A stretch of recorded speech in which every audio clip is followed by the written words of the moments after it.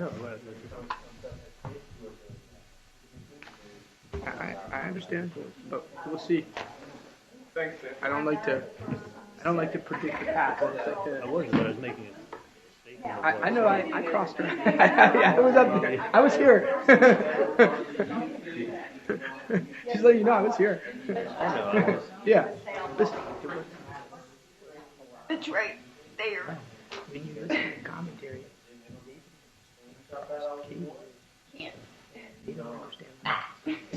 Having a tangled up in cord situation going on. And way more important. Yes, But no one seems to understand it. Are usually up on the ledge. No, take them things. If there's We're no gonna crime do it. witnesses here. Remember, It's the building. as long as I know there's Hey, some I fun. got to tell Casey. Sorry. It's really Crime witnesses. like one of the most important things I'm going to tell you. Look at the suit. Yeah, that's bothering me too, but. No, I know. Well, Hear it. I may catch your question. I'm making notes during trial. I want to be able to take them back with me, the notes that I make. I can do that, correct? So I'm gonna make my notes on this, and then I'm gonna take it back. Pad of paper, it's fine. You can take it. We'll just check it out at the end of the night, make sure there's Okay, nothing in and it. these are my notes. You're welcome to These take are my notes from the other day. I just want to be able to review them. That's fine. I didn't know I could take stuff from here back to the. Notes and stuff, yes. Okay, that's it. You know all my words, all my tricks? Can't take, but notes, you can take all the notes you want. Or pens, or... I try. I realize, that as I get into Have they checked it? Yes. trains of thought and things, that I tend to speed up a little bit, or I forget to slow down on numbers. So, because here's the thing. The people who come into the door and at the metal taker, most of them have metal cups, so they'll sit them on top of it, so you can't always see it. So there's like that.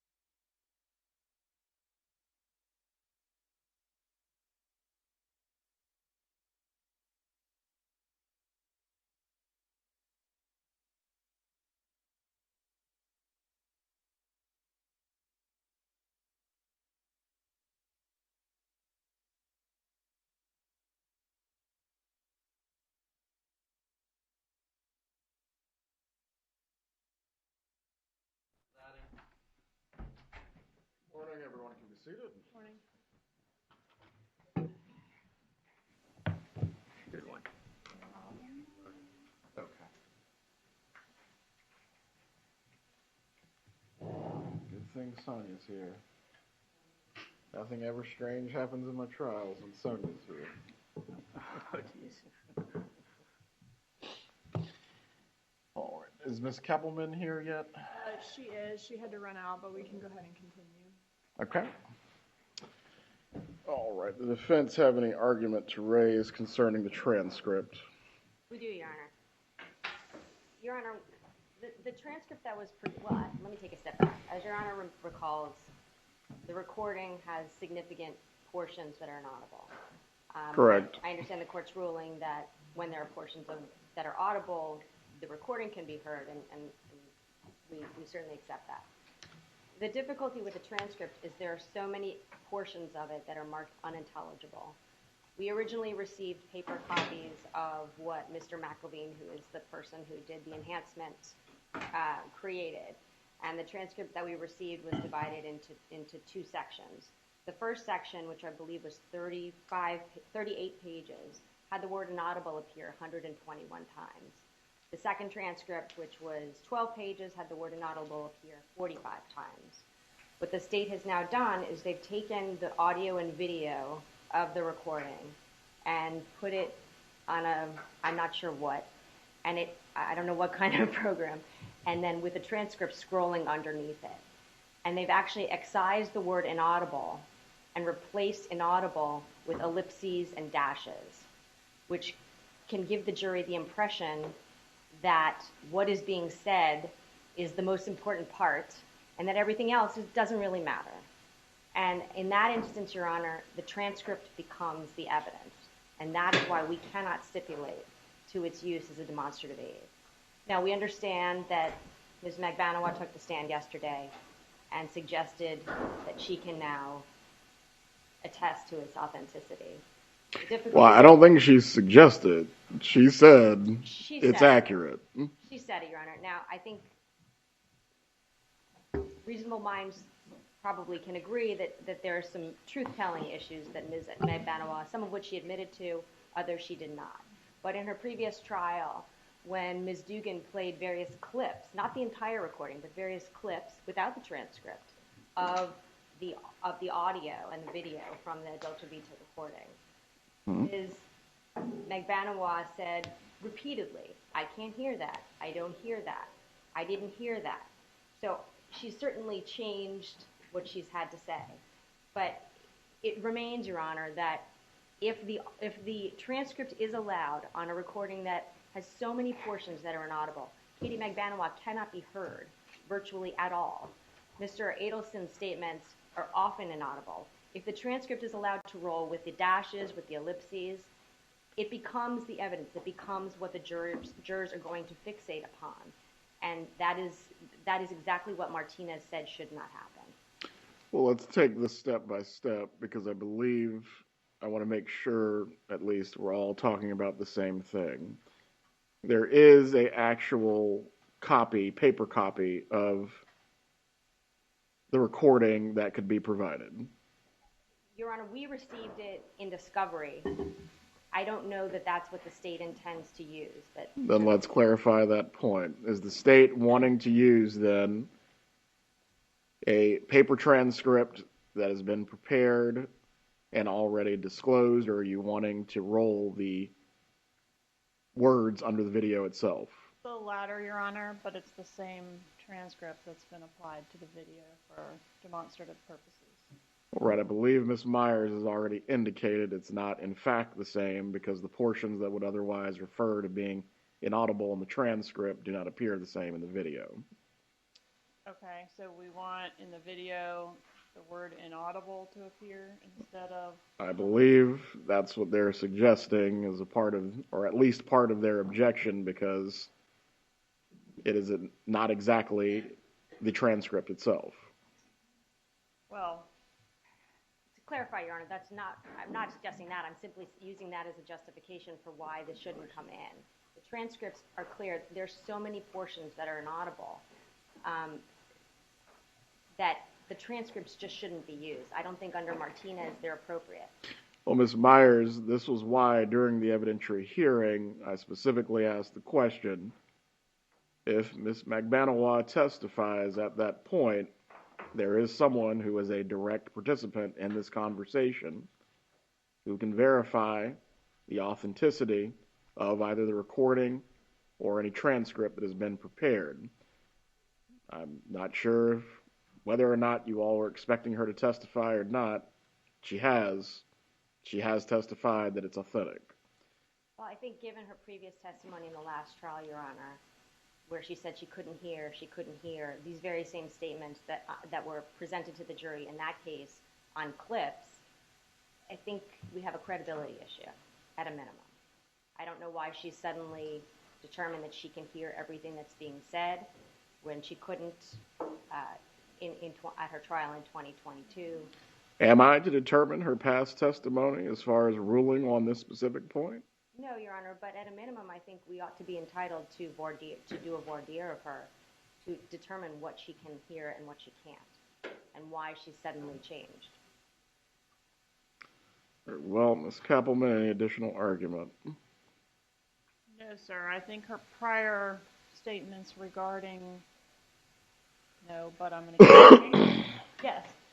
I think her prior statements are not in evidence. I don't recall her being impeached with those prior statements regarding the wire. That opportunity was present during cross-examination. I don't think an additional voir dire is required.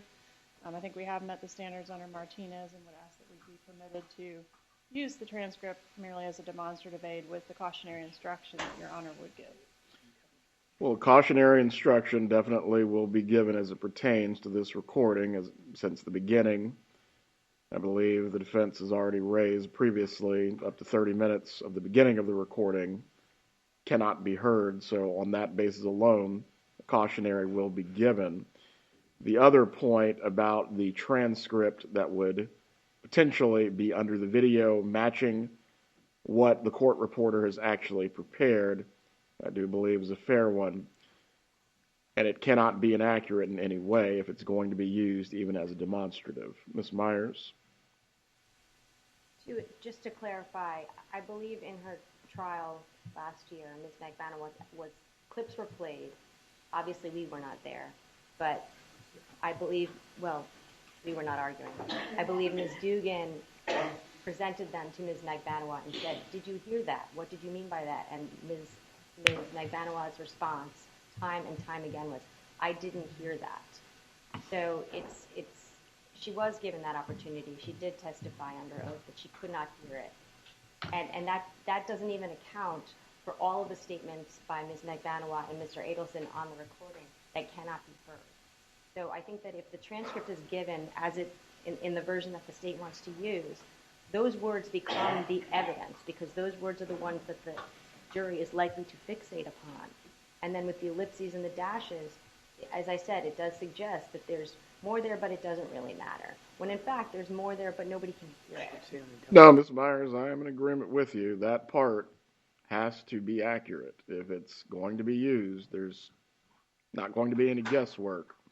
The foundation, though, for using this as a demonstrative aid can be laid among multiple witnesses. Ms. Magbanua has already provided the initial layer with authenticating the transcript is accurate and correct. Any further foundation that needs to be laid for the introduction of the demonstrative aid, the state will have to properly lay. But as far as using the demonstrative, it has to be accurate in all respects. Ms. Kappelman, do you understand what I'm saying?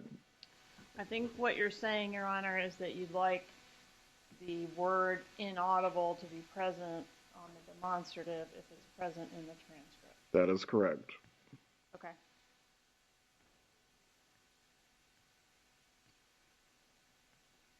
Before it's shown to the jury, if the defense wishes to engage in any further voir dire with the witnesses that are going to lay the foundation on this topic, I'll allow them to do so. But as far as considering her past trial testimony for the basis of making this ruling, she has testified under oath in this trial that the transcript is accurate and correct. The court will accept that representation. She was subject to cross-examination.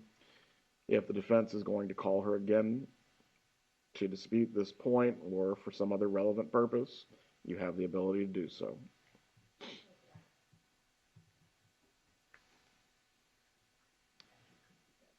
All right. Let's bring him in.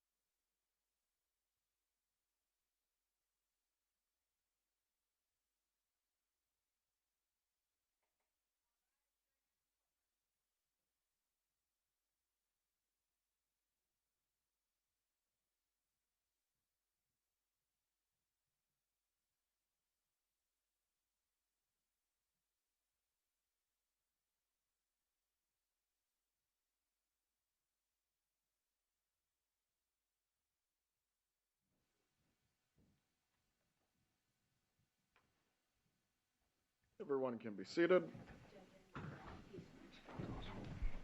What's that? Okay. Go ahead and bust them out.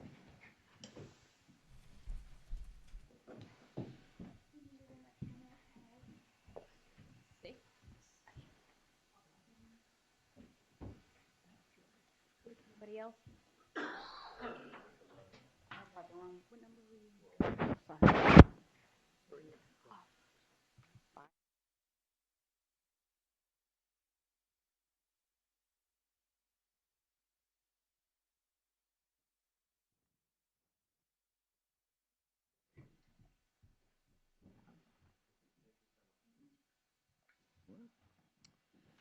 Good morning, members of the jury.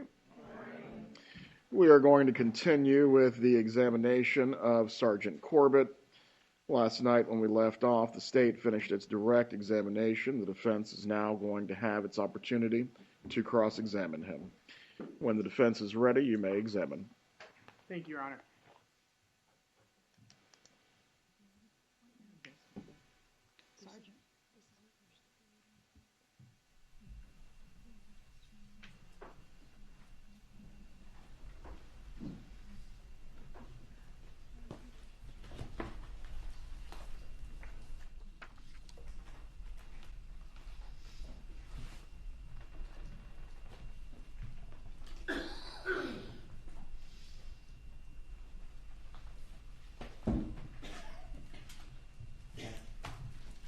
Sergeant Corbitt, good morning. Good morning, sir.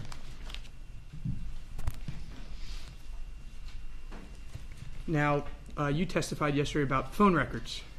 I did, yes, sir. Okay. Phone records are only kept for a certain amount of time, right? That's correct. So you subpoenaed these records back in the 2014, 15, 16 time frame, right? Yes, most of the records would have been obtained primarily in the 2014, 2015. Those additional records obtained just prior to the intercept. In the PowerPoint presentation that you showed yesterday, there was no new data in there since the arrests of Sigfredo Garcia, Luis Rivera, and Katherine Magbanua back in 2016, correct? In the presentation, we have no new data. Let me ask it differently. The presentation may have changed. Correct. But you didn't receive any new data since that point in time. That's correct. So everything in that presentation you had back in 2016. Yes, we should have. Okay. And you're aware that Mr. Adelson wasn't arrested until 2022, right? Yes. So it's fair to say that whatever is in your presentation, someone didn't think it was enough to arrest Mr. Adelson, correct? Objection to speculation and relevance. Relevance. I'll move on. When you're doing your analysis, you are just plopping data in and looking for patterns, right? That's one of the things I do, yes. Okay. It's hard, believe me. I know. Okay. And let me say this. The amount of work was tremendous in putting this investigation together, correct? It was, yes. The amount of work in 2014 and 2015 in going through bus videos and ATM videos and SunPass records and phone records must have been thousands and thousands of man hours, right? Yes. And ultimately you got the 2 shooters, correct?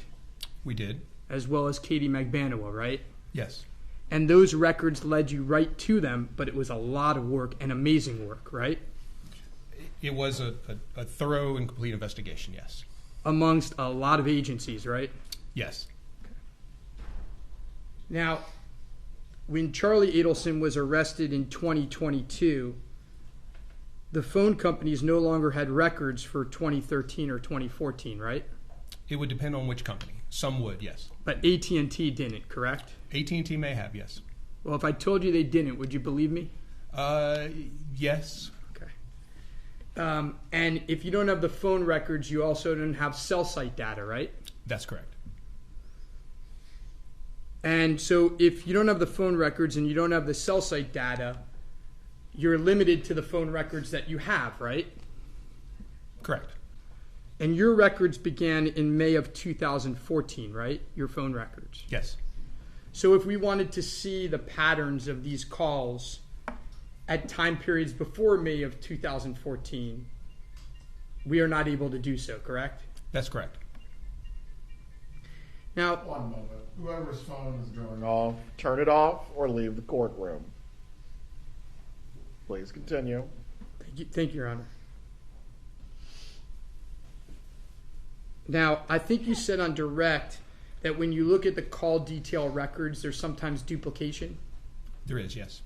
So sometimes one call will look like 3 calls. Yes. And cell site data, you talked about it a little bit on direct. Cell site data isn't for every single call, right? No, we do not have cell site data for every call. If the call does not reach the handset, then we would see a record of that attempt, but there may not be cell site data associated with that particular event. And with text messages, sometimes you can get cell site data and sometimes you can't, right? It's largely dependent upon the carrier. Certain carriers do provide cell site location for text messages and others do not. For instance, Verizon. What about AT&T? AT&T does provide location information with text messages. But in your call detail records, aren't there instances where there are text messages and there's no cell site data associated with those text messages?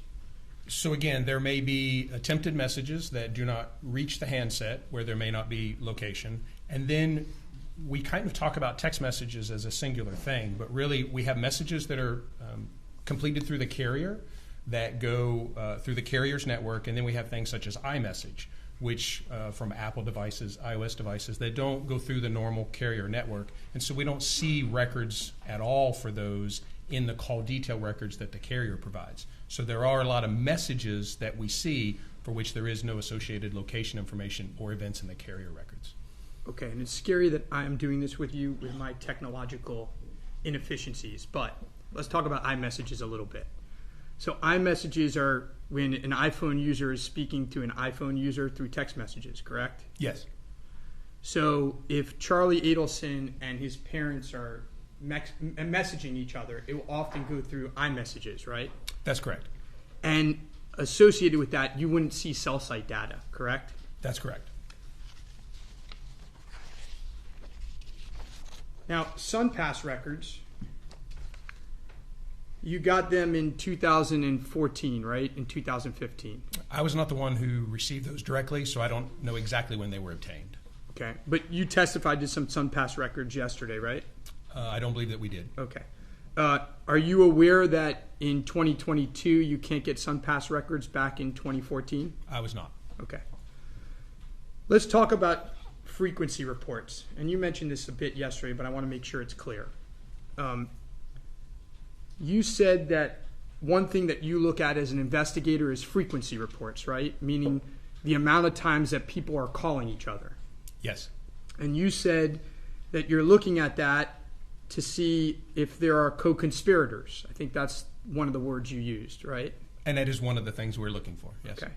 But frequency reports can also be seen between wife and husband, girlfriend and boyfriend, mother and son, and daughter and father, right? Correct. So the fact that a mother and a son and a girlfriend and a boyfriend call each other a lot doesn't necessarily make them co-conspirators. Is that fair to say? That's fair. Okay. Depends on your perspective, correct? Yes. Okay. Now, these calls and call logs and frequency reports, they don't tell you what people are actually saying, right? The records that I have from the carriers, no. We have no content with that. Okay. You're just seeing the calls. Yes. And you're just seeing or looking for some patterns. Yes. But sometimes those patterns can bring about false positives or false assumptions, right? Well, the patterns are what they are. The communications happened. They're there in the records. Their relevance or meaning is, could be varied. And their relevance or meaning sometimes determined by guesswork, right? I wouldn't say guesswork. Assumptions. I think the call patterns are looked at in conjunction with other information, other evidence, other things that are going on at the time, and the totality of that would lend whatever relevance to those calling patterns. Fair enough. So let's look at the totality of these calls, okay? So let's start with July 1. And from July 1, you can tell from text messages that there was an incident between Sigfredo Garcia and Charlie Adelson, right? Yes. And so what I'm going to be talking to you about today is not only your report and your call records, but in trying to find out the patterns, you looked at Mr. Adelson's and other people's text messages, right? That's correct. Okay. And you can see from those text messages that this confrontation between Sigfredo Garcia and Mr. Adelson caused a lot of stress. You can see that, right, in the text messages? Yes. Okay. For instance, you can see in the text messages that for the only time in your investigation, there's text messages from Charlie Adelson's dad to Charlie Adelson after midnight. I don't know that that's the only time, but it could be. Well, you would agree that at 12:38 in the morning, his dad texts Charlie and says, "Are you home?" And Charlie says, "Yes, home safe," and the dad has a thumbs up. Do you agree with that? When you went through your investigation, you saw that, correct? Well, I certainly don't remember every one of the tens of thousands of messages, but I can look it up real quick and confirm that. May I approach, Your Honor? You might.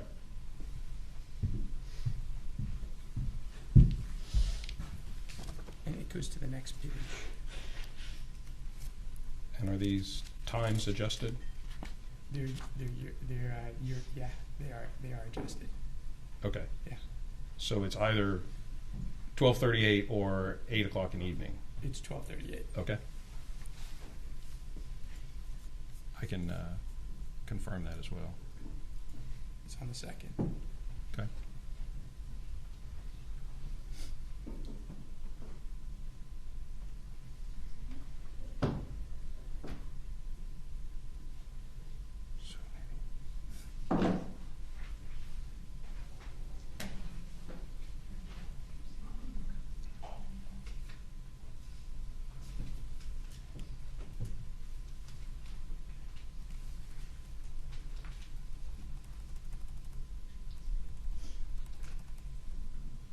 Judge, while he's looking that up, could we have a brief sidebar?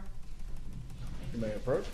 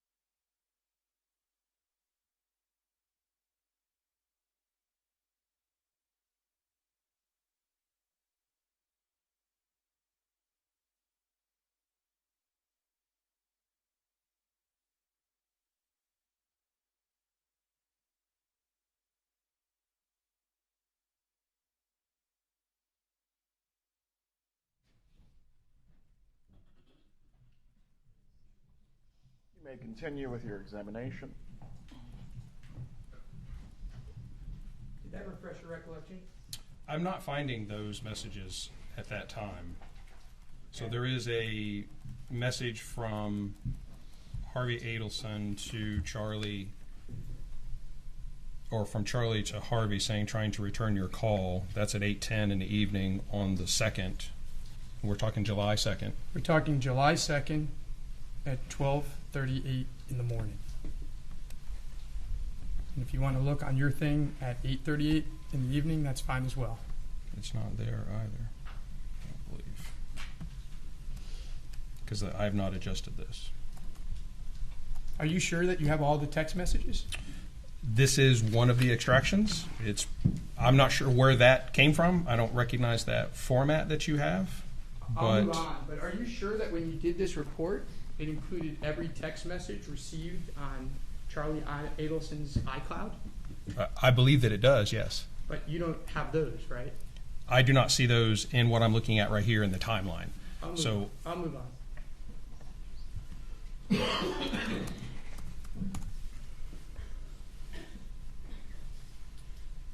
You talked about this June 2nd, 2014 rental car pickup.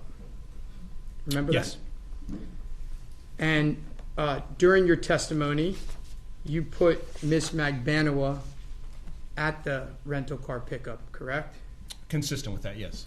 If Miss Magbanua testified yesterday that she knew nothing about the first trip and had nothing to do with renting the rental car, that would be a lie, right? Objection to speculation and relevance.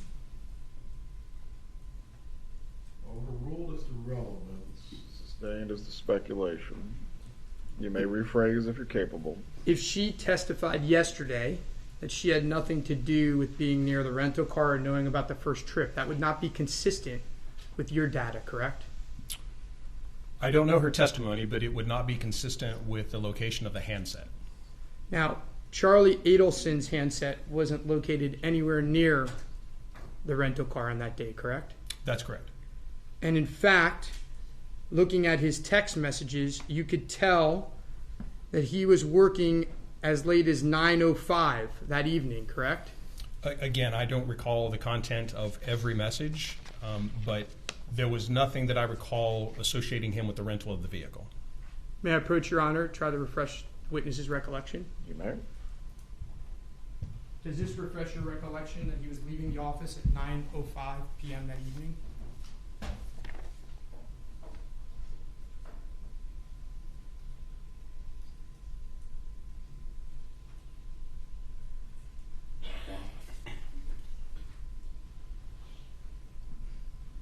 It's about 500. This message here that you have starred?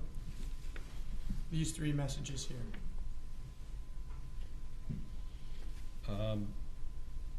There's nothing about leaving the office. There's a request to put something in a safe. Thanks again. But I don't see anything that says I'm leaving. What's the something in a safe? I left a container of bone on your desk. It's in a blue box that says Zimmer on it. It's about 500 in bone. Okay. Do you know what Charlie Adelson does for a living? I do. What does he do? What does he do for a living? He is a periodontist. And does he work with bones? He does. Okay. And do you know that he works with a dentist called Bloom? I'm not familiar with that name. And that dentist's office is in northern Fort Lauderdale? Not familiar with that. Okay. And so when you looked at that day to see where he was located, this text message meant nothing to you, right? It just indicates that something was left in an office, and there's not a time with that. I just left something in your office. I'm leaving now. There's nothing in that exchange that gives me an idea of where he was at that particular time. And so, no, I did not consider that in that. We look at the cell site locations primarily. But again, I have nothing that associated Mr. Adelson with the rental of that vehicle. You can agree that when that message is sent, it's at 9:05 p.m., correct? In your report, yes, sir. Okay. You can agree that on your chart, remember you did that chart with all the red and blue arrows? Yes, sir. You can agree on your chart, his first phone call is to Katherine Magbanua at 8:57 p.m. Again, not having memorized every call, let me... It's the first page of your chart.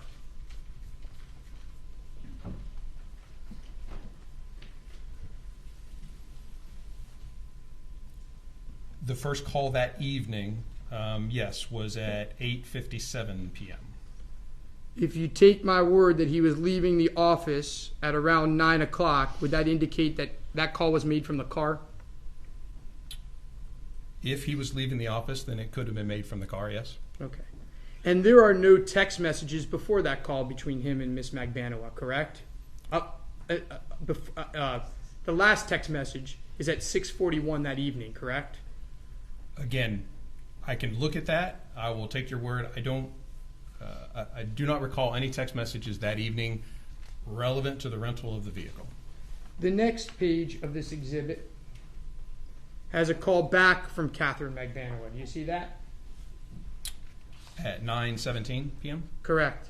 Yes, sir. The first call is only a minute long, right? Correct. And she calls him back. There's nothing odd for a girlfriend to call a boyfriend back on the phone, right? Correct. The next page has a text message at 9:31 from Wendy Adelson to Harvey Adelson. You see that? Yes, sir. Harvey Adelson's Wendy Adelson's dad, right? Correct. Do you have any idea what that text message said? I don't know that we looked at that. Oh, I'm sorry. I don't recall what the text message was. Nothing of relevance to that rental of the vehicle. But relevant enough to put it on this chart. It's just a record of the communications. So the communication occurred, so it's included as in that series of communications. Now, 2022, I have no access to Miss Adelson's text back then, right? We have the forensic extraction of her handset, which could contain that text message. What if I told you it doesn't? Then it doesn't. Okay. So we have no idea what that text says. It could say anything. I'm not familiar with what the content of that text message is, no. The next call you have is a call from Charlie Adelson at 9:44 to the Adelson residence. He calls his parents, right? That's correct. And again, using my time frame, he still could be in the car, right? He could be. By the way, when you went through the patterns, did you notice that he makes a lot of calls to his girlfriend and his parents in the morning and in the late evening? He makes a lot of calls at all times, but yes. Did you notice more calls in the morning when he's driving to work, in the evening when he's driving home from work, than in the middle of the day? That would be correct, yes. Okay. And are you aware that Charlie Adelson was working at the Adelson Institute the next day? I was not. Are you aware that he had a big surgery the next day at the Adelson Institute? I was not. Okay. We're going to get back to the residence calls, but let's just put a thumbtack on that for right now. By the way, when he calls the residence on this call, he's calling from his own cell phone, right? That's correct. He's not calling from a friend's phone? Correct. He's not calling from a payphone? Correct. He's not calling from a landline? Correct.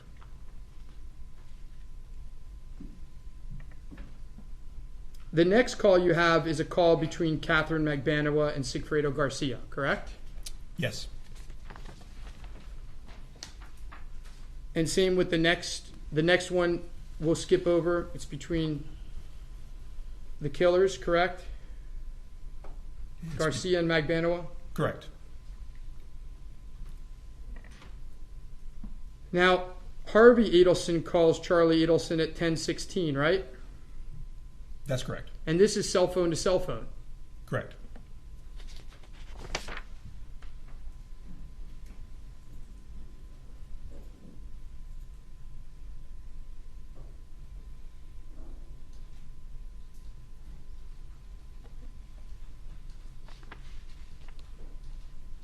That call happens at 10:16 and it lasts for a little about 5 minutes, right?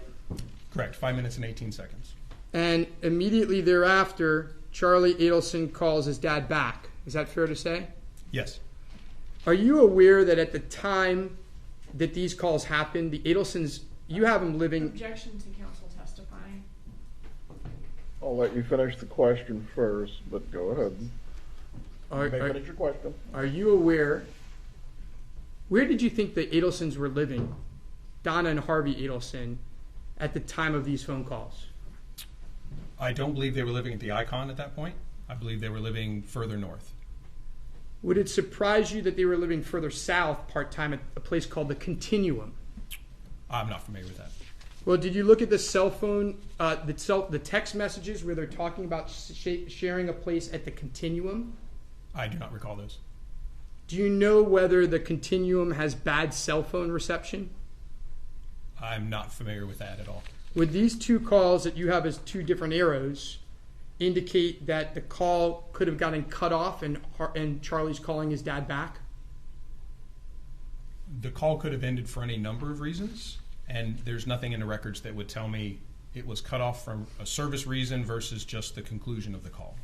But the calls are immediately after one another, correct? Not immediately. They are 6 minutes apart. With no calls in between, right? No calls between any of the involved parties. So there could be, if we were to expand and look at all of Charlie's calls, there could be calls to other persons, or Harvey Adelson could have calls to other persons. This summary is limited to just calls between our subjects, and there are no additional calls between our subjects in that time frame. Fair enough. Skipping 2 away. You then have a call at 10:41 between Katie and Charlie. That's correct. And did you look to see whether there were any text messages in between this call? I do not recall any text messages that evening in Mr. Adelson's return. There was a picture sent that were not retained, and that was the only communication that I saw in the iCloud return. And the last 3 sheets have nothing to do with any calls or text messages involving any of the Adelsons, correct? Correct. Now, I want to talk to you about this sheet right here, which is this landline sheet. You recall this? Yes. And you talked about how it was very significant to you that there were so few contacts between Charlie Adelson or anyone, Charlie Adelson's phone and his parents' house phone, their landline. Remember testifying to that yesterday? I do. And remember testifying that this was an indication for you when people use landlines that they might be wanting to disguise things. Do you recall saying that? That was a question that I was asked, if there was a perception that cell phones were less secure than landlines. I do believe that perception exists. That was my answer to the question. And this point was important enough to you that you made a whole slide on it. I was asked to review the frequency of communications from the cell phones compared to the landline, and how frequently the landline was contacted versus their cell phones. On all of the calls to the Adelsons' landline, are they all from Charlie Adelson's cell phone? The ones, yes, we were looking at Charlie Adelson's cell phone. That chart is based exclusively from his cell phone. So we're looking at the cell phone contacts between his cell phone, their cell phones, his cell phone, and their residence is what we're looking at. If he were to call from the office or call from other places, that would not be included. Is that an indication that he wasn't trying to disguise anything? I don't know if he's trying to disguise anything or not. Again, I was asked to look at the frequency of communications between the two numbers. By the way, this landline, did you look at whether the phone number has ever changed since 1978? I have not. Let's move on to June 5th and the surveillance of Professor Markel's home and the return travel to Miami. You went through Charlie's text messages on the 5th during this time period, right? I reviewed them at some point, yes. And you reviewed them to see if there was anything out of the normal or routine, correct? Looking for any information that was related to this travel, the incident, anything like that. When you reviewed them, did you see anything in this time period in the text messages that looked off? Again, with hundreds of thousands of messages, I certainly did not attempt to memorize them all. I can look at that day and see. I don't recall anything that appeared off or appeared, that stood out to me. You were asked about a birthday present. Do you recall that? Yes. Was there anything in the text messages discussing a caterer? There was, yes. Was there anything in the text messages discussing how Charlie Adelson was working on getting a caterer for the birthday party? Yes. Do you recall if those text messages were on June 5th, 2014? I don't recall the exact date. Again, I can look that up, but... Let me try to help you. Okay. May I approach, Your Honor? You may.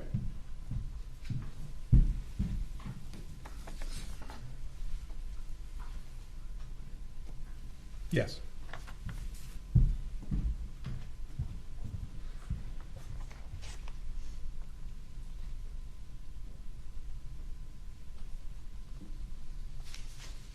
On June 5th, do you recall that Charlie Adelson was working late? I do not. Do you recall that his parents were talking about going to yoga? I do not.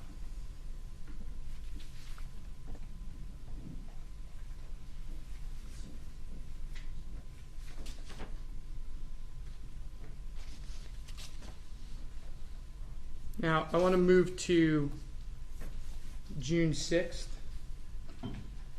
and the location of the rental car. Now, the first thing you had behind this slide was a text message between Wendy Adelson and Professor Markel. Do you see that? And And I'm sorry, which... It's okay, let me show you so you can catch up. Right there. Yes.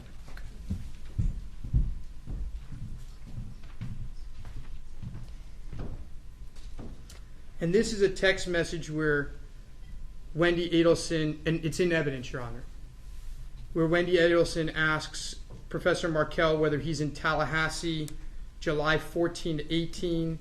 I just want to know if I can have the kiddos on the 16th. Thanks. And she says, yes, you can. You see that? Mr. Markel says yes, you Sorry, can. Yes. Professor Markel says yes, you can. Yes. You see that? Are you aware that that was that there was a birthday party on the 5th in South Beach for Harvey's 70th birthday? Yes. And are you aware that the next slide you have Miss Adelson down in South Beach? Are you aware that she attended that birthday party on the 5th and stayed in town on the 6th? Yes. Okay. Now, in your experience, is it normal for co-parents to text each other about visitation of the kids? Sure. By the way, she's asking whether she can have the kids on the 16th, right? She's asking for the date range of the 14th through the 18th. And yes, if I can have the kids on the 16th. You're aware that Professor Markel's murder happened on the 18th, right? I am, yes. Didn't happen on the 16th, right? That's correct. And you're aware that Professor Markel had custody of the kids on the 18th, the day that he was murdered, right? That's correct.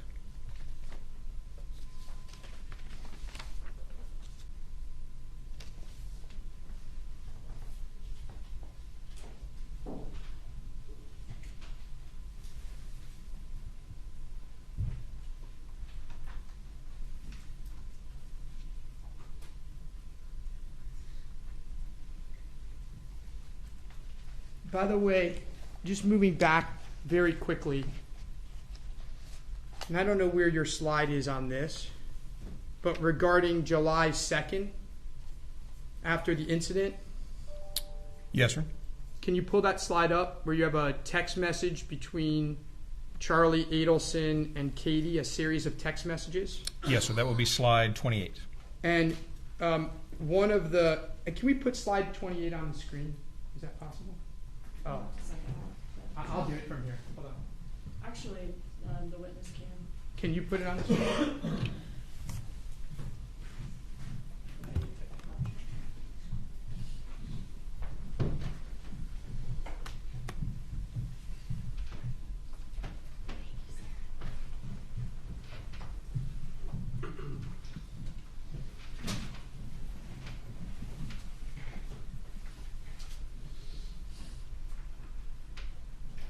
Did you make a mistake here by accident, Sergeant Corbitt?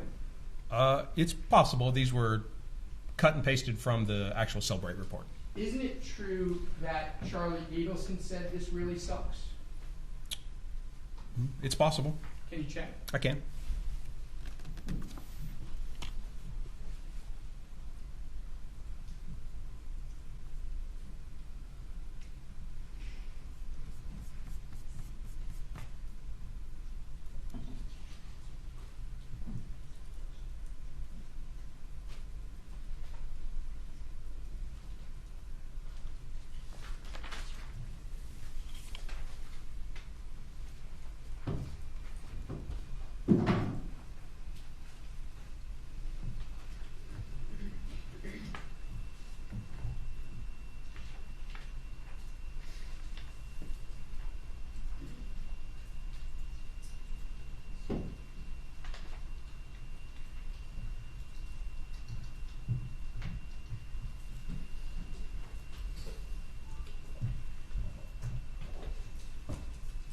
Let me see if I can help you.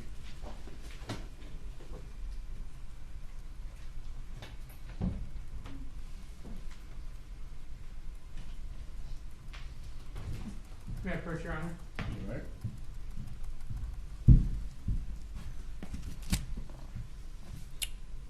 You are correct. Can we put that back? Can we put the other one back on the screen now? Sure.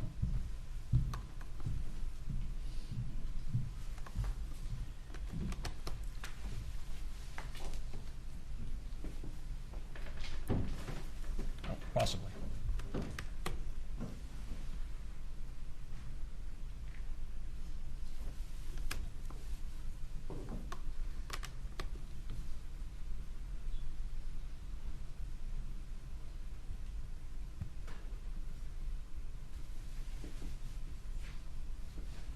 And isn't it true that Ms. Magbanua said these two statements, not Charlie Adelson?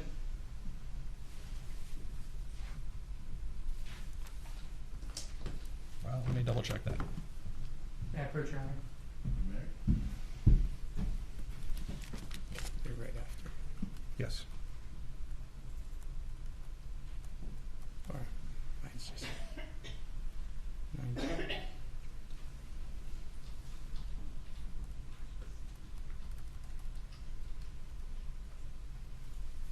That's correct.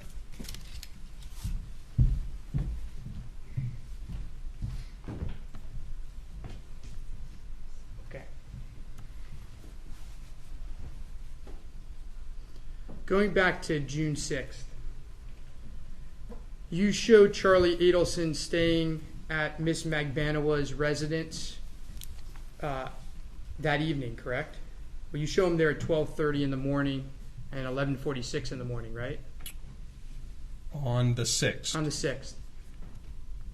Yes, sir. The events that we looked at, he had an event at 12:30 a.m. and then the next event at 11:46 a.m. And that would be consistent with him leaving his parents' party, his dad's party, and staying in South Beach at his girlfriend's house? It could be, yes. And looking at the text messages, could you tell that the family was going to get back together in South Beach the next day for dinner? There was conversation to that, yes.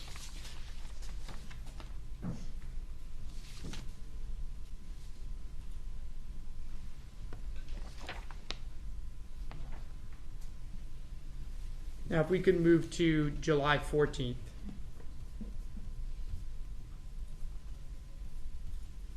Your analysis through the text messages and through the cell site data shows that Charlie Adelson had dinner or met up. I don't think it says dinner. Oh, it actually does. Had dinner with Katie Magbanua on the evening of the 14th, correct? That's correct.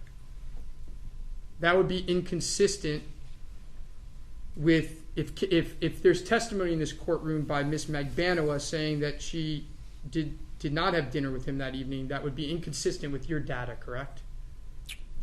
What I have is a text message indicating that they could eat closer to her residence, and there is location information that Mr. Adelson traveled to that area, traveled away from that area. I don't know exactly where Midtown is, where the request to eat was, and then traveled back to her residence. What they did, I do not know. Okay.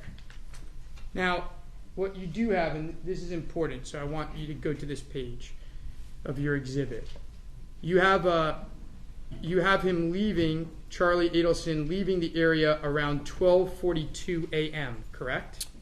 He has events consistent with the area of her residence at 12:42, and then the next event at 1:02 has traveled some distance. So yeah, somewhere after 12:42 he would depart that area. Okay. And you have a phone call from Sigfredo Garcia, a call from Katie to Sigfredo Garcia at 12:48. That's correct. So that would be consistent that phone call was made after Charlie Adelson left the residence, correct? Correct. If you're looking at patterns, it might indicate to you that Katie wanted to make a call to Sigfredo without Charlie being there, right? It could be.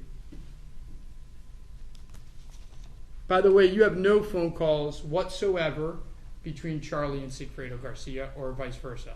That's correct.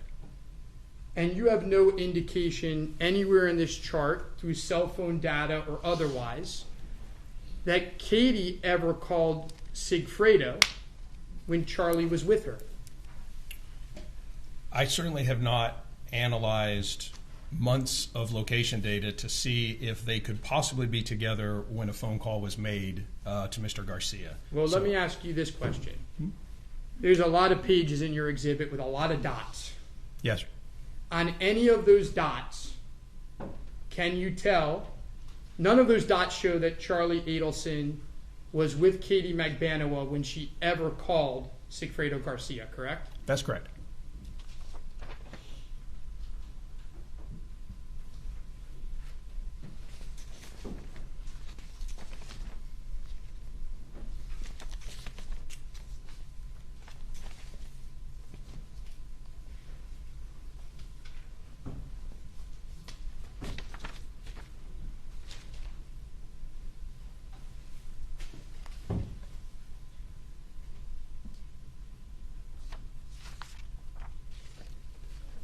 July 15, 2014, the Prius rental. What color was the Prius? Green. It wasn't silver, right? The Prius was not silver. It's a mint metallic green. And is Prius a Toyota or a Nissan? It is a Toyota. Now, you did the arrow sheet again for calls on the 15th, right? Yes. This time you did it a little bit differently, right? Yes.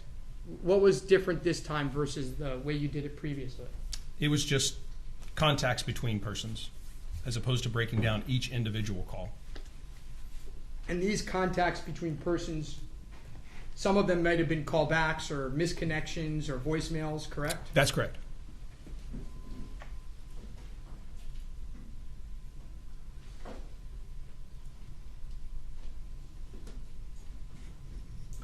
Judge?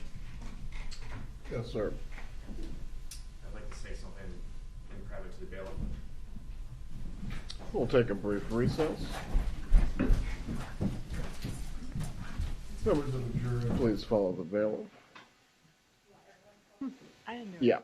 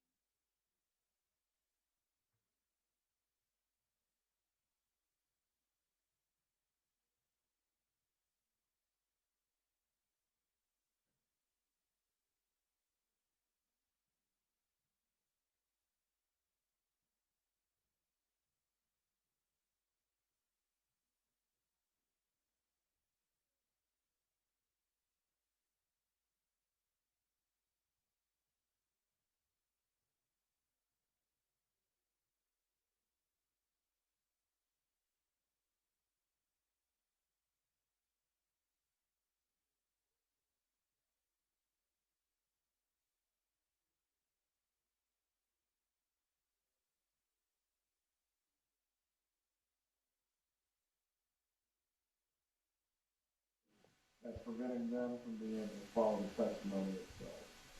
Obviously, you all are committed to sit here, watch the trial as it unfolds, but nothing is to distract the jurors from their job, which is the task at hand. If you need to speak with each other and it's going to become louder than a whisper, you need to exit the courtroom. If anyone who's unclear about what I'm saying right now. All right. Please enjoy watching the proceedings, but again, do not distract from what's taking place.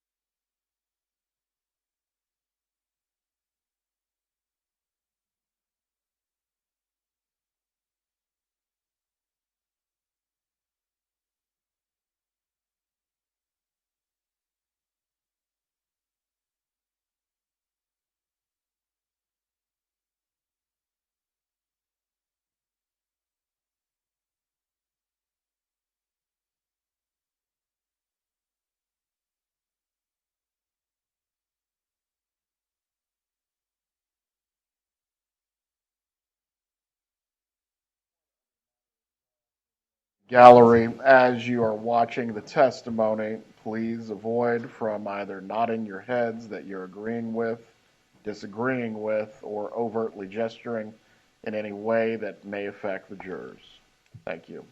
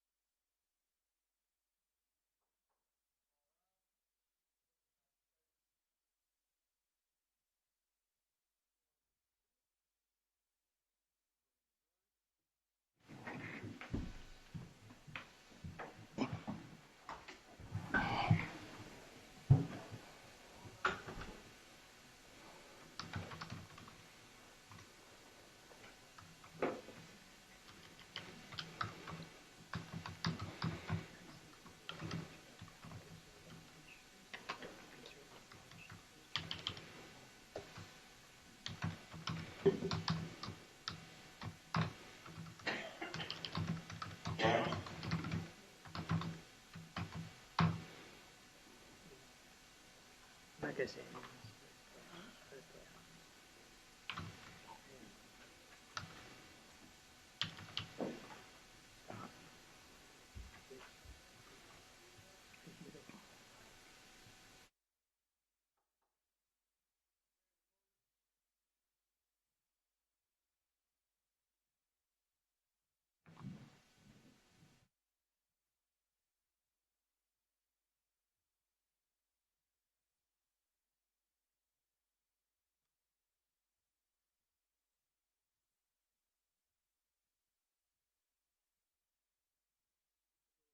Seated.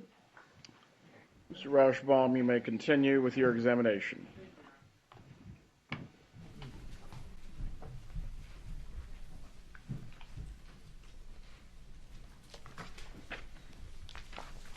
Okay, so I think where we left off, I might go back a little bit. Okay.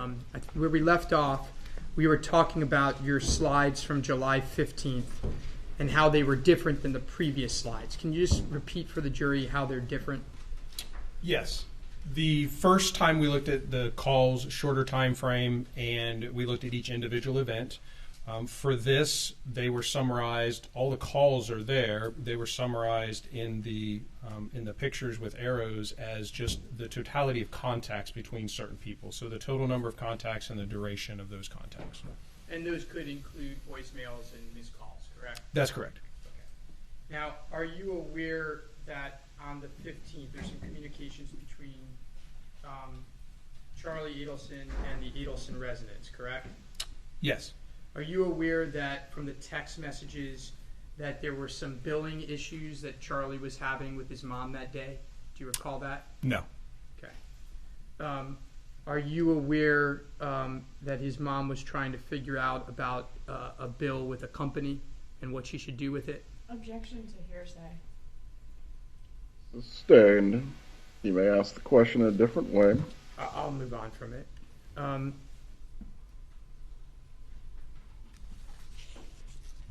One moment, Your Honor.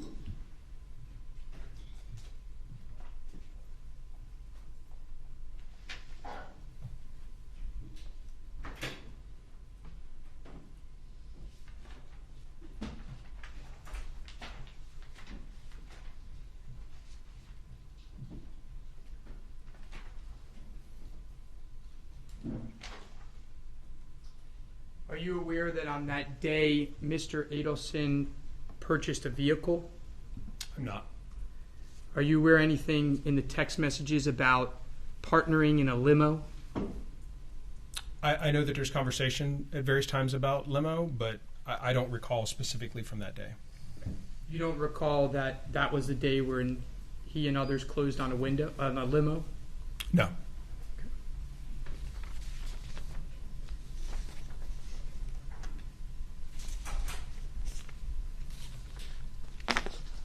Now,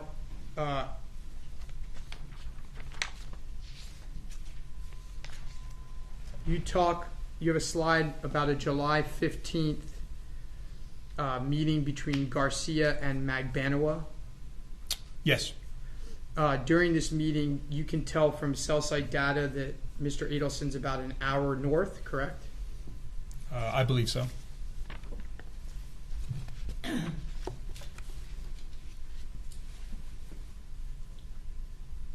Now let's talk about your slides on July 17th. The slides on July 17th, you again have no idea what Mr. Adelson is discussing with Donna Adelson, correct?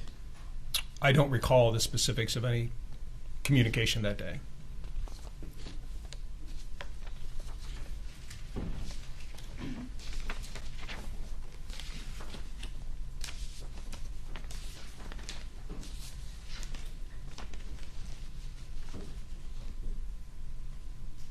And on the 17th, there's two communications with Miss Adelson, between Charlie and Donna, correct? That sounds correct. And then there's a bunch of communications between Katie, Sigfredo, and Luis Rivera, correct? Several Yes. slides. And I believe there's more than two between That's Wendy. Yes, there's, I believe I see at least 3 on the 17th, 4 if you count the one in early morning, the 18th, between Charlie Adelson and Donna Adelson. And then, yes, there are a number of communications between Ms. Magbanua and Mr. Garcia. So we're going to get to the one early in the morning on the 18th. There's a communication early in the morning on the 18th between Charlie Adelson and Katherine Magbanua. You see that, right? Yes, sir. Do you know whether that communication had to do with a fight they had earlier in the day? I don't.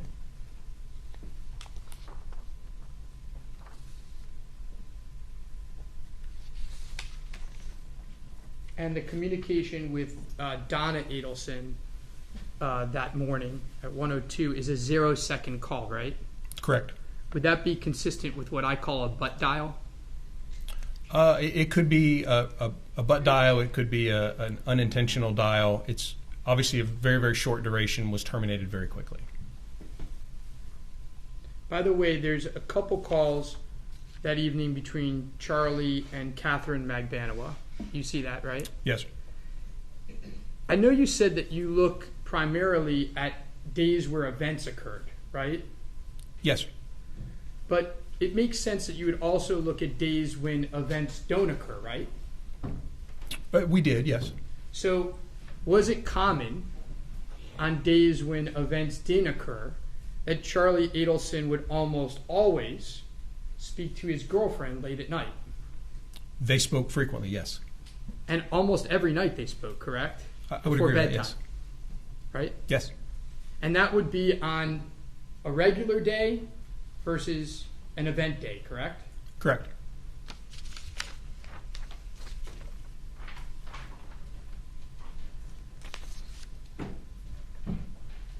Let's move on to July 18th. And the first document you have is a calendar entry from Wendy Adelson, and that entry is deleted, correct? Correct. Do you know of people who delete their calendar entries after they occur? I'm sorry? Let me rephrase. Do you keep a calendar? I do.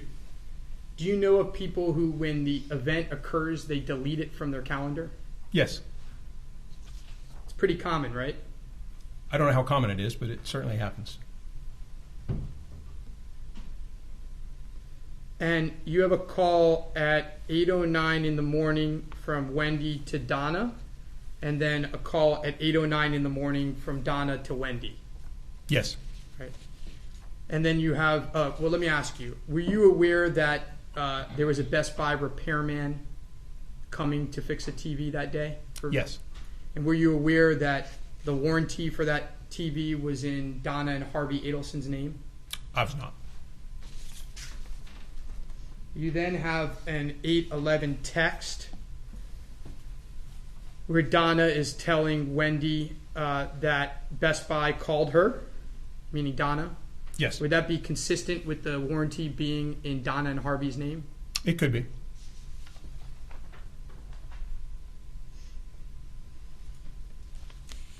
You then have a text from Wendy Adelson which says, "This is so sweet." Do you remember that? Yes.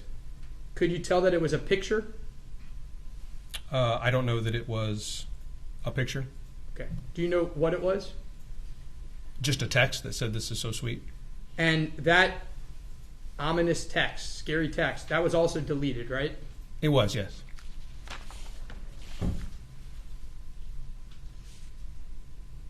Now, you then have a call between Charlie Adelson and Wendy Adelson at 9:12 that lasts for only 29 seconds. Is that consistent with not reaching the recipient of the call? Yes. And then you have another slide with a call at 9:19 where Wendy Adelson calls Charlie Adelson back and they speak for 18 minutes, right? Correct. Now, through your investigation, are you aware that Charlie Adelson was working in Jupiter that day? I do not recall that. Okay. Do you happen to know how far Jupiter is from Charlie Adelson's house? It's a distance. Okay. Would it surprise you that it can be a 2-hour drive? No. And do you know that when he started work that day in Jupiter? I do not. Okay. Do you know about what was One taught? moment. Bailiff, please escort out the person whose phone is ringing.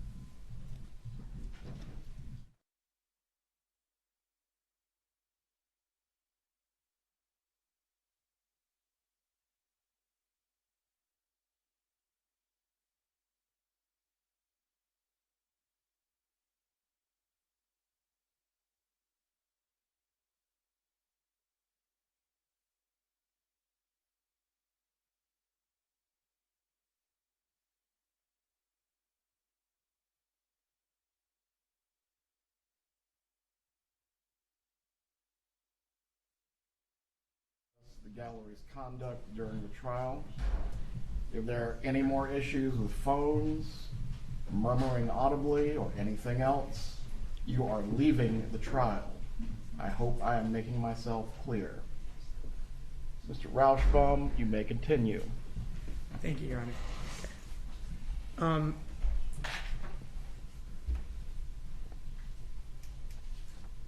That morning through text messages, could you tell that there was an issue between Wendy Adelson and Professor Markel regarding some swimming and the boys? Yes. Okay.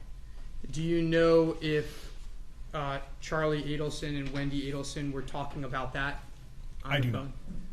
Do you know if Charlie Adelson and Wendy Adelson were talking about the fight that he had with Katie Magbanua the day before?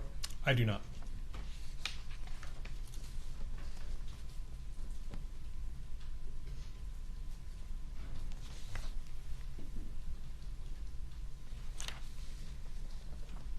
And with all of these calls on the 18th, you have no idea what they're discussing on the phones, correct?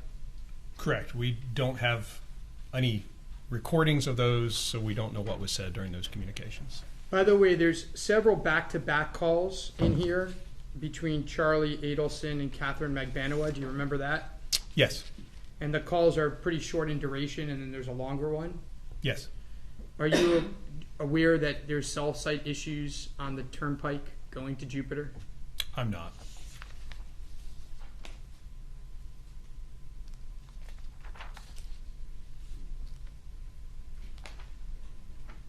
And just so everyone's clear, when you did these graphs, in parentheses is the length of time of the call, correct? That's correct.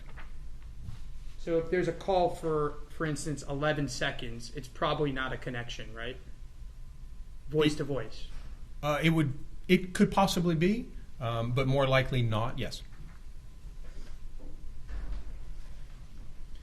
Now, you have a call between Katherine Magbanua and Charlie Adelson at 10:07 a.m. Yes. Looking at the text messages around that period of time, in the text messages, are there discussions about dinner that night? I don't recall. Do you recall discussions about Charlie getting dinner with a friend? There was a conversation about that, yes. And do you recall discussions back and forth about whether he would get dinner with the friend or whether he would get dinner with Katherine Magbanua? I believe so, yes. And it was a bit of an exchange back and forth, correct? I remember several messages about dinner and timing, if I recall.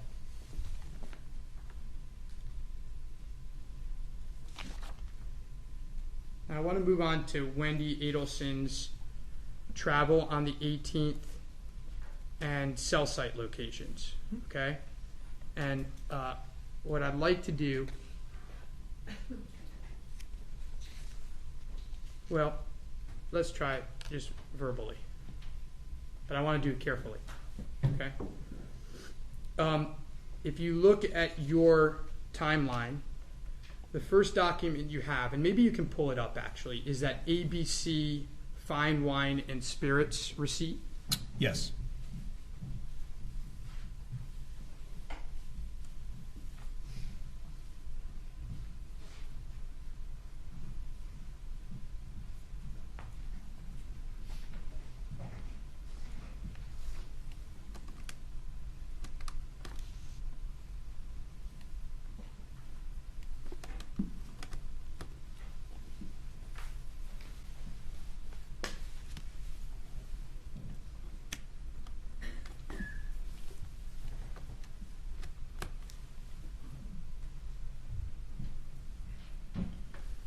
Okay, and I want to be I'm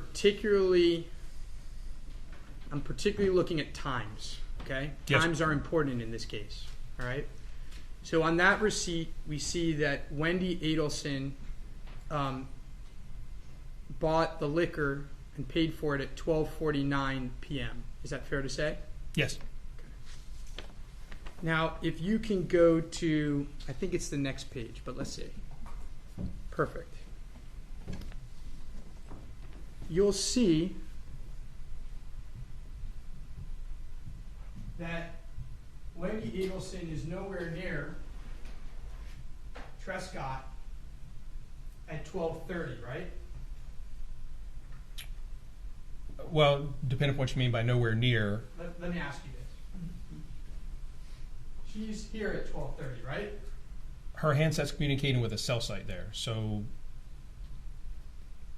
And Trescott's all the way down here, and there her handset is communicating with another cell site, correct? That's correct. And you would agree, you can't see Professor Markel's house from here, correct? I would not exclude his residence from possibly being serviced by that cell site. We actually see that Mr. Rivera's handset, also AT&T, communicates with that cell site when he was there. So your testimony is that Wendy Adelson isn't here? No, I would certainly not say she's at that definitive point. That's the location of the cell site that her handset is communicating with. And as we know, the cell sites have a relative coverage area, so that's not saying that she is specifically at that point.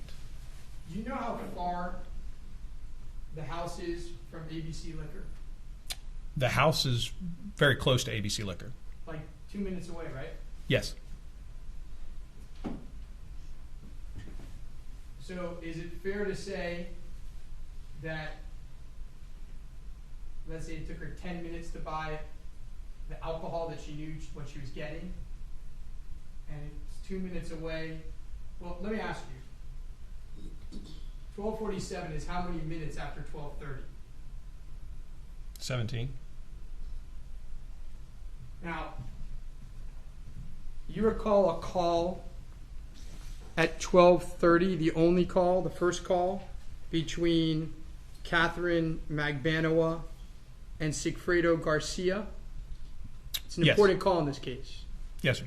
And that call happens at 12:30, correct? Yes, sir. 12:30 is before Wendy Adelson is pinging on this cell site, right? That's correct.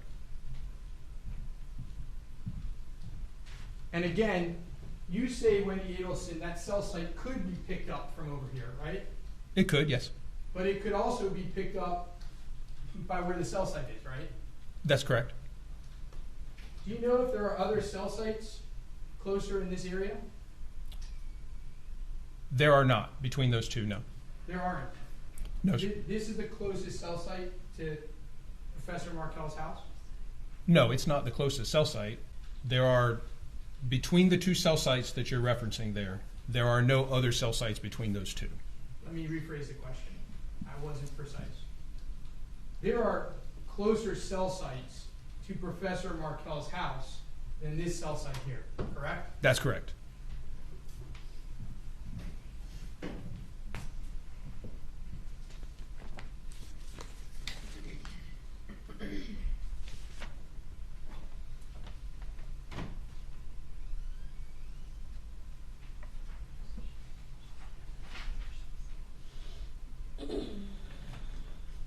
Now, throughout the afternoon of July 18th, there are very few text messages between Charlie Adelson and anyone else, right? I don't recall how many there are. Do you recall that people are texting him and when he's getting back, he's saying, I'm in a lot of surgeries, that he had a lot of surgeries that day? Again, I don't recall the specifics of each message. Do you recall, though, that there are several text messages between him and his friend Mike about dinner that night? And there's one text message between him and Katie confirming that he is going to go to dinner with her that night. I believe that's correct.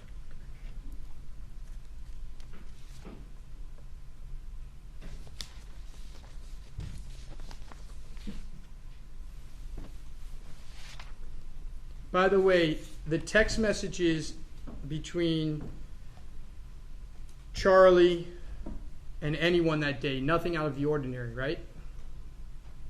Nothing that I recall, no. Nothing that you thought were important enough during the day. I'm not talking about the night. Nothing that you thought was important enough to put on your PowerPoint, right? Correct.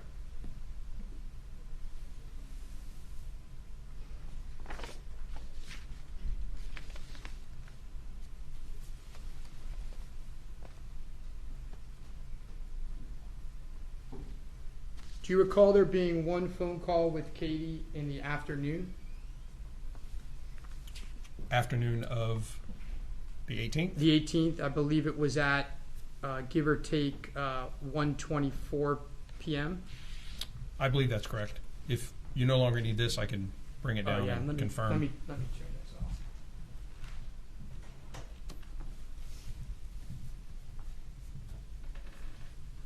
And that call occurred after a text message where she said that her phone was dying?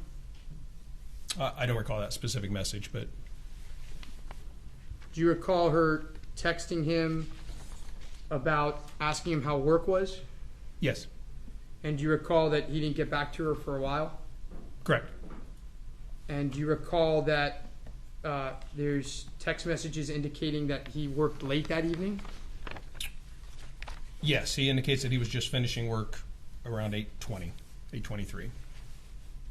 Now, at some point, he gets a text message from his mother, correct? Yes. And that is after Wendy Adelson has called Donna Adelson from the police station? I believe so, yes. And do you recall what the text message said?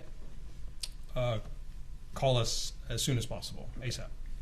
And after that, did you see a phone call where he communicated with Donna Adelson? Had a call with Donna Adelson? There is an outgoing call at 8:29, 7:13. So yes, there are calls between them, yes. And there's one call that lasts a little bit longer? Yes, there's a 6-minute and 31-second call. There's a 5-minute and 47-second call. Okay. And after that call, are there text messages where he's telling people that he doesn't feel good? I think you showed them. Yes. And there's a call after that point to Katie. Is that fair to say? There is, yes. Okay. Now, you talked about a couple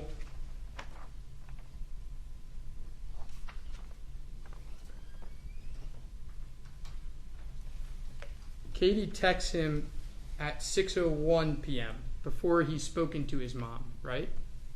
It's on one of your sheets. I'll show you so that you Yes, there's a couple of texts before then. Okay. And those texts are about work, right? Correct. Including at 6:01, before he's heard from his mom, he's about to start a big case. Correct. He's doing surgery. I would assume so, yes. And at 8:23, he texts her back. She asks if he's at work. And he texts her back and he says, just finishing, I'm not really feeling good. Maybe we can just hang out at my house. Correct. And that would be consistent that text was after he heard whatever he heard from Donna Adelson, correct? Correct. Now, what you see on your map of Katie's whereabouts then is that she's a little bit all over the place, right? Meaning her phone is a little bit all over the place. It's traveling. Yes. And it's going to different locations. I believe that for the period of time we're talking, her handset is consistent with leaving her residence and traveling to Mr. Rivera's residence. Do you know if her handset went to her friend Yindra's residence, where she was hoping to get a babysitter last minute? Certainly. So there was calls, communications with Yendra, and her residence is on the way to Mr. Rivera's. So there was certainly an opportunity for her to be able to stop. And on those calls, or through your investigation, you learned that Katherine Magbanua was in a pinch because she didn't have a babysitter, right? I believe that's correct. And so she was scrambling to find someone who could watch her kids. Yes. And she needed a babysitter because she needed to go that evening to Charlie Adelson's residence, right? I don't know if she needed to go, but it appeared to be the plan. Well, there wasn't really Rich on.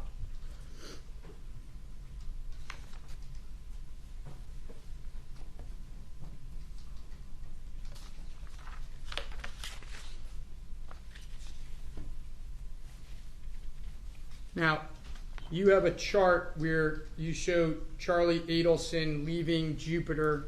I know they're estimations, but he's driving south at around 9:19 p.m. That's correct. Okay. And Jupiter was where he was working that day? I believe so, yes. Okay. And you have him arriving at his house at approximately 9:40 p.m., give or take. Yes, I believe that's the first event with location that would be consistent with his house. And through your investigation, you know where he lives, right? Yes. You know that he lives in an area that is a stone's throw from the turnpike, right? Correct. Like, I mean, when I say a stone's throw from the turnpike, you can literally throw a stone and hit the turnpike, right? Yes. Okay. And you understand that when you're going to Tallahassee from Miami, the most direct route, you like routes, I know that. The most direct route is to take the turnpike, right? It would be, yes. Okay. And you know at that point in time, Donna and Harvey Adelson were living in Miami part-time. Yes. So I want to take you to these text messages between Donna and Charlie. Do you have them in front of you? I will in just a second. Okay.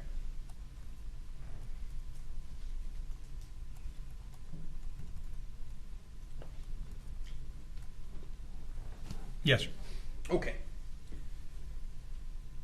So at 8:59 p.m., Donna says, outside your house. Correct.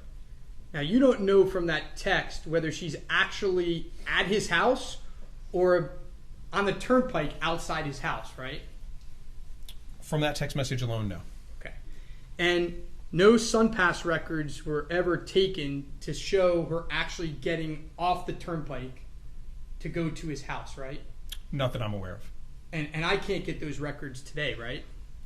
Again, not that I'm aware of. Okay. Now, that text outside your house is at 8:59 p.m. How many minutes later does Charlie Adelson respond to Donna? About 20 minutes. So his text back is 20 minutes later, right? Yes. So now you're at, my math is not good, but you're at 9:19 p.m., right? Correct. And what does he say in his response? 10 minutes. And you take that to mean that he's still 10 minutes away, right? Correct. Okay. Now, by the text messages, you know that Donna and Harvey Adelson arrived in Orlando at around 1:11 a.m., correct? I believe that's correct.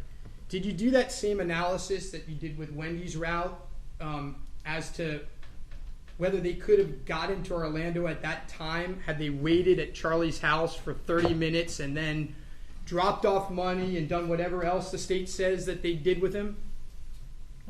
In looking at their cell site locations very briefly, it is consistent with them traveling at least by his residence, and not knowing how long or how lengthy of a stop it would have been with the cell sites and the general locations, I certainly could not exclude them having stopped.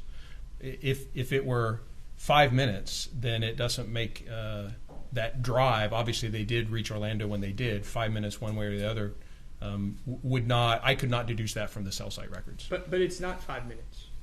It's 20 minutes plus 10 minutes Correct. plus whatever amount of time they would have stopped. Correct. Your testimony is that if they left Charlie Adelson's house at 9:30, they only stopped for 1 minute. Your testimony is that they could have made it to Orlando by 1:11? I did not analyze the amount of time that travel for that. I certainly can, and again, not by communication, but by cell site location. I certainly could. The cell site location doesn't show them at Charlie's house, right? No. By the way, do you remember what the weather was like that day? I do not.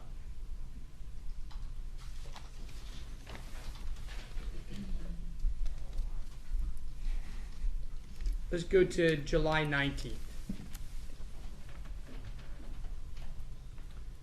Now, you did some analysis regarding the money drop and who was at different locations during the money drop, right? Yes. Charlie Adelson was nowhere near that location, right? That's correct. In fact, during your investigation, you can see that Charlie Adelson didn't leave his house for 24 hours, almost 24 hours, right? I believe that's correct. By the way, during your investigation, you can see text messages where people were trying to go out with Charlie that day, right? I believe so, yes. And he was refusing, right? Correct. He was telling people that he was taking naps and didn't feel well. Do you remember that? Yes. By the way, during your investigation, are you aware that within 3 weeks, Charlie Adelson spent $3,000 of his money buying camera equipment for his house? I'm not aware of that. Did you see that in the text messages? I don't recall that. You don't recall that in the text messages? Anywhere in the text messages? I don't. Okay. Now, you brought up a series of text messages between Charlie and Katherine Magbanua the next day regarding the weather outside. Correct. You have no context for those text messages, right? You don't know what those text messages are about, right? Only by their content.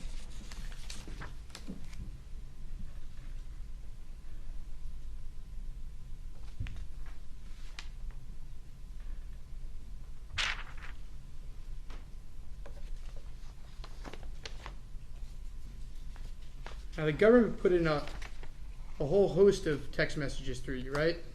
Yes.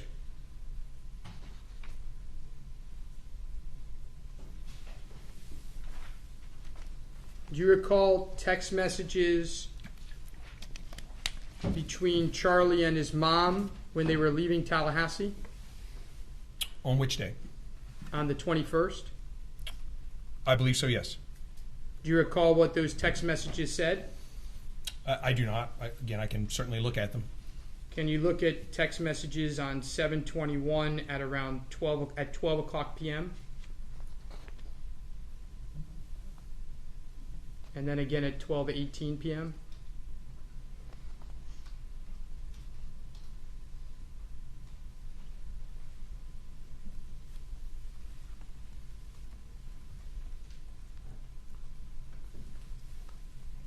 I'm sorry, on the 21st? Yes. Would you like me to approach with them? Will that help you? You can. I'll confirm. Are you referring to the "we all do, we just have to be strong"? That's on the at 12:18. Yes. And then at 12.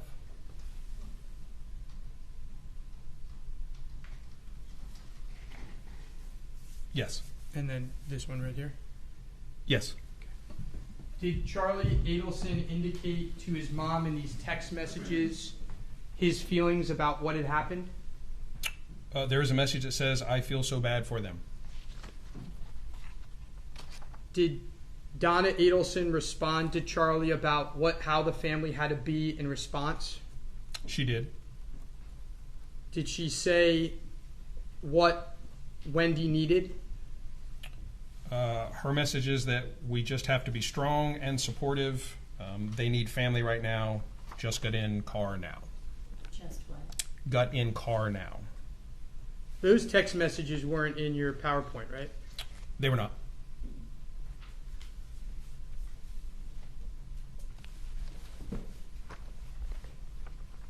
Now, there are a bunch of texts that were included after July 18 between Charlie and Katie showing that they had a nice relationship. Is that fair to say? Yes. Do you have any idea the context of any of those texts, why Charlie was being nice to Katie? I only have the content of the messages themselves. Fair enough.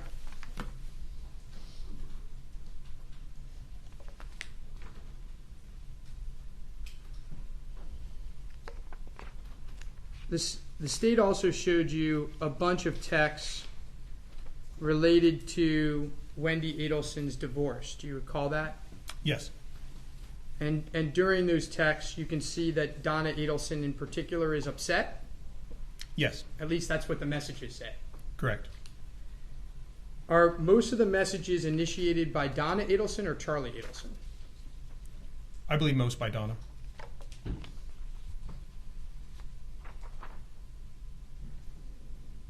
There's a text on March 4th, 2014 in your PowerPoint where Donna says 37 miles to Gainesville.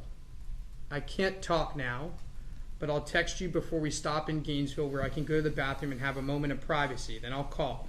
Please pick up because I have very limited alone time today. Erase this text after you read it. First of all, did Charlie Adelson erase the text? Most of his text messages, that's difficult to determine from the iCloud return, whether they've been deleted or not. This text you can tell was not deleted, correct? I would have to review that real quick.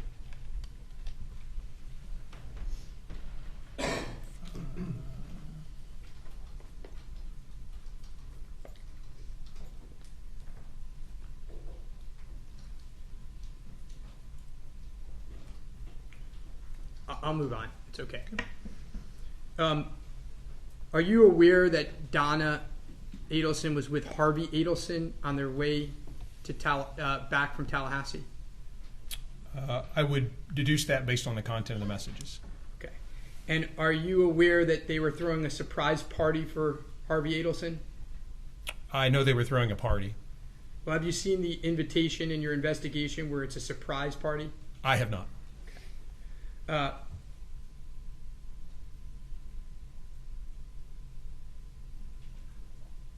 Could this text be about the surprise party? It could. Sorry. Please wait for the objection to be ruled on, Sergeant. Apologies. Well, the next text, we don't have to speculate. Donna says, we'll stop in 5 minutes and I can speak to you privately about Dad's birthday gift when I'm out of the car. Who would be in the car with Donna? Harvey.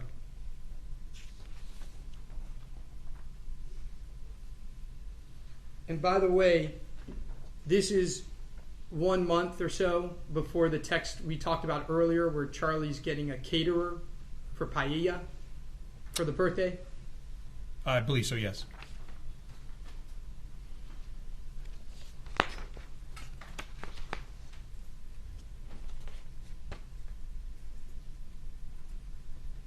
And by the way, that text regarding the caterer, that's on June 6th, correct? I believe so, yes. In your PowerPoint, you don't have that text, but you have a text on June 7th, the very next day. Yes. And Charlie says, have fun, still working on Dad's birthday present. Correct. That's 1 day after he talked to his mom about the caterer, correct? Yes. There's no mention about a murder on this text, right? That's correct. There's no mention the day before about a murder, right? That's correct. There's mention about a caterer the day before. There is.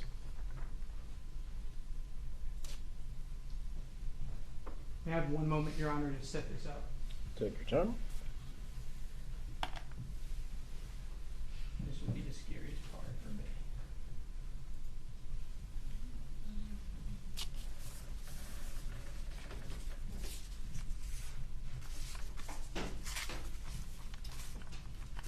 Is there a way that I get control now? Yeah, it's plugged in. Input.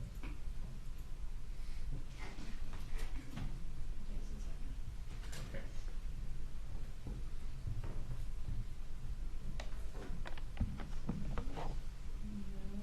So, And Judge, I'm gonna object to showing the jury some. Oh. sorry. Please shut that down. So you've gone through all the call records that you provided in this case, right? At some point, yes. Okay. And so you're familiar with patterns of calls on days other than the days that you provided in your PowerPoint, correct? Yes. Judge, I'd move in demonstrative exhibit B at this point in time. Any objection from the state? Yes, sir. I think that the witness would need to be able to say that this is accurate compared to the records in the case. Mr. Rauschbaum, please show the exhibit to the witness so that way he can verify the accuracy.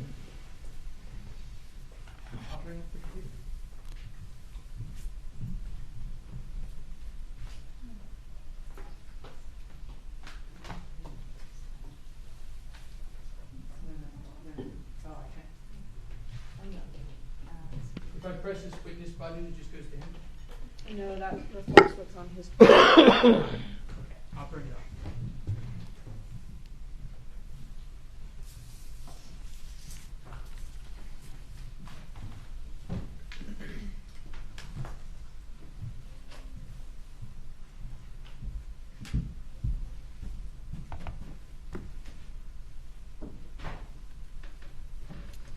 Today's May 2nd. Okay. If this was the document provided previously, I have had a very limited amount of time to look at it. There are some things, I've made a few notes. There are some,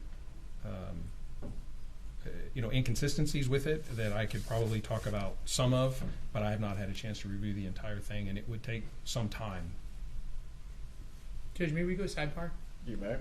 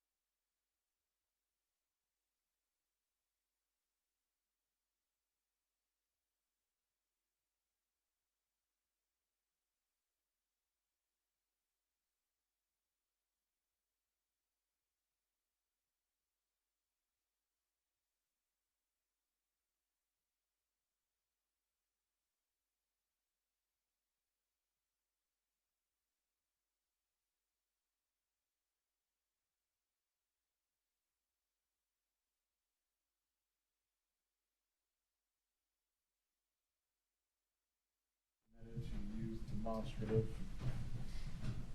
Any additional issues as to the accuracy of any one graph we'll address separately. Go ahead.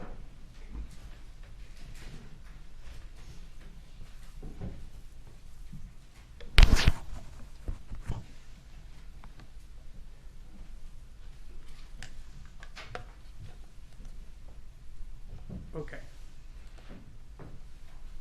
So you looked at call records for May 2nd, 2014? Yes, sir. And this was a non-event day, right? I don't know. Okay.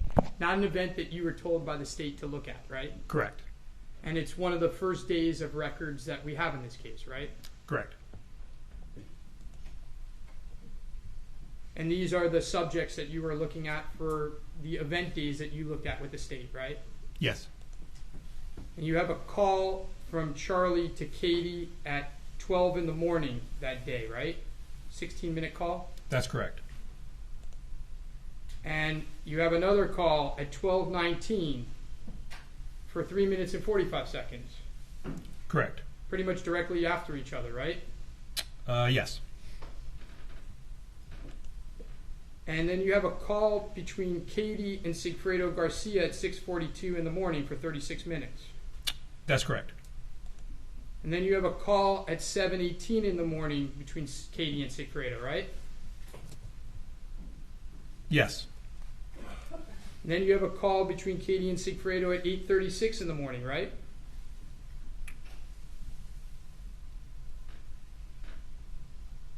No. I'll That's move on. actually, I'll move on for that one.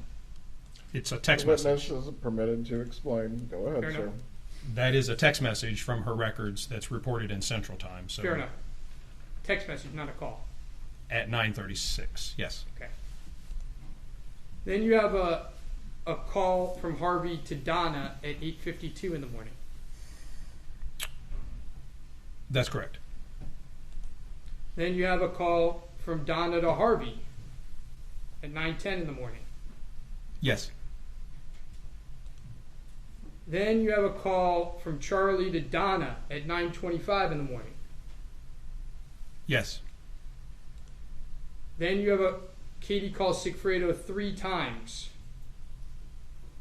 9:32 to 9:34 a.m.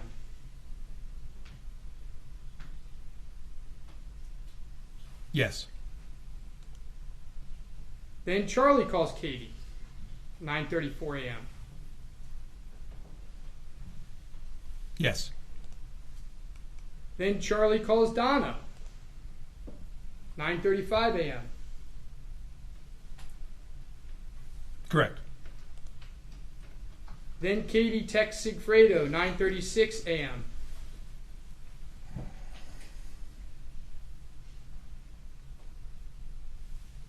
Correct.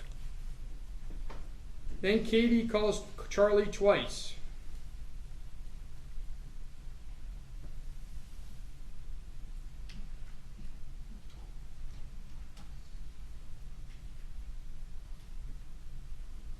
I don't show both of those calls, but there's at least one. Yes. Please move on. Then Charlie calls Katie twice.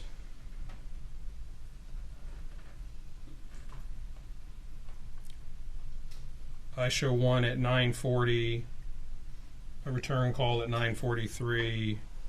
Yes, there is the outgoing at 9:44. Yes. Oops. Then Charlie texts Katie at 10:19. I believe that's correct. Yes. Katie texts Charlie at 10:42. I believe that's correct. Harvey calls Donna at 11:04.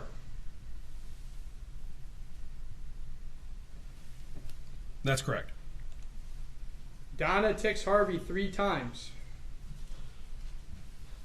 between 12:29 and 1:23. That's correct. Donna calls Harvey at 1:27. Correct. Sigfredo calls Katie at 1:45.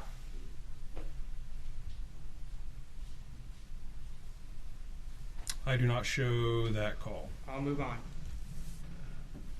Harvey calls Donna at 3:20.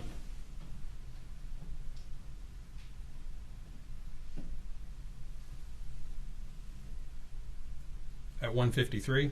Yes. Yes, at 1:53. I'm sorry, at 1:53. I apologize.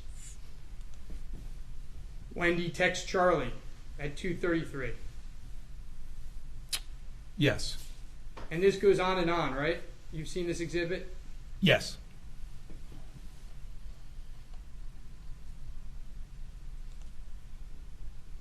Sigfredo calls Katie twice at 11:51 and 12:29 in the morning.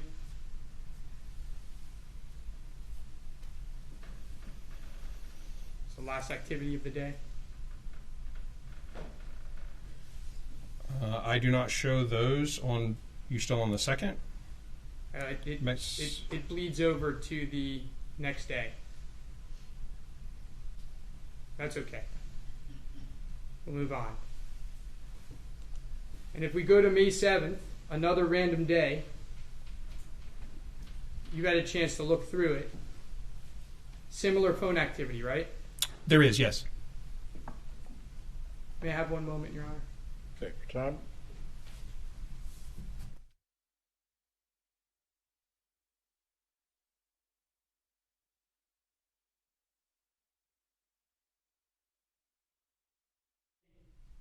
If we had the records in January, February, or March, you don't know if those patterns would be any different, right? I do not. No further questions, Your Honor. Redirect.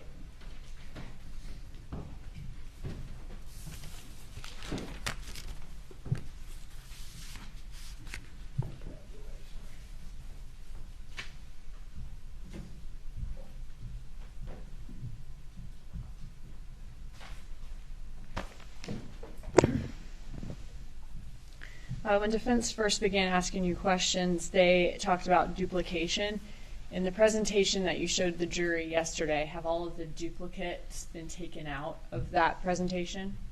Yes. For all the call summaries, went and looked at each call and looked at the recipient's records to see if there was indications of voicemail, routing, and did my best effort to remove anything that was not an individual completed actual communication.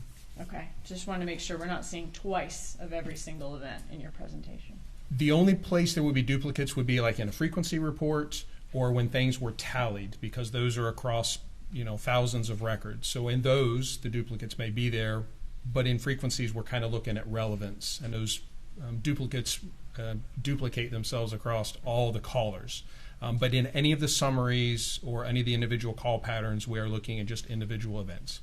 And when you say summaries and call patterns, you mean those flurries where we show the data from the records followed by kind of like the talking heads with the arrows? That's correct. Okay. All right, the July 2nd message where we made a mistake and there was Katherine Magbanua was the one that was calling Sigfredo an effing pussy. Okay. Yes. That was her saying that, not Charlie Adelson. Correct. Okay. Were you trying to put some of these messages into the presentation this weekend while working some 12-hour shifts? Yes, I was. Okay. So, but in that message, is Katherine Magbanua letting Charlie Adelson know that Garcia is this scary, violent man? It would not seem that. She's calling him a P word. Yes, she is. Okay.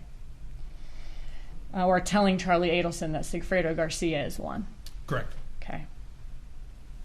And she's also saying that his actions, Garcia's actions, are childish. Correct.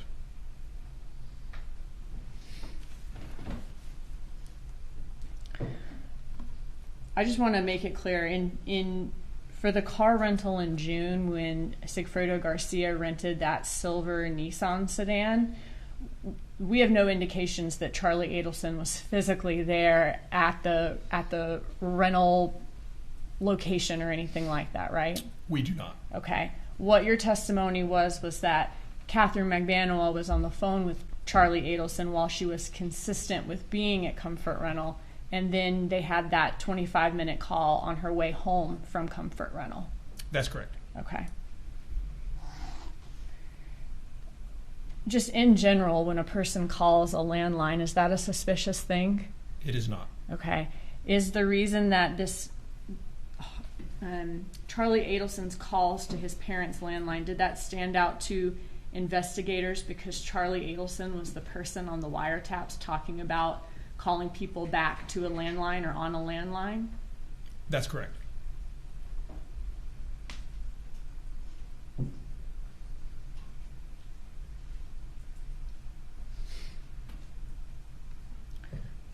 The July 6th text message between Wendy Adelson and Dan Markel, you said it's normal for co-parents to text about children and visitation schedules. You would expect that, right? I would, yes. Is the reason that that message in particular stood out to investigators, is that because of the date range Wendy Adelson referenced in that text message?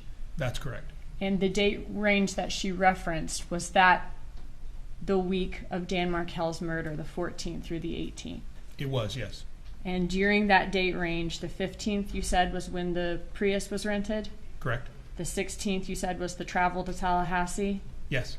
You said the 17th was the surveillance of Dan Markel? Yes. And the 18th was the murder? Correct. Defense asked you, this Prius, it was green, right? You know, it wasn't silver. Was the actual color of the Toyota Prius silver pine mica? I believe that's correct. I referenced it as a metallic mint green. Okay. And this was a four-door sedan? Yes. We saw, both in your presentation with the state and when defense had an opportunity to ask you questions, Wendy's cell site locations when she's on the phone on the day of the murder from her home down to ABC Liquors. Those circles that were on the screen, those are the cell site locations that she's communicating with, right? Not her locations. Absolutely. I hope that's clear. Those are the locations of the cell towers that her handset is wirelessly communicating with. And that cell site that she's communicating with at 12:35 when she's on her way to the liquor store, that cell site services the area of Trescott Drive. It could, yes. Okay. And so does when she's down on her way a little south of there to the liquor store. That cell site services that area. Yes. Okay. And the reason that her cell site locations, investigators looked at those, was based on Officer Brannon reporting seeing a vehicle much like hers come up to the crime scene around that hour of day on the day of the murder. Correct.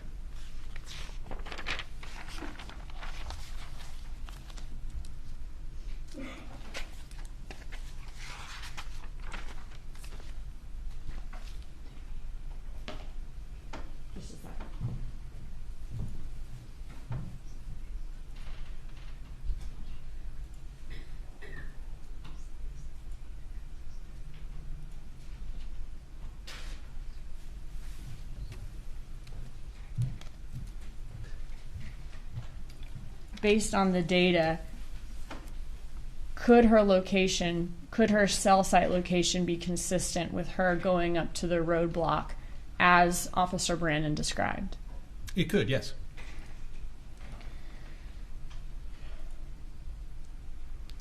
Defense asked you about, there was also a message in all of the defendant's iCloud where, and he showed you the message, his mother, Donna Adelson, wanted him to send her info, as in like the name or number of a caterer. Yes. Okay. Now, in that message that the defense showed you, she said the word caterer, right? Not birthday gift or birthday present? Correct. And did that text message say to erase it after he reads it? It did, yes. I'm sorry, the caterer message that the defense showed you just now? I'm sorry, I'm talking about the caterer message that the defense showed you today. And you're asking if that's the one that had the delete? Right. It did not. No. Okay. So she says, can you send me the info for a caterer? And then it didn't say delete this after reading or anything like that. That's correct. And it didn't say anything about a birthday gift or a birthday present in that message? In that message, no. Okay. In the messages that we showed the jury yesterday from March 4th, she says delete this after reading when she says she wants to make a private call to him when she gets to Gainesville when she's in the bathroom. That's the one that says delete after reading? That's correct. Okay. And in the follow-up message a few minutes later, she says it's about Dad's birthday gift? Yes. And then in June, 3 months later, after the June trip to Tallahassee by the shooters, he says he's still working on the birthday gift for Dad, and she says, I know you'll come through for me. That's correct. Okay. And did they talk about a birthday gift in that exchange, or a birthday present, or do they talk about a caterer? Present.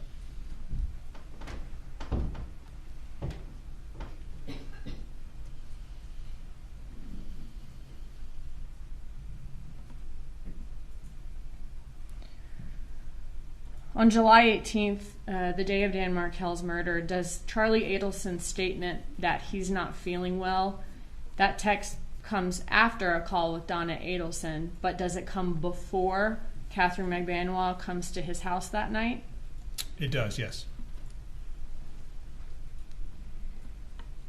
That same night on July 18th, in the message from Donna Adelson to Charlie Adelson, does she say she's outside his house? It says outside your house, yes. Okay. Does it say I'm on the turnpike near your house? It does not. When she says she's outside his house, I mean, I guess we don't know how long she stayed, whether she... Objection, Your Honor. What's the objection?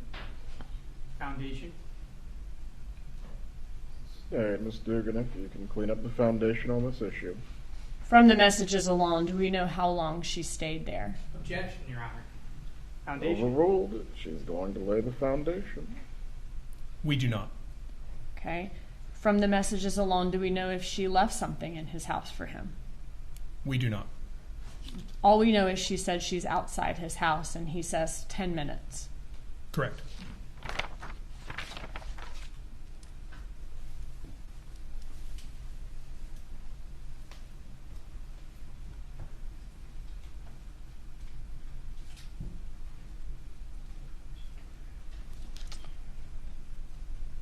So in the presentation yesterday, we showed the communication between the parties, meaning the heads and the arrows, on days that we know are significant days in this investigation, right? Days. Correct. Okay. Defense showed you some communication, they say, on random days, May 2nd and May 7th, I believe it was. I want to look at, just briefly,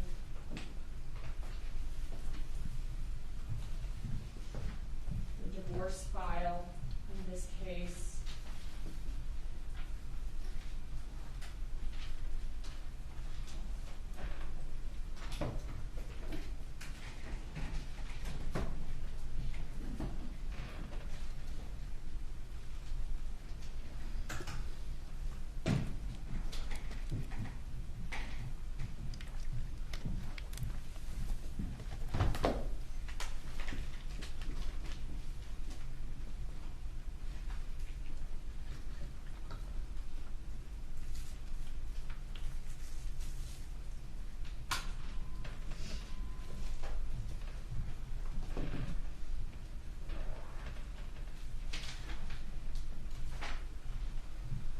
So the divorce file in this case is already in evidence. I want to show you a couple of things from that divorce file that were going on during that time, around the time of the beginning of May.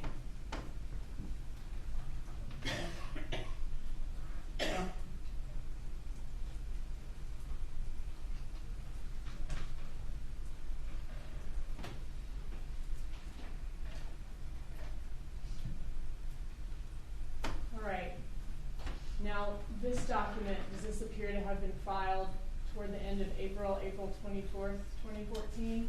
Yes. Okay. And this says former husband, would that be Dan Markel? Yes. Former husband's second request to produce to former wife? Yes. Okay.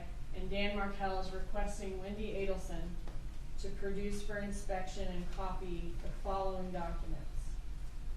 And then if you go over to page 4, here are his requests. And he wants her employment contract, her pay stubs, showing all her income earned, her checking account statements, her income tax returns,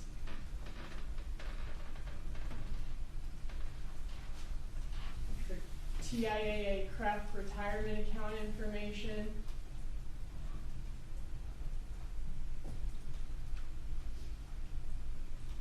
any information about removing funds from Schwab accounts, a detailed list of all of the items, marital items she may have taken from the home. That was his request in April of 2014, April 24th? Yes. Okay. And then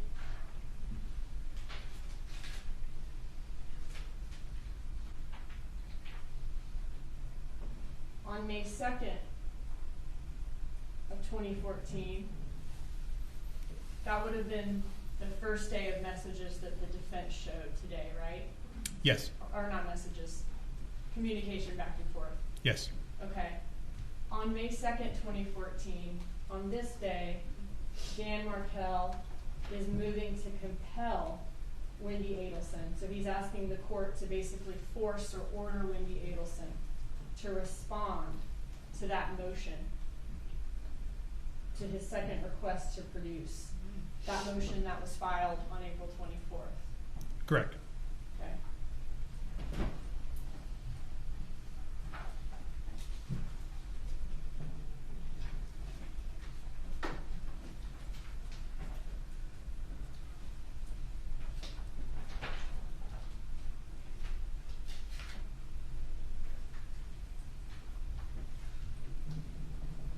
Also on May 2nd, 2014, does it appear that Wendy Adelson was informed that a hearing was set on Dan Markel's motion to compel? Yes. Okay, and the hearing was set on the 2nd, and the hearing was supposed to be, though, on, it appears to be May 6th? Correct.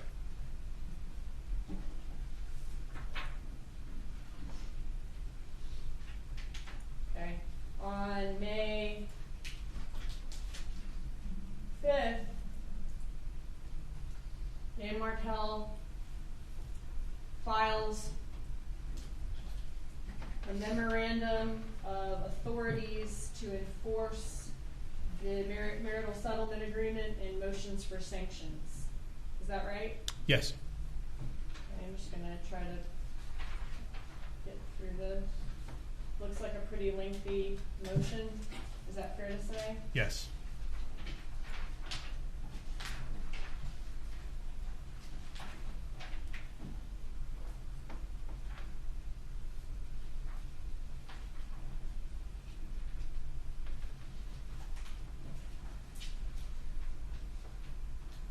All right, so on May 7th, after that motion is filed by Dan Markel, on May 7th, 2014,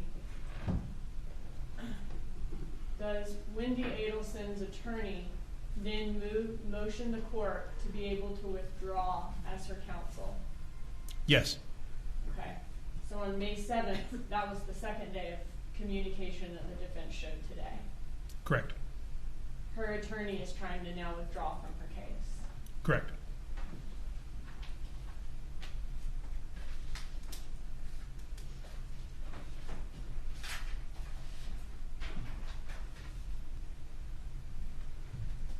So on both May 2nd and May 7th, there were, even though there wasn't a trip to Tallahassee at that time by the shooters, there were significant events going on in the divorce in this case. Doesn't it seem so? It does, yes. All right. And those days, May 2nd and May 7th, they were days before these June and July trips to Tallahassee where the shooters drove up to kill Dan Markel. Correct. So, I mean, could these have been days where there was some discussion about the plan to kill Dan Markel? Objection, Your Honor. Foundation. maintained as a speculation and there's a foundation that can have one. Okay, I'll move on.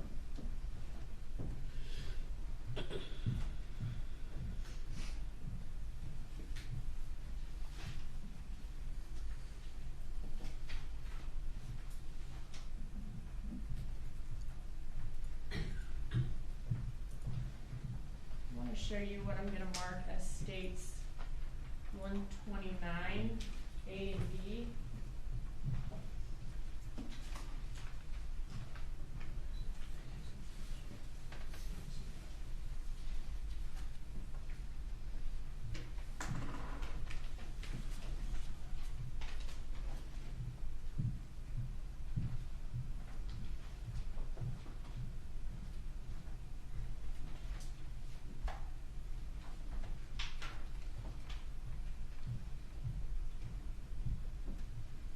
You have to keep the context of text message before. Okay.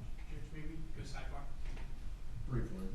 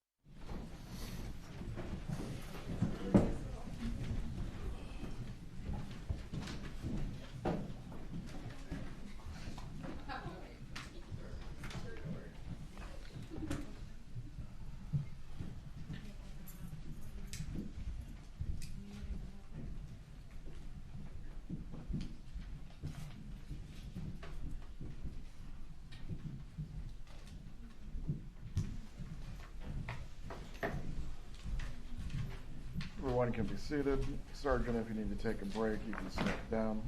Thank you, sir. Mr. Rashbaum, does your client need to use the restroom? No. No way. We'll be in recess until 11:30.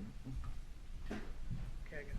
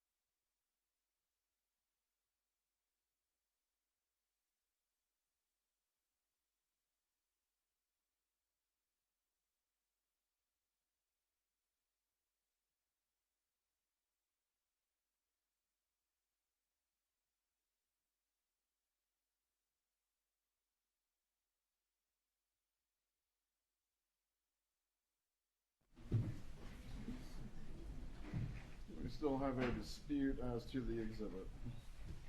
Judge, we have no objection as to the exhibit. Very well, please bring in the jurors.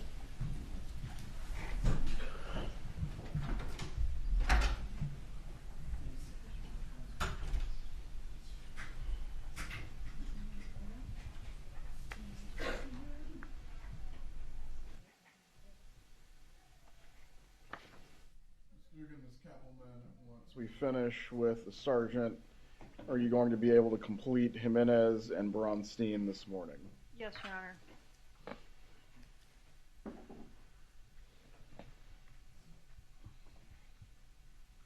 Oh, Judge, before you bring the jury in on Jimenez and Bronstein, I would request Your Honor to ask the media not to show their faces. They are still engaged in undercover operations. Very well. For both Court TV and anyone else who's reporting on this matter, if you please could not take any images of the law enforcement officers. As Kappelman, I assume they are law enforcement of some sort? I'm sorry, Your Honor. They're law enforcement officers. Yes, sir, they're FBI. Please do not broadcast or disseminate any images or identifiers as to the undercover officers. And Judge, that includes Jimenez, Bronstein, and also Special Agent Kendall, who will be there's a witness in between, but those three witnesses we'd ask not to be shown. All right, three are in the courtroom.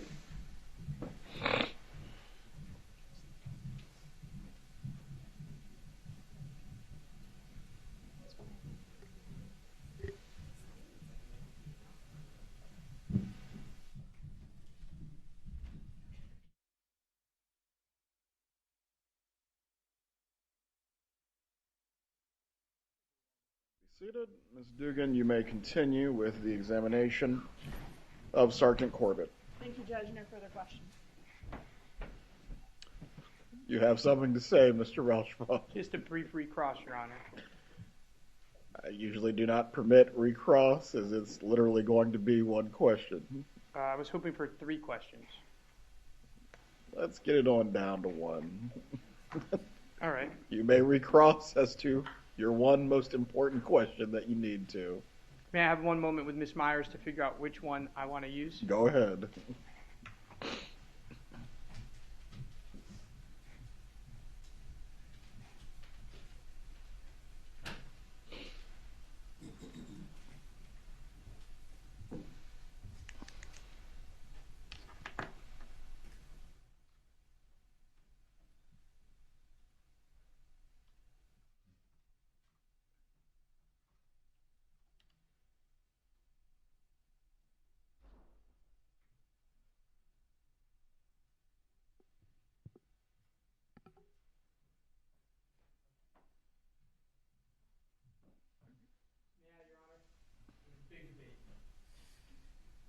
One equals one. Keep that in mind, please. Go ahead. 12:31. Ms. Adelson's phone hits this cell tower, right? That's correct. We can agree that that's pretty far from Truscott, right? It is, yes. No further questions. On the mark. Sergeant, you may step down. Thanks, sir.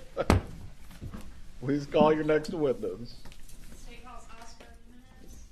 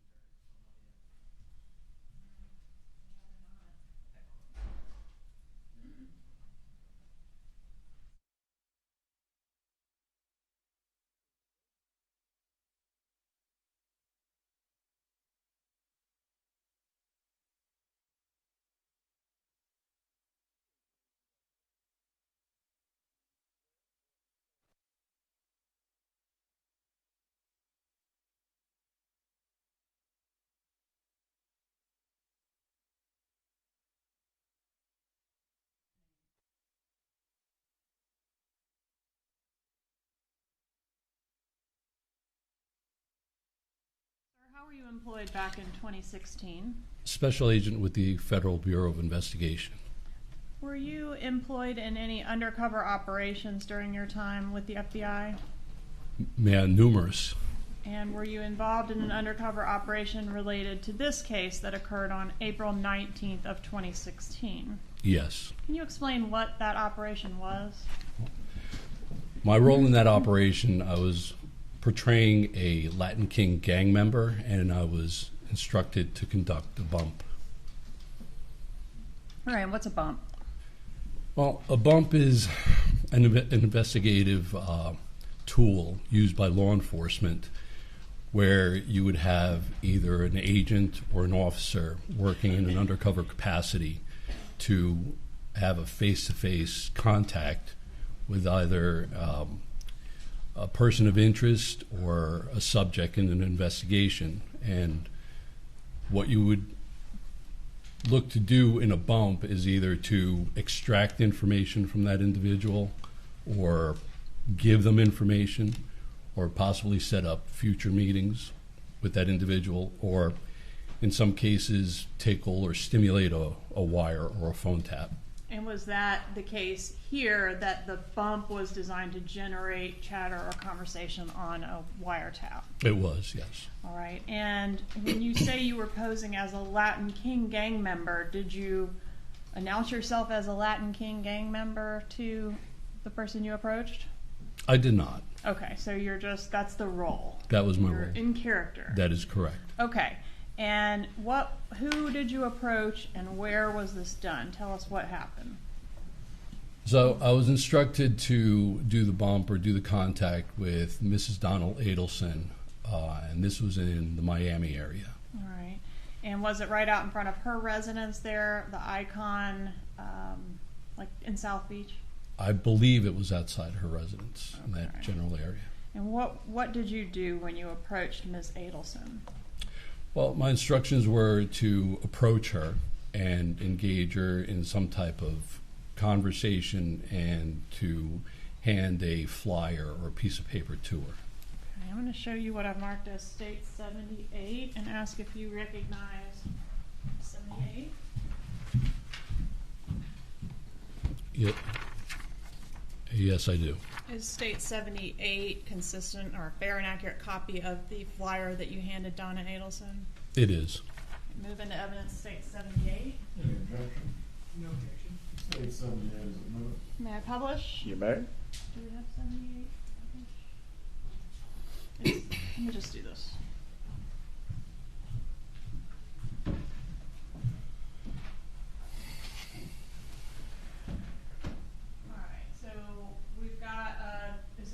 News article related to the murder of Dan Markel. And what's the purpose of this written over here, cell text? So the cell number right there is my undercover covert phone number, and the $5,000 was what was expected to be received from Mrs. Donna Adelson. Okay, so you hand her this piece of paper, and her instructions are to call this number and you want $5,000. That is correct. The gist of it? Pretty much, yes. Was the interaction that you had with Donna Adelson recorded? It was. How was it recorded? It was recorded both audio and video. All right, and is that something you're wearing or something that's done by a remote team of officers or both?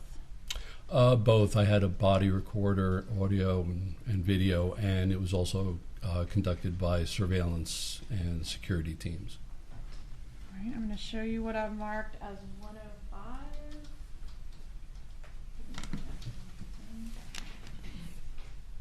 Have you had an opportunity to review State's Exhibit 105, which is the side-by-side of the image of what the camera captured that you were wearing, as well as the one from across the street? I have. All right, and that's got video and audio on it? That is correct. Does it fairly and accurately capture the interaction between yourself and Donna Adelson during the bump? It does. All right, move into evidence, State's Exhibit 105. Any objection? No objection. States 105 is admitted. And once this was concluded, did you maintain the cell phone that had that number ending in 6570 on your person and continue to be available to answer it if somebody called? To the best, the phone I maintained the phone, and because I was doing other casework, I would, be available the best I could be. Okay, so you have the phone with you, but you're not going to answer it if you're at your kid's school or on another operation. I mean, there's situations which might require you not to answer it. That is correct. Okay.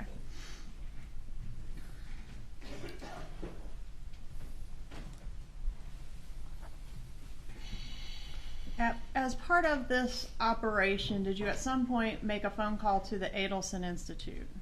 I did. All right. And was that in the same undercover capacity as this gang member? Yes. Okay. Same character? Yes. All right. And was that call made on April 28th of 2016? I believe it was. And what was the purpose of this, what I'm calling a follow-up bump?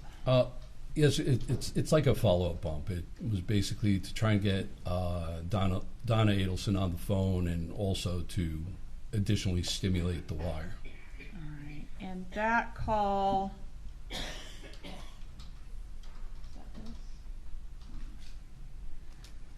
That call was recorded as well, correct? That is correct. Okay. And then is there an additional call bearing your voice in this case from Charlie Adelson to the undercover? That is correct. Have you had a chance to review that call, which is contained on State's Exhibit 107, call FF? I have. And were you able to authenticate your voice in that call? Yes, I did. All right. And did you complete a call authentication log, which I've marked as State's Exhibit 128, initialing by the calls that bear your name? I have. All right.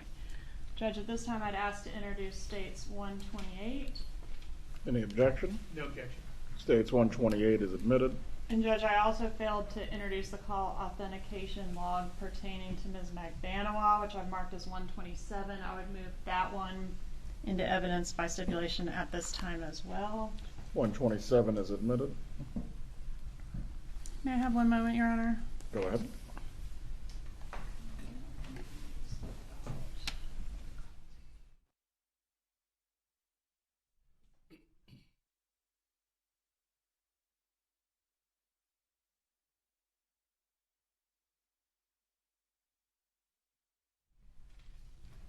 So 107, I referenced that previously. That contains a call from two calls. One call from you to the Adelson Institute, which I previously asked about, and then a call that I did not ask about, which was Donna Adelson to the undercover line. Have you had a chance to review those two calls on this exhibit? Not completely the one from Donna Adelson to me. Okay. Do we have a stipulation in reference to that call, or do we need a recess for him to authenticate Donna Adelson to the undercover? We'll stipulate. Judge, I move into evidence States 107. 107 is admitted at this time. And I don't have any further questions. Cross-examine.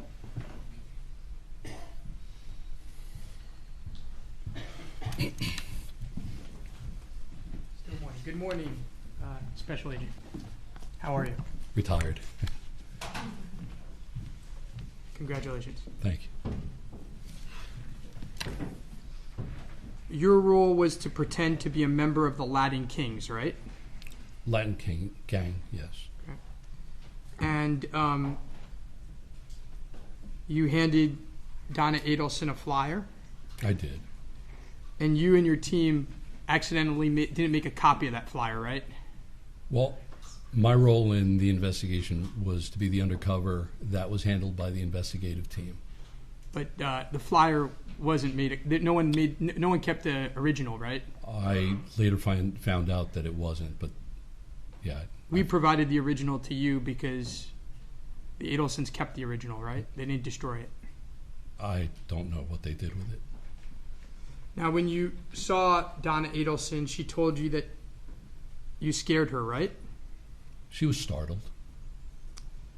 And you told her that you knew that Katie and Tuto were being taken care of, and by being taken care of, you meant paid, right?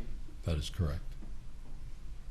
So law enforcement understood that as of April 2016, when the bump occurred, Katie was continuing to get money, right? I don't have all the details from the case, but that's what I assume it was happening. So if Katherine Magbanua came in here yesterday and said that she wasn't getting money in the months following, that would be inconsistent with what the bump was set up to be, right? Objection, confusing, mischaracterization of the evidence. Sustained as to mischaracterization. You may re-ask the question if you can clean it up, Mr. Rushbaum. The whole point of the bump was you knew that Katherine Magbanua was getting paid, right, over time. That's what I was told to say to Mrs. Adelson. Now, during the bump, you told Miss Adelson, Donna Adelson, that you were the brother of someone who was incarcerated, right? That is correct. And that person needed to be paid as well, right? Taken care of, yes. And at the time that you did the bump, you knew that Luis Rivera was incarcerated, right? Correct. And the idea was to pretend to extort Donna Adelson by posing as a violent gang member, right? That is correct. Now, on April 28th, the bump was April 21, correct? I don't believe so. What day was it? I always get it confused. April I 19th. believe it's the 19th.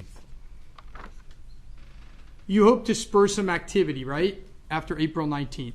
That was the plan of the bump, right? Disperse. You mean disperse in what way? You hope that phone calls would happen and that someone would pay the money, right? That was the intention, to stimulate or tickle the wire. And no one paid the money, right? No, they didn't. So then 9 days later, you called the Adelson Institute, right? I don't remember the exact date that I called. Okay. I don't recall. Whenever you called, you identified yourself as Sammy. I believe so. And you spoke to someone. It was not Charlie Adelson, right? That is correct. Now, until this call that you made to the Adelson Institute, no one had called the undercover number, right? I don't believe so. Katherine Magbanua had not called the undercover number, right? No. Sigfredo Garcia had not called the undercover number, right? I don't recall if he did or not. Okay.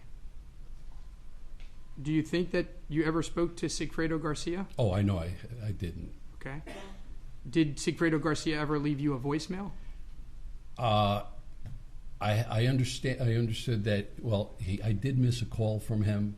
I was working my other cases, but I don't have access to the voicemail, so I don't know if he left a call. Have you ever heard a voicemail from Sigfredo Garcia? I have not. Okay. Now, on the 28th, Charlie Adelson called the number, right? I know he did call me. I don't recall the date. Okay. And he called from his own phone, right? I don't remember what number was on the caller ID. Okay. So you don't know that he used his cell phone? I don't know. Okay. I don't know his number. Now, he didn't say much on the call, right? Well, not initially, and I did most of the talking. And you used words on the call like "in reference to." Do you remember using those words? I did. And you used the words on the call like "do the right thing," right? That is correct. Charlie told you at the end of the call that he would call you back. Do you remember that? He said he would. But he never called you back? Not that I know of, no.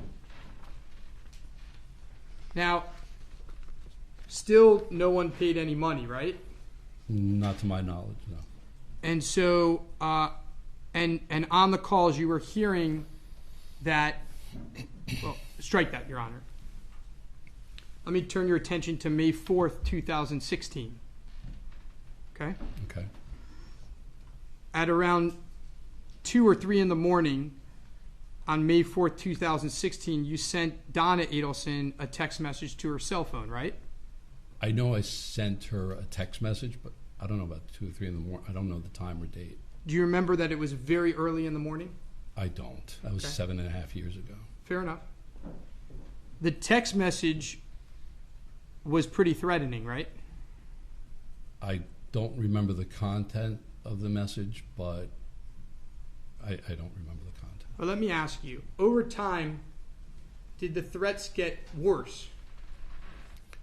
Well, no, because, I mean, I know that I did the bump.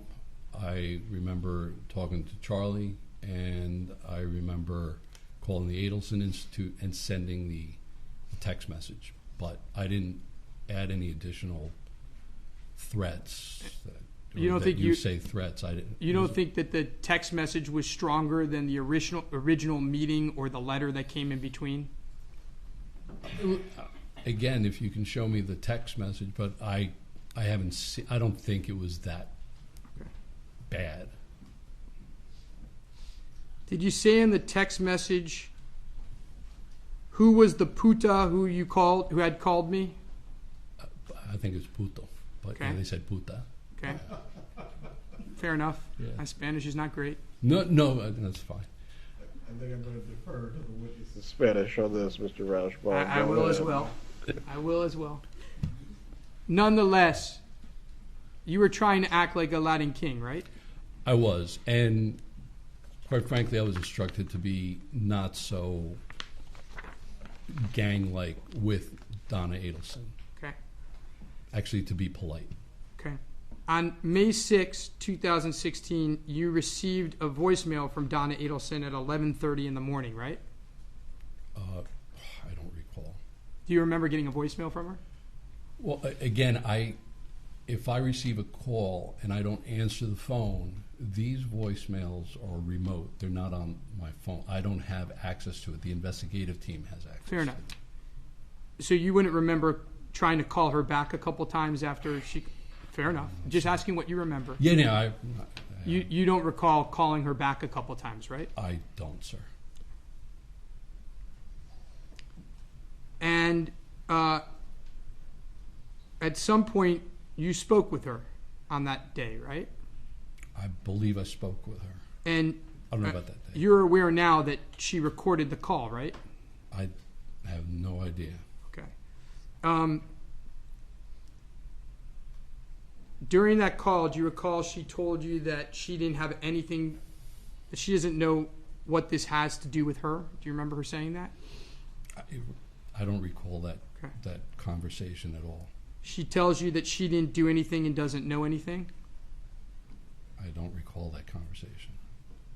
She tells you that there is a reward being offered and that if you need money, you should go to the police. Do you recall her telling you that? Like I said, I don't recall any of that conversation.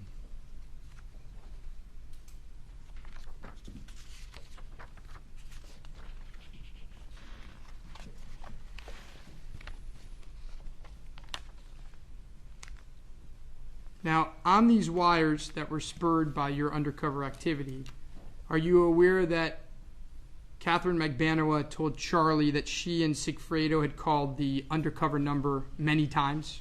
No, sir. Are you aware that Katherine Magbanua told Charlie that they tried the number and it was a non-working number? No, sir. It was a working number, right? Oh, it is, yes. Absolutely.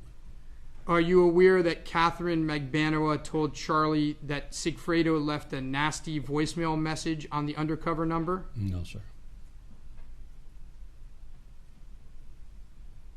Now, you're aware that Sigfredo Garcia called that number one time and it wasn't from his cell phone?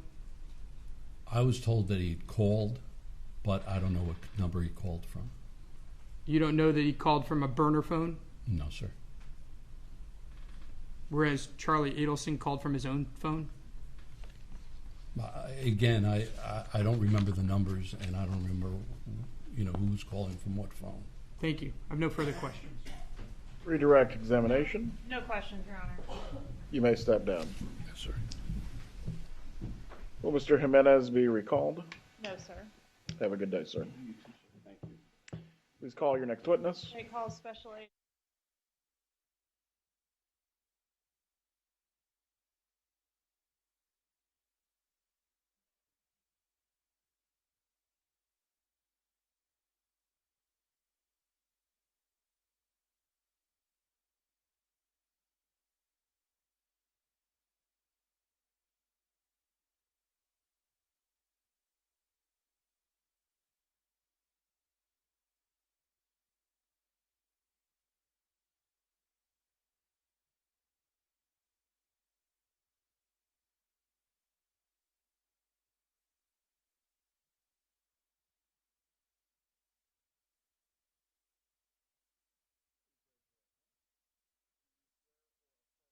Testimony you're about to give will be the truth.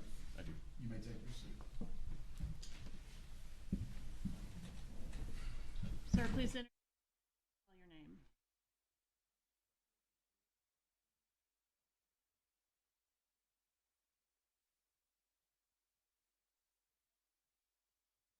FBI. How long have you been with the FBI? Since 2014. Did you participate in an operation back on April 20th, 2016? Yes. And was that a surveillance involving the defendant in this case, Charlie Adelson? Yes. What was your involvement related to that operation? I was conducting physical surveillance in the area of Miami Beach and its surroundings, and then also maintained availability to move northward if the surveillance venue changed, and deploy surveillance hardware if needed. Okay, so originally there was an attempt to surveil a meeting between Donna Adelson and Charlie Adelson, and you were involved in that? Yes. Okay. And what was your role in that particular effort? At the beginning of that day, I was involved in surveilling the bump, as it's been called. Okay, yep. And following that, I maintained availability in that area, and then I received word that there would be a meeting taking place north of Miami Beach, so I made my way north. Okay, I think I'm with you. So you were present at the bump doing some recording from a remote location? I was not recording at that time. Okay, what was your role there? I was, we call it QRF, Quick Reaction Force, just for the security of the undercover, okay, or so whoever is involved. Part of the team Mm-hmm. for security purposes. And then from there you moved to, is it a restaurant known as Dolce Vita? Yes, at the time that's what All the right, restaurant and what was your role at the efforts to record a conversation at the Dolce Vita restaurant that day? I was instructed to make my way towards the Dolce Vita restaurant. At that time that I arrived, I was handed some recording equipment in a bag, and I went inside and positioned myself as close as possible to Mr. Adelson. All right, so you knew who you were trying to record when you Yes. went into the restaurant. And was Mr. Adelson already inside the restaurant when you entered? I would have to think yes, but I don't recall exactly. All right. I'm almost certain yes. Okay, and was there another person present as well that you were attempting to record? Yes. Who was that? Katherine Magbanua, Katie Magbanua. Okay. And was the objective just to get as close as possible without being made and Yes. try to record their conversation? Yes. Okay, tell us about the equipment. You said it was inside of a bag. What does that look like? It was a messenger bag, computer bag size type thing. You would carry books or a laptop computer in, and kind of had like perforations, like a bunch of holes in it. All right, like a mesh? Not fabric? quite like a mesh, but like if you think of, it was made out of like leather or fake leather, and maybe the whole front-facing area of it just had a lot of holes spaced about a ½ inch to an inch apart all over. All right, and was the bag outfitted with audio and video recording equipment? Yes. And are you familiar with that equipment? I'm familiar with its appearance, and it had a sort of an on-off button. Beyond that, I have no real technical expertise for it. Okay, was it in proper working order that day? That was my understanding. All right, and you were able to review the recording, correct? Yes. So it did record audio and video that day? Yes. Where were you positioned in relation to Mr. Adelson and Ms. Magbanua? So they were seated toward about as far back in the restaurant as you can go, and I positioned myself with my back against the wall, so seated, maybe 10, 12 feet away, and there was, I think, one table between us and them. All right, and what were they doing when you observed them at the restaurant? They were having a conversation. Was there background noise going on in the restaurant? What type of environment was it? So yes, there was background noise. It's my best guess that the air handler for the restaurant was sitting in the ceiling, probably directly above either my table or theirs, but there was a sufficient amount of background noise. Was there another agent inside the restaurant also attempting to record the meeting? Yes, another FBI employee did enter the restaurant. All right, and did he have similar equipment as to what you had? Yes, that's my understanding. Okay, and if you know, was the recording that you made more successful or the one that he made? I believe my recording was more successful. Okay. Have you had an opportunity to review State's Exhibit 109, which is the Dolce Vita recording from the equipment that you had that day? Yes. All right, and is it fair and accurate as far as what was captured that day? Yes. All right, Judge, I'd move into evidence 109. Any objection from the defense? None other than our previous motion. States 109 is admitted at this time over defense objection. And we talked about the date, but I'm not sure the time. On April 20th of 2016, is that correct? Yes. And what was the time that this meeting occurred? I would have to reference notes or reports from that day. It would have been in the afternoon. Okay, 3:45 sound about right? Yes. And about an hour in length sound about right? Yes. Okay. No further questions. Examination. Thank you, Your Honor.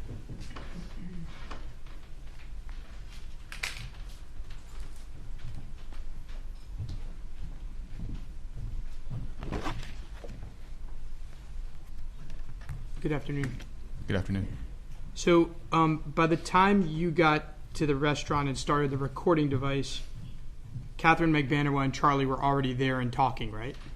That's what I recall. Yes. Okay. And you have no idea what they said before you got there, obviously, right? No. Okay. You did you see them speaking in the car for 15 minutes or so before entering the restaurant? I don't recall that. Several years ago, obviously, at this point. Fair enough. But you have no idea what, if anything, they spoke to each other about in a car before they got to the restaurant? Their conversation in a car? No, I would have no direct knowledge of that. The restaurant was pretty loud with a lot of background noise, right? I wouldn't say egregiously loud, but it had enough background noise that from the distance of me to you, you would not be fully capable of recognizing the content of a conversation. Fair to say you couldn't really hear much in terms of what they were saying to each other. Correct. And that was with you being just 8 to 10 feet away from them, right? Yes. I have no further questions, Your Honor. Redirect examination. No questions, Your Honor.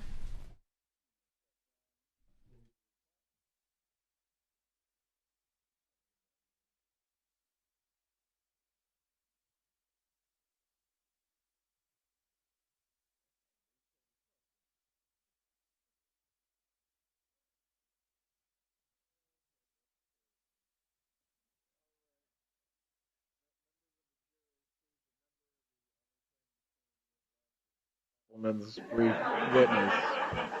Please call your next witness.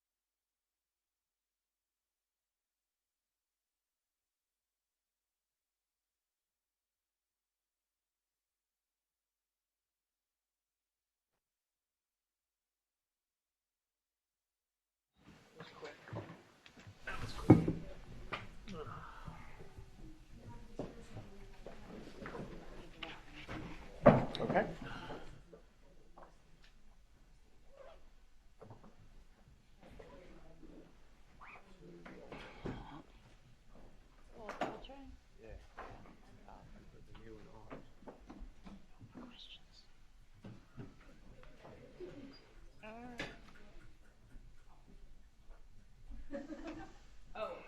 no.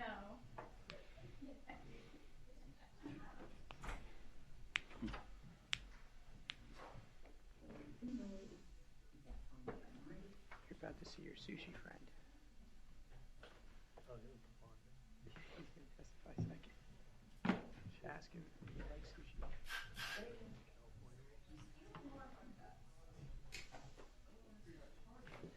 I know. I appreciate it. Please. Brian. This time I didn't get a cover. Oh, I'm sorry. She's getting greedy with me. I forgot. Don't be mean, Dan. Brian, you gotta ask him if he likes California.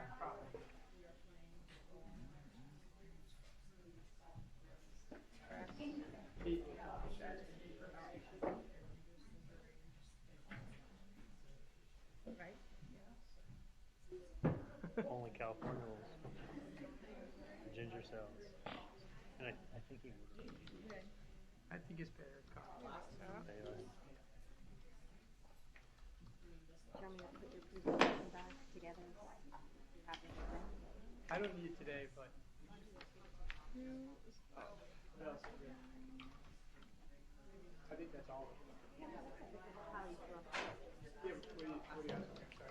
Oh, this is all the whole 180, 200 pages? It's the ones I use. Right, do you have the rest? Oh, no, I don't read the rest of it. What's that?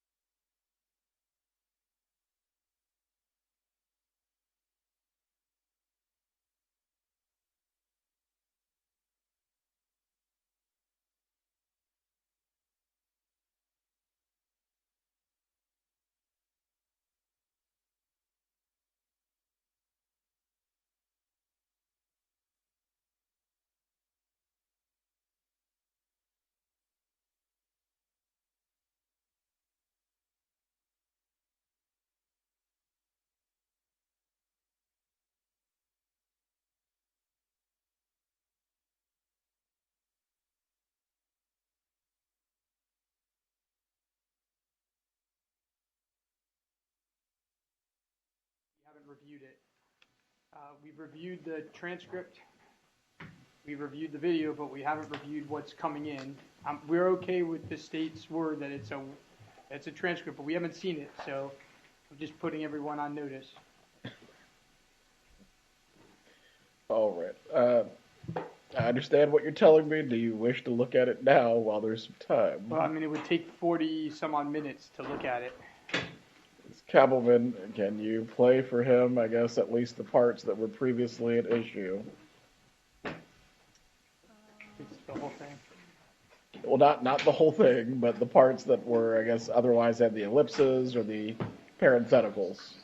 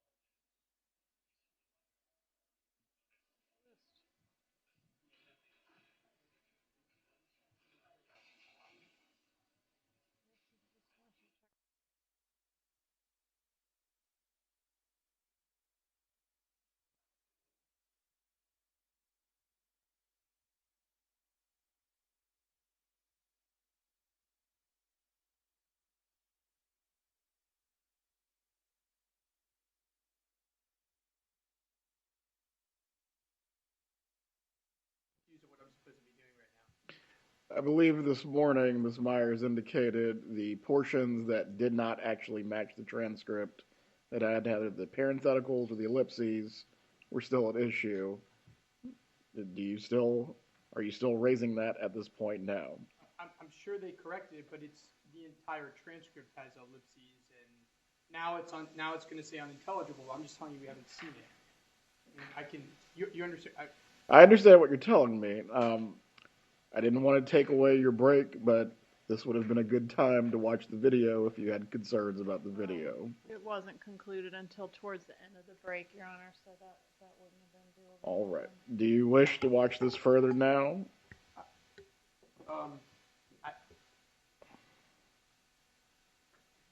I think maybe give us 10, 15 minutes to scroll through it. Granted. Make sure you make good use of this time. Yeah, Judge, would Your Honor be willing to do the next witness? I'm not publishing this item through that witness, but he does have a plane to catch, so if we could take our break after him, that'd be great. That's fine.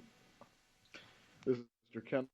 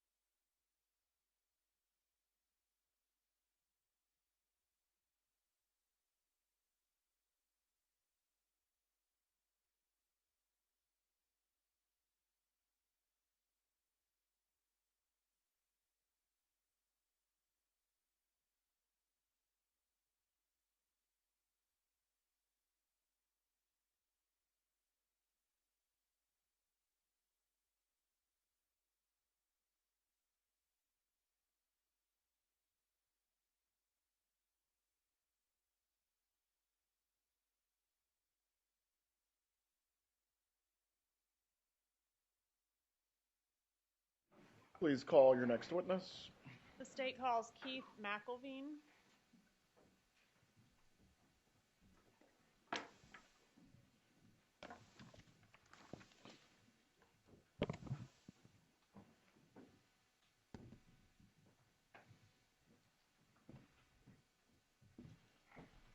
Please raise your right hand, sir.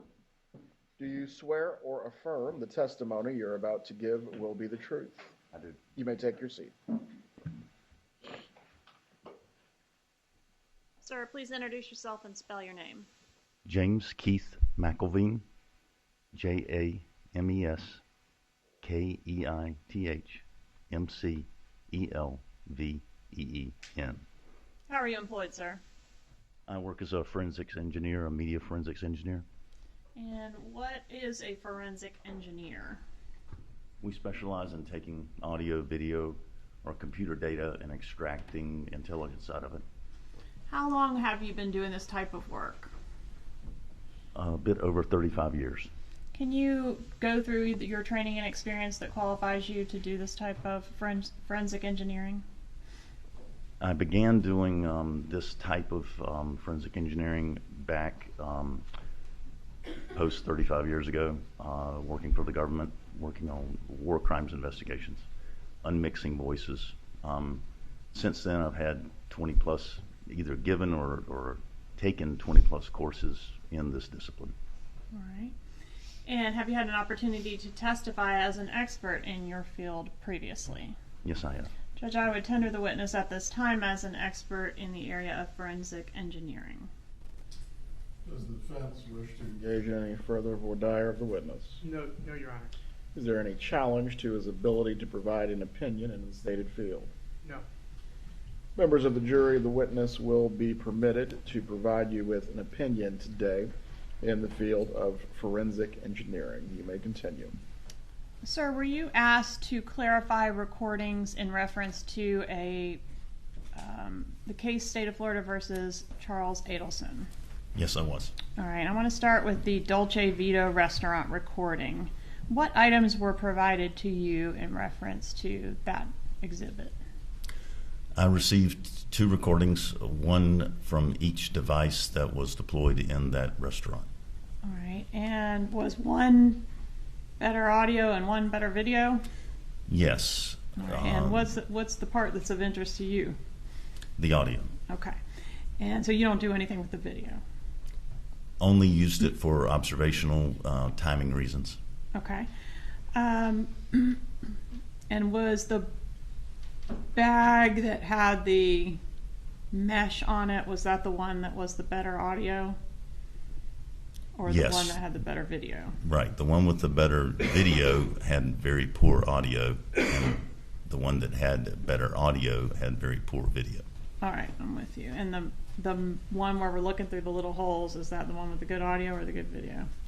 The good audio. All right. Can you sort of walk through the process for the jury of how you clarify an audio that has a lot of background noise going on? Yes, our technique is a bit different than other techniques in that we take the audio and treat it like it's an image, like a photograph that's out of focus, it's blurry. And so we read it into the computer and figure out how to unblur the sound, just like you would unblur a photograph.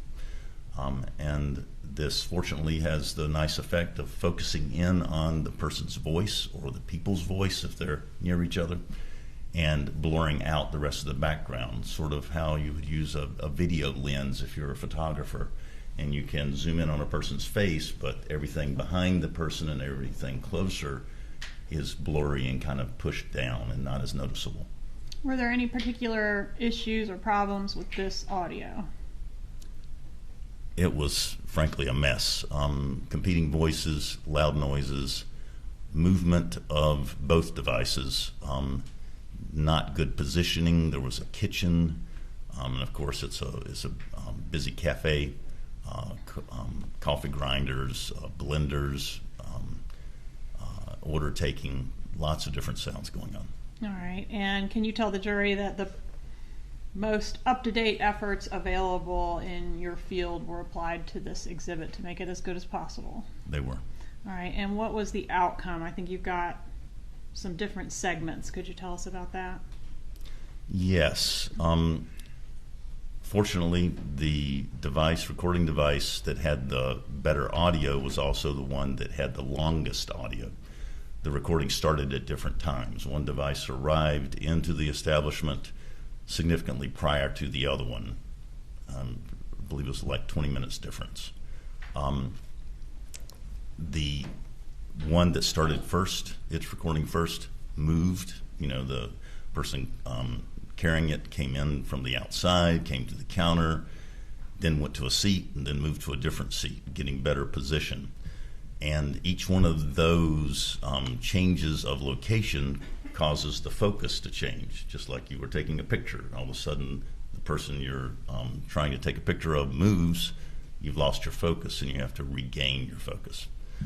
Also, a limitation of our tool limited the sheer amount of audio. It's a huge amount of recording, and so we had to break it up into portions, segments, which we did the beginning, the middle, and the end, and we worked with the FBI agent to break it at about the same points that the motion happened of the recording device. Okay. And have you had an opportunity to examine State's Exhibit 110 thumb drive? Yes, immediately before we came in here. All right, and is this a fair and accurate work product that you did as far as the audio only on the Dolce Vita recording? Yes. Okay, Judge, I'd ask to move into evidence States 110. Any objection? Just our previous objection. States 110 will be admitted over objection at this time. Is there any part of your processing or methodology that actually changes the voices or adds words into the voices, anything like that? No, when we begin our processing, we set up the controls, and the tool does not allow you to actually make any changes. You hit process, and it starts at the beginning and works all the way to the end, and you can't change anything as you go along and decide to leave the word no or yes out. You get the entire thing, and the same length of the recording in is the same that comes out, down to microseconds. And did you also perform a similar analysis or work on a second restaurant recording known as the Matt Surrey restaurant recording? I did. And have you had an opportunity to review States 113? Yes, immediately before. I'm sorry, go ahead. Immediately before. All right, before we came into the courtroom. And is this the thumb drive that you prepared with your work in reference to the Matt Surrey recording? It is. All right, and were the same types of processes applied to this recording as the first one we discussed? Exactly the same. Move into evidence, States 113. Any objection to States 113? No, Your Honor. States 113 is admitted at this time. No further questions, Your Honor. Cross-examination.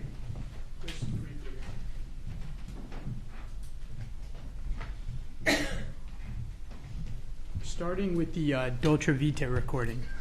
That recording was made in April of 2016, right? I do not know.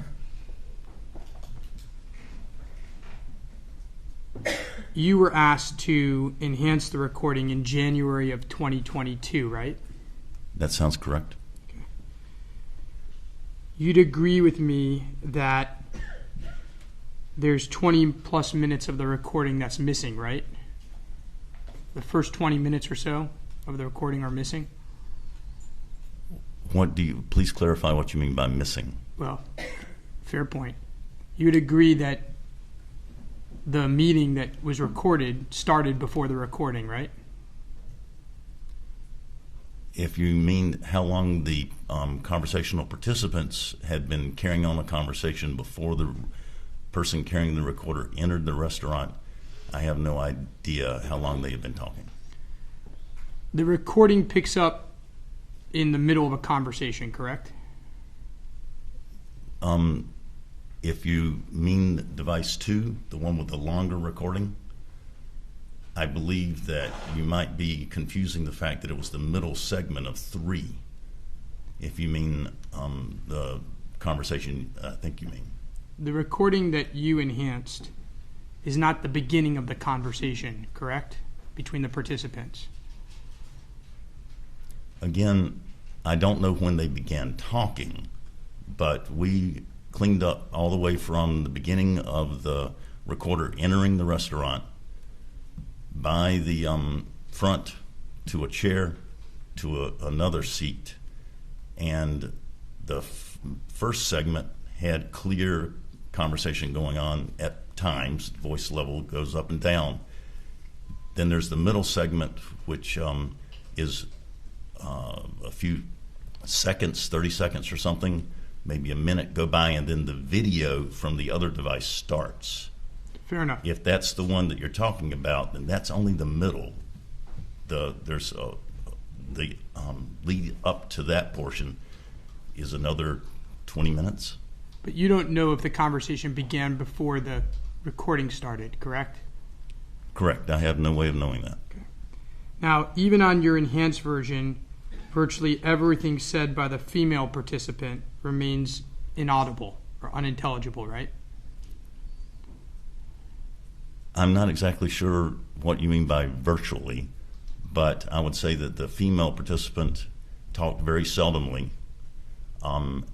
More of her words are audible in the first segment than in the middle segment, but she also seemed to talk less. And I can say that because you can obviously tell that she does say some words, even when you can't pick them out. You can tell that something is being said, not only by the male participant, his conversational behavior, but you can actually hear some vocalizations from the female, but you can't always pick out what she's saying. During a lot of the recording, no matter what you did to fix that lens, you still couldn't make out what she was saying, correct? Yes. She was speaking away from the male participant and speaking in a low enough level that at many times the male participant asked her to repeat herself. Nonetheless, on the recording itself, no matter what you did, a lot of times you're only hearing half of a conversation, right? One side of a conversation. One side of a conversation. That's correct. Now, were you aware that the FBI did its own enhancement back in August of 2016? I was told that. Did you ever listen to that enhancement? Yes, I did. Are you aware that virtually everything you hear on your enhancement, you can hear on that enhancement? I wouldn't agree with that statement. Okay. You hear different words on your enhancement versus the first enhancement? Or are they just clearer? Clear, much clearer.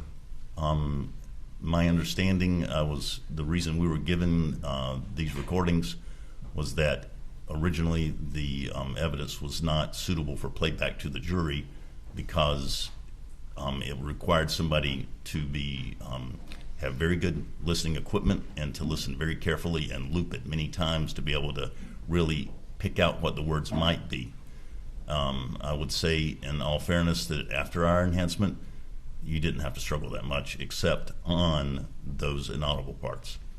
Okay, so I'm going to ask a very specific question, not about the ease of hearing it. Mm-hmm. I'm just asking, could you hear any new words on your recording versus the original recording? I can only speak for myself, but I would say yes, for me, for my ears. Turning your attention to Matsuri, that recording was made in April of 2016, right? I do not have this information. Okay. And again, you weren't asked to perform an enhancement until early 2022, right? That sounds right. And for those two recordings, again, is it your testimony that you hear different words on your enhancement versus the original? I wouldn't say, well, actually I would agree. Different words than were originally transcribed versus what I heard. And I would say that the result of our enhancement, more words are intelligible. Now, you also note in your report that portions where one participant whispers in the ear of the other, this is Matsuri, were not recoverable due to the soft level of the sound. Is that accurate? Yes, I would also say, and due to the obscuration of the head, one participant leans over and whispers very close to the other person's ear. So all of a sudden the head's in the way of the focusing effort we made. So in those instances where those whispers occur at Matsuri, you have no idea what was said? Correct. May I have one moment, Your Honor? Take your time.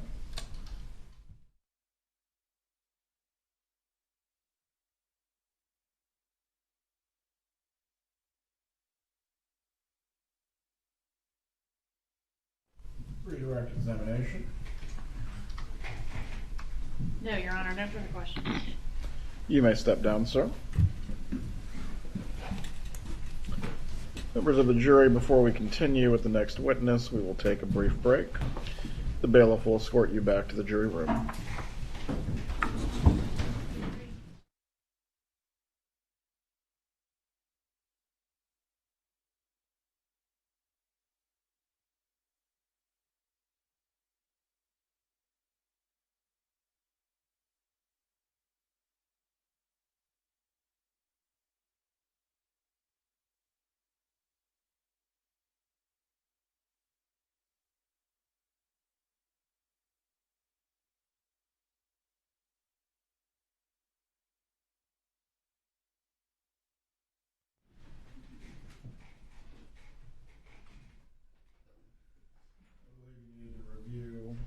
Once again, Mr. Rauschbaum, the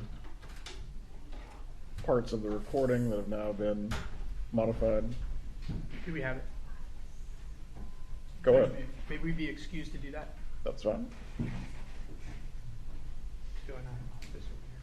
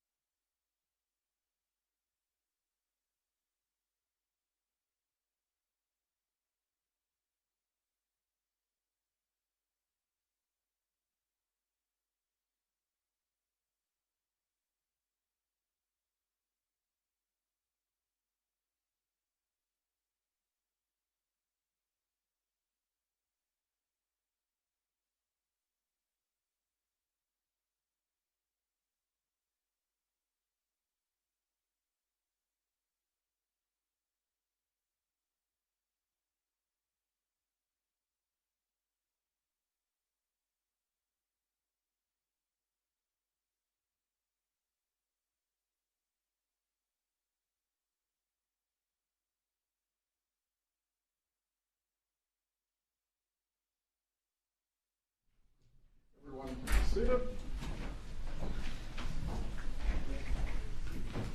Rauschbaum, have you finished reviewing? Sorry, Judge. Have you finished reviewing at this We point? did review it, yes. Is there anything further that you wish to raise? Just our previous objection, Your Honor. Very well. As to the instruction to be given before the recording is shown, I have drafted one. Do the parties have any instructions that they wish the court to consider as well? I have not drafted anything, Your Honor. Okay. I'm taking a look at pattern instruction 2.6, Your Honor. Okay. If you wish to come up here, you can read this. My intention would be to give this instruction along with 2.6 as well.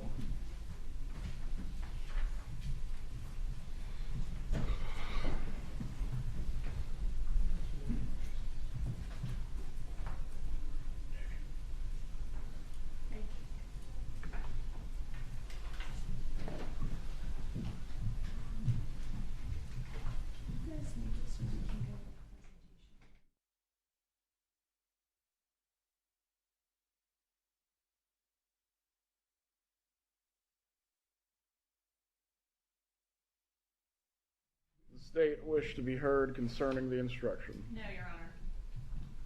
Very well.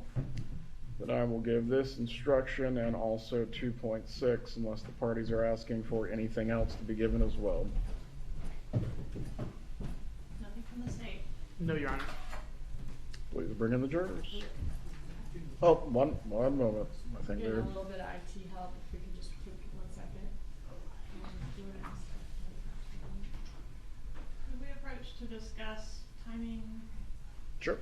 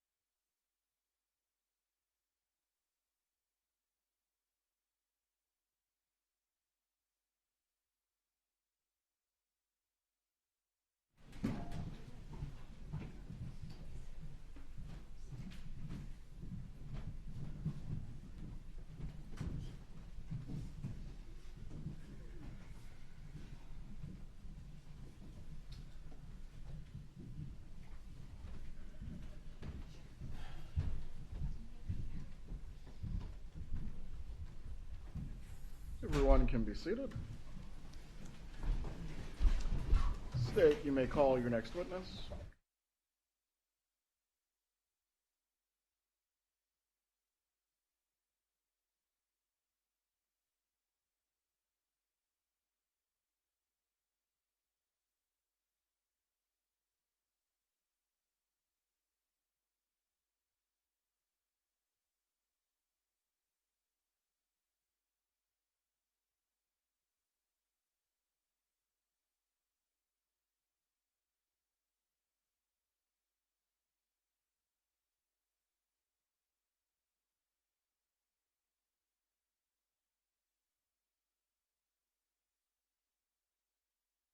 Currently employed for a private investment firm. What about back in 2016? I worked for the City of Plantation Police Department. As part of your duties there, were you called upon to participate in a surveillance operation involving this defendant, Charles Adelson? Yes, as a member of the FBI Violent Crimes Task Force Miami Division, I was. Okay. And was the surveillance that you conducted of Mr. Adelson related to a wiretap that was ongoing at that time? Yes, there was current electronic surveillance of Mr. Adelson at the time. All right. What were you asked to do? Conduct physical and electronic surveillance of Charles Adelson. All right. And did part of that involve going to the Matsuri restaurant? Yes. Is that a sushi restaurant in Miami? Yes, it is. Okay. And what were you supposed to do once you got into the restaurant? I had a covert electronic surveillance audio and video recording device, an attempt to record Charles Adelson and his father, Harvey. All right, and do you see Charles Adelson in the courtroom here today? I do. Could you point him out and describe what he's wearing? He's sitting at the defense table wearing a blue blazer and a blue shirt and a blue tie. The record will reflect the witness has identified the defendant. The record will reflect. All right, and is this on April 21st, 2016? Yes, it is. Okay, what equipment were you using for this operation? It was a recording device that recorded audio and video. All right, can you describe the setup at the restaurant and where you were located in relation to Mr. Adelson? Harvey and Charles Adelson were sitting at the sushi bar. I took a position directly next to Harvey. Were you able to hear the conversation that they were having? No. Was the recorder closer to them than you were?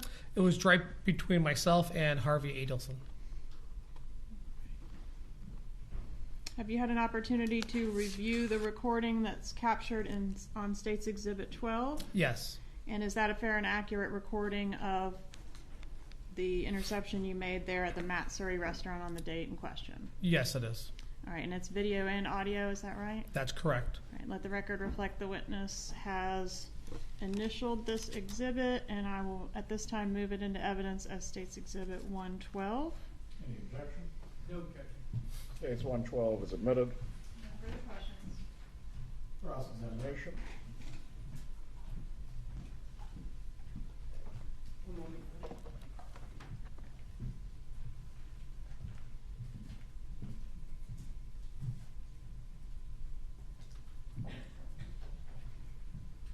Good afternoon. Hi, good afternoon. Back in 2016, you didn't really like sushi, did you? Not that much. You didn't see them enter the restaurant, right? No. And you didn't see them talk outside the restaurant before they entered the restaurant, right? No. There's no recording of that you, to your knowledge, correct? That's correct. Now, during the conversation, do you recall some whispering happening? Yes. And you couldn't hear what was whispered, right? That's correct. When they left the restaurant, could you see them talking in the parking lot? Yes. But there's no recording of what they were saying in the parking lot, right? That's correct.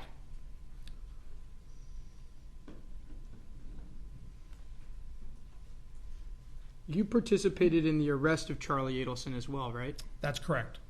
And that occurred in April of 2022? Yes. And the arrest happened at around 6 a.m. in the morning? Yes. And during that arrest, one of the officers got caught in a barbed wire fence, right? Yes. That was behind Mr. Adelson's house, right? Yes, on the side of his house, I believe. Okay. Also, during that arrest, there were a lot of security cameras, right?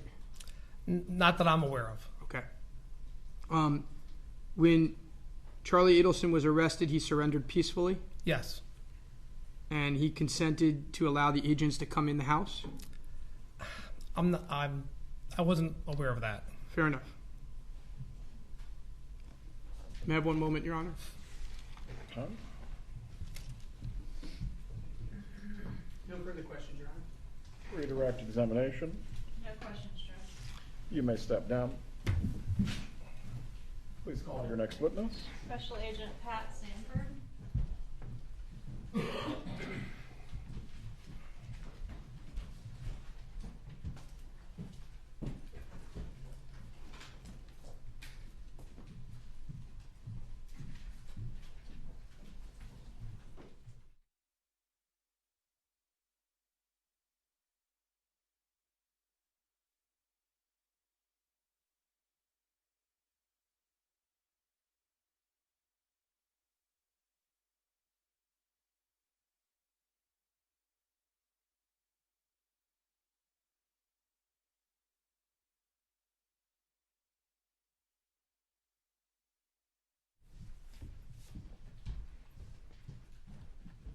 Agent Sanford, please raise your right hand.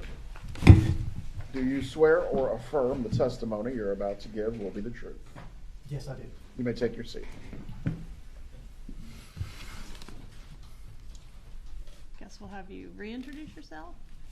Again, Special Agent Patrick Sanford with the FBI. All right, I want to circle back to a couple questions I missed last time with you, and then we'll talk about the wiretaps in this case.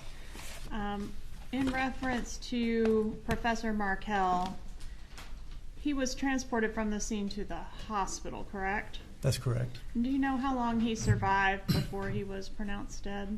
Approximately 14 hours. All right, and I want to ask you a few questions in reference to Wendy Adelson. Wendy Adelson advises that the Markels, meaning Dan's parents, have had unfettered access to their grandchildren. Is that true? Not to my knowledge, no. How many visits have they had with their grandchildren, say, between May of 16 and April of 2022? I don't believe they've had any visits during that time period. All right, and what about since then? Maybe less than a handful. I can't remember exactly how many. But Does just 3 sound correct? That sounds all right. After Wendy got skewered at the first trial for not allowing any visits, she then allowed a visit, right? Objection, Your Honor. Leading and mischaracterizing testimony. Overruled as to those grown. I'll rephrase it, Your Honor. When was the first visit that the Markel family had after their son was murdered with their grandchildren? It was a few weeks before the scheduled trial of Katherine Magbanua because we ended up delaying the grand jury indictment of Mr. Adelson so they could meet. For fear that if we proceeded with the indictment as scheduled, that visit might be canceled? That's Objection, Your Honor. Leading. And foundation. Sustained as to foundation.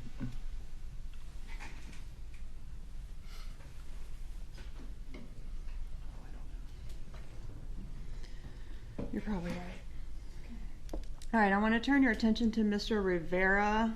We heard from Mr. Rivera. Are you familiar with his role in this case? Yes, I am. And were you aware that Mr. Rivera chose to become a witness in this case? I am. In exchange for a plea deal? Yes. Were you present when he gave his proffered testimony initially? Yes, correct. All right, did we learn anything new in the proffer with Mr. Rivera that we had not known as part of the investigation already? We did. And was one of those items related to Mr. Garcia shooting a hole in the rental car? That's correct. Had at the time that you were interviewing Rivera or taking this proffer from Rivera, had law enforcement already tracked down that particular Prius, the suspect vehicle in this case? We had. It had been sold previously, and we had tracked it down. And upon that initial inspection, was this bullet hole discovered? No, we were unaware of it. After the proffer with Mr. Rivera, did law enforcement go back to look at the Prius to see if there was any evidence to corroborate what Rivera was saying about that particular item? Yes, we did. We went back and took possession of the vehicle and got a search warrant and searched it. I'm showing you State's Exhibits 49 through 53.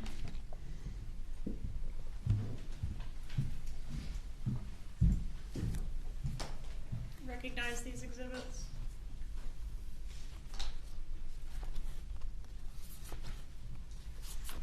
I do. How do you recognize them? These are photographs taken when they reacquired the vehicle and conducted the search warrant and found the actual bullet hole going through where it went through and severed the gas line, and it was repaired. All right, are they fair and accurate photos of the Prius upon that second inspection that was made by law enforcement? That's correct. All right, moving to evidence 49 through 53. Any objection? No objection, Your Honor. Do we have 49 through 53 are admitted at this time. May I publish? You may.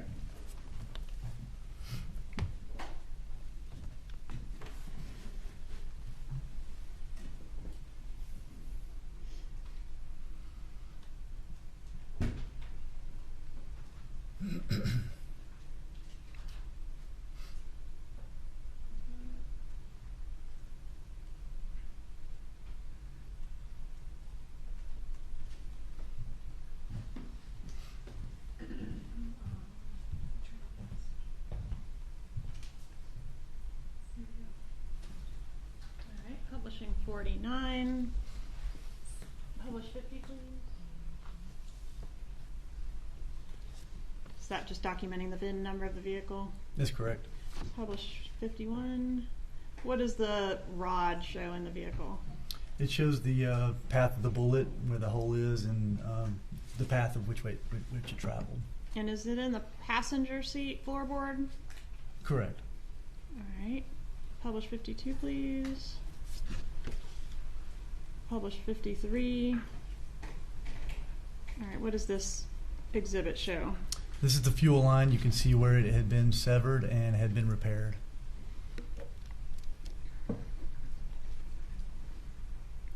Mr. Rivera testified that he knew Dan Markel was leaving town the day after he was killed, and that's why the killing had to happen on the day it did. Are you familiar with that piece of his testimony? Yes. Okay, and have we ever found any... Let me strike that. Have you had an opportunity to review Mr. Markel's Facebook? I have. Was there anything on his Facebook indicating that he was going out of town the day after he was killed? No, it wasn't.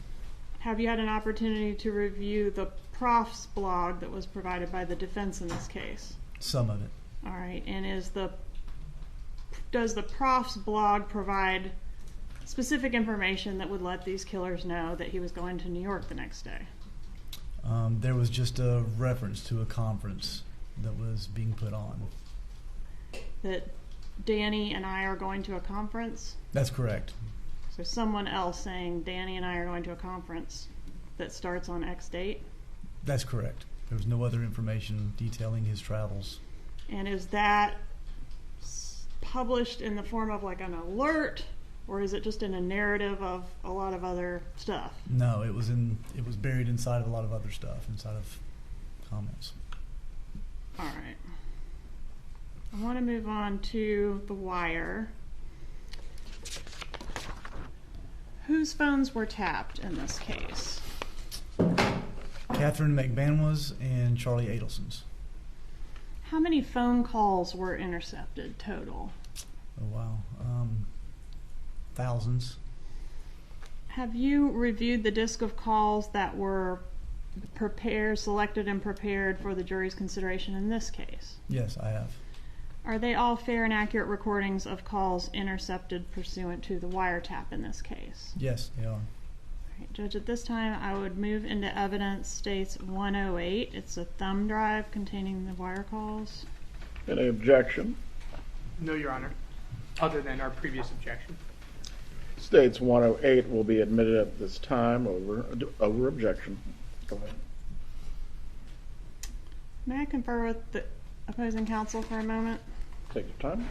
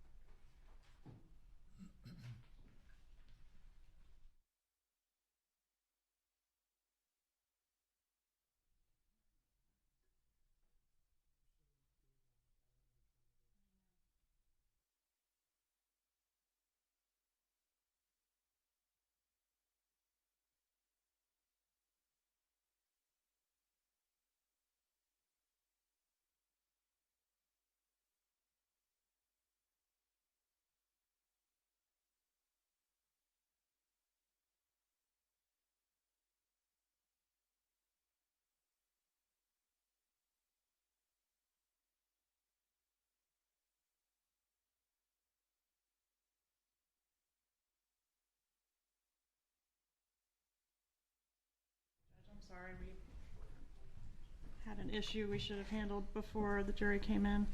I think we're ready to proceed. Go ahead.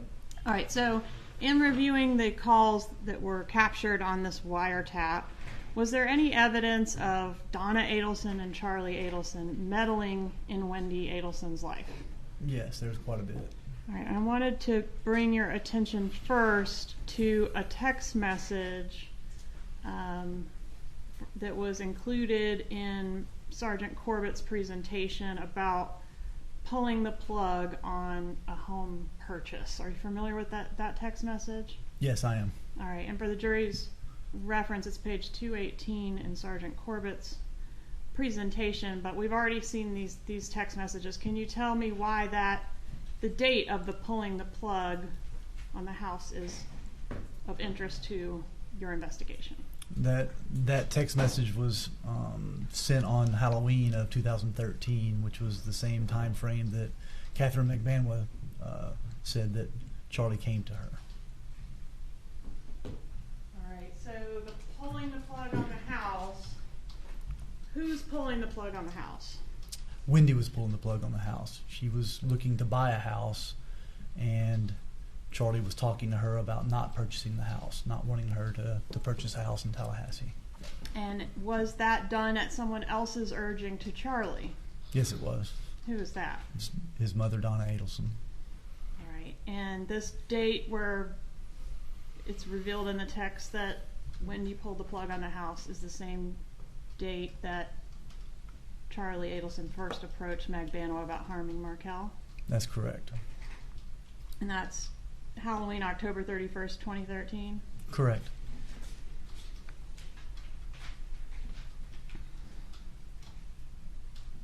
All right, I want to move on to Dave. Do you know who Dave is as a subject that comes up quite a bit on the wire? I do. And who is Dave? It's one of Wendy's ex-boyfriends named Dave Attell.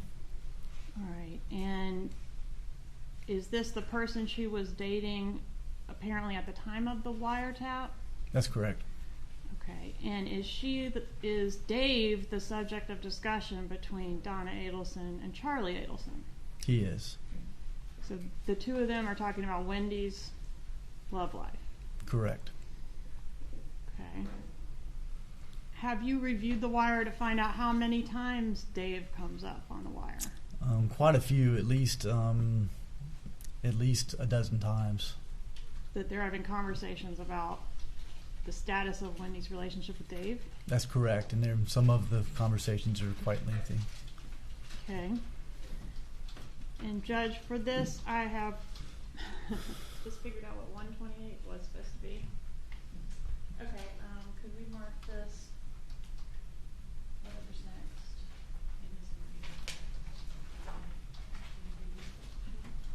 Alright, so it's going to be 129, Your Honor. I've got a couple additional calls that I'd like to publish, starting with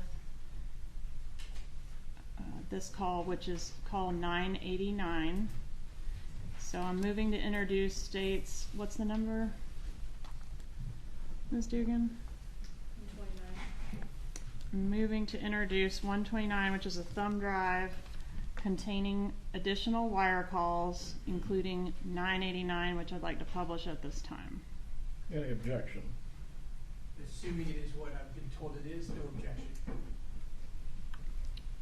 I didn't ask for a caveat or lawyer speak. Do you have an objection? Let's take a brief break. Members of the jury, the bailiff will take you back to the jury room.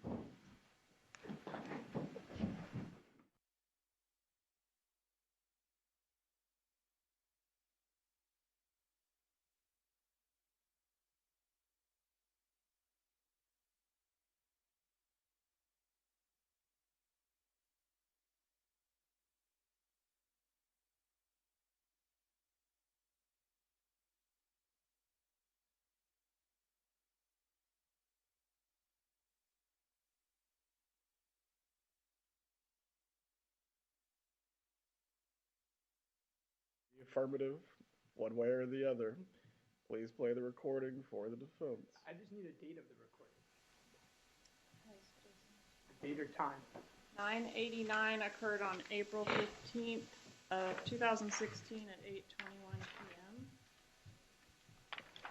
And then I also intend to publish I don't have such call. 2873, which occurred on May 3rd, 2016 at 7:53 p.m. May 23rd, you said? Yes, ma'am. May 23rd? Correct. I'm sorry. Did I say that? Yeah. Well, I don't know. Okay. First one is 989, 4:15 of 16 at 8:21 p.m. Second one is 2873, May 3rd, 2016, 7:53 p.m.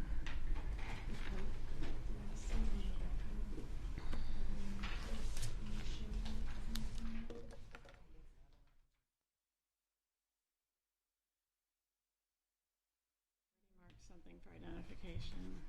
I didn't move it into evidence, but they think I said that on the record that I marked.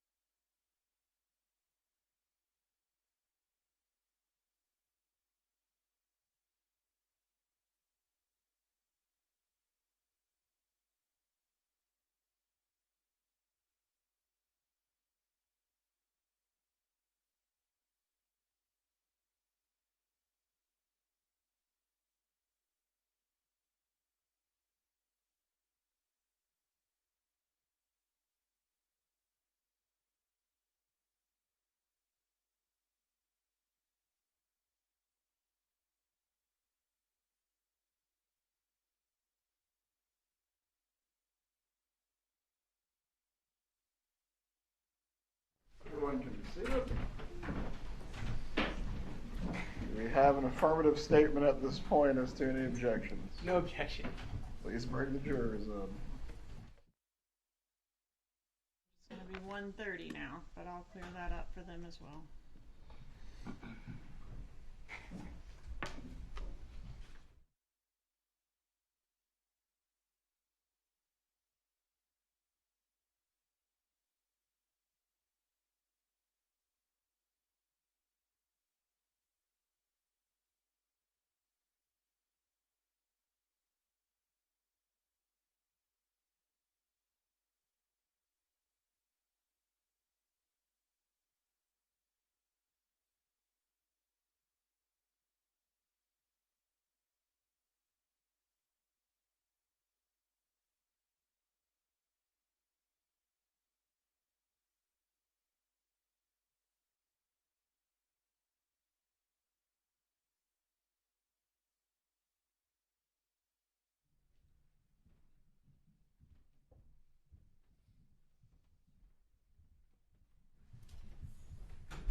Everyone can be seated.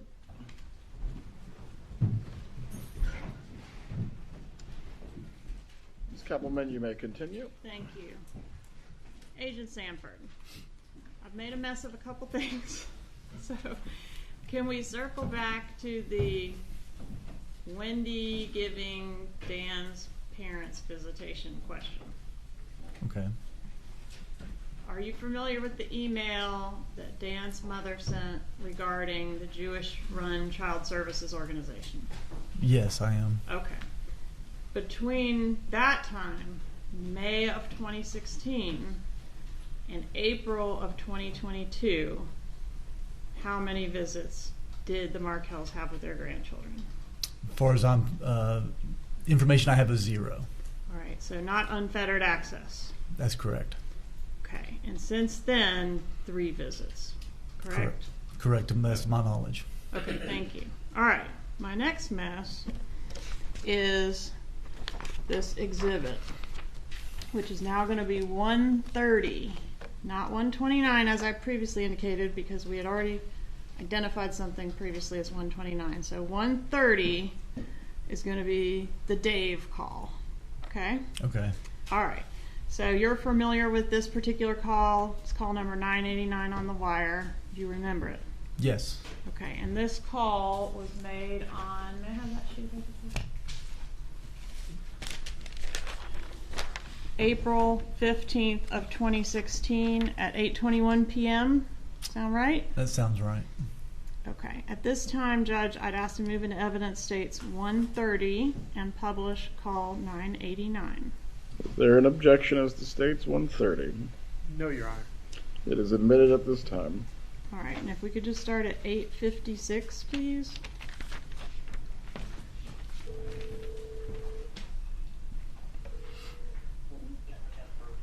All right, can we pause it?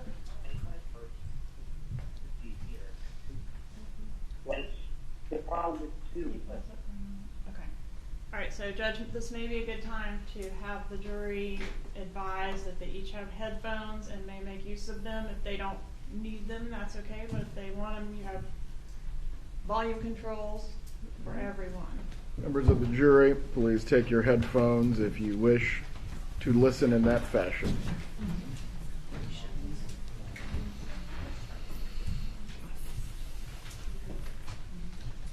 Where are the volume controls on the They're headphones? in front, so the front row is going to have to tinker with it. Why don't we just play a minute of this as a test, and then we can back it up once everyone gives me the thumbs up on volume. Because I'm in that demographic, the guy who wants to date. And I don't have a problem telling her, when you put some 40 people in my home, 37, I'm not asking for her to leave. Oh! Of course, if people see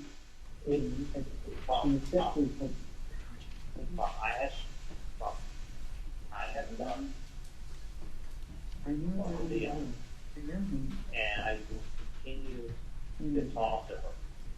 But there's a limit, because there's a point at which someone purposely would do what you're asking them to purposely do the opposite. I'm just going to spur her life because there is going to be another day.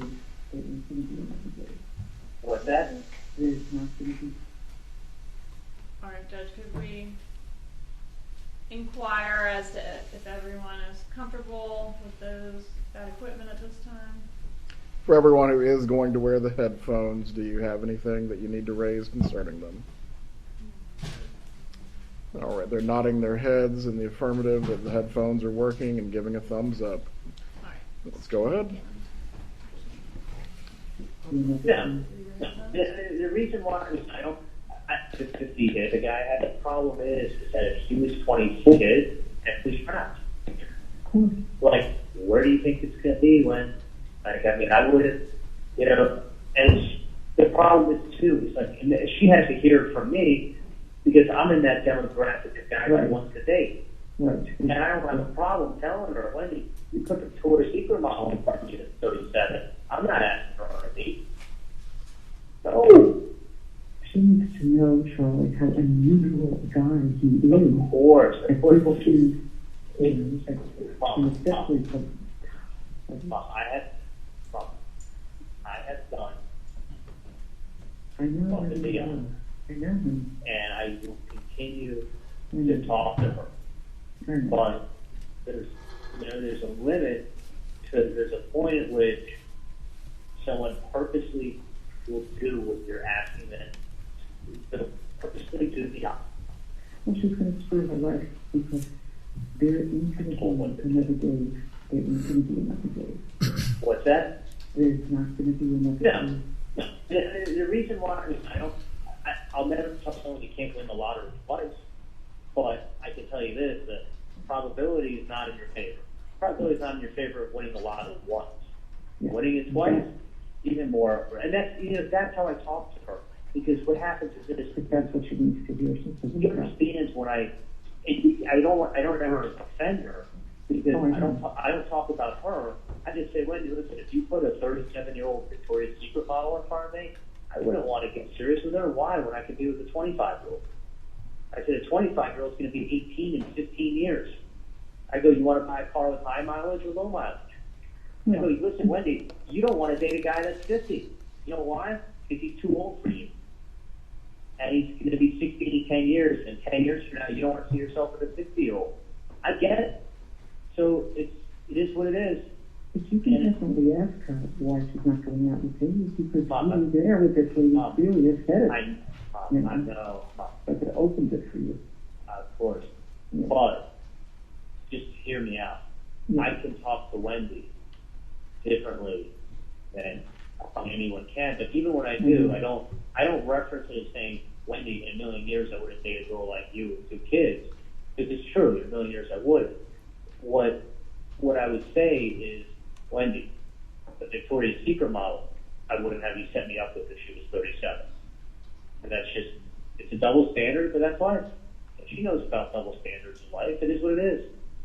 So all I can say is, like, when I talk to her and I put it in those terms, she gets it. She gets it. But, obviously it doesn't help that she's got these fucking friends. I know. Tell her that you deserve the Superman with some guy who's a doctor who's single, who's just dying to take over the responsibility of 2 kids who aren't his. Right. There's tons of very wealthy, successful, young, good-looking guys want to date her because nothing's more fun than having a 6-year-old fart in your face while you're trying to talk to your girlfriend when you get home from work. That's awesome. Yeah. That's cool. Only someone like him who's got 3 boys, who knows what it's like, could understand it, and doesn't even bother them. Yeah, and it's not only that. Let me give you an example. Ted Berman. You remember that crazy mom lived on the other street? The lawyer. No, of course. Okay. Ted Berman got divorced from his wife. He's engaged now. I told you about that, right? Yeah. So, yeah, he took a whole bunch of people. He took, Warren Sapp, the football player. Yeah, he took Warren Sapp, Javon First, a whole bunch of his friends, like paid for everybody for like 20 people to go for the weekend to Atlanta. So we'll go there and spend like $50,000. So his wife ended up sleeping with John first.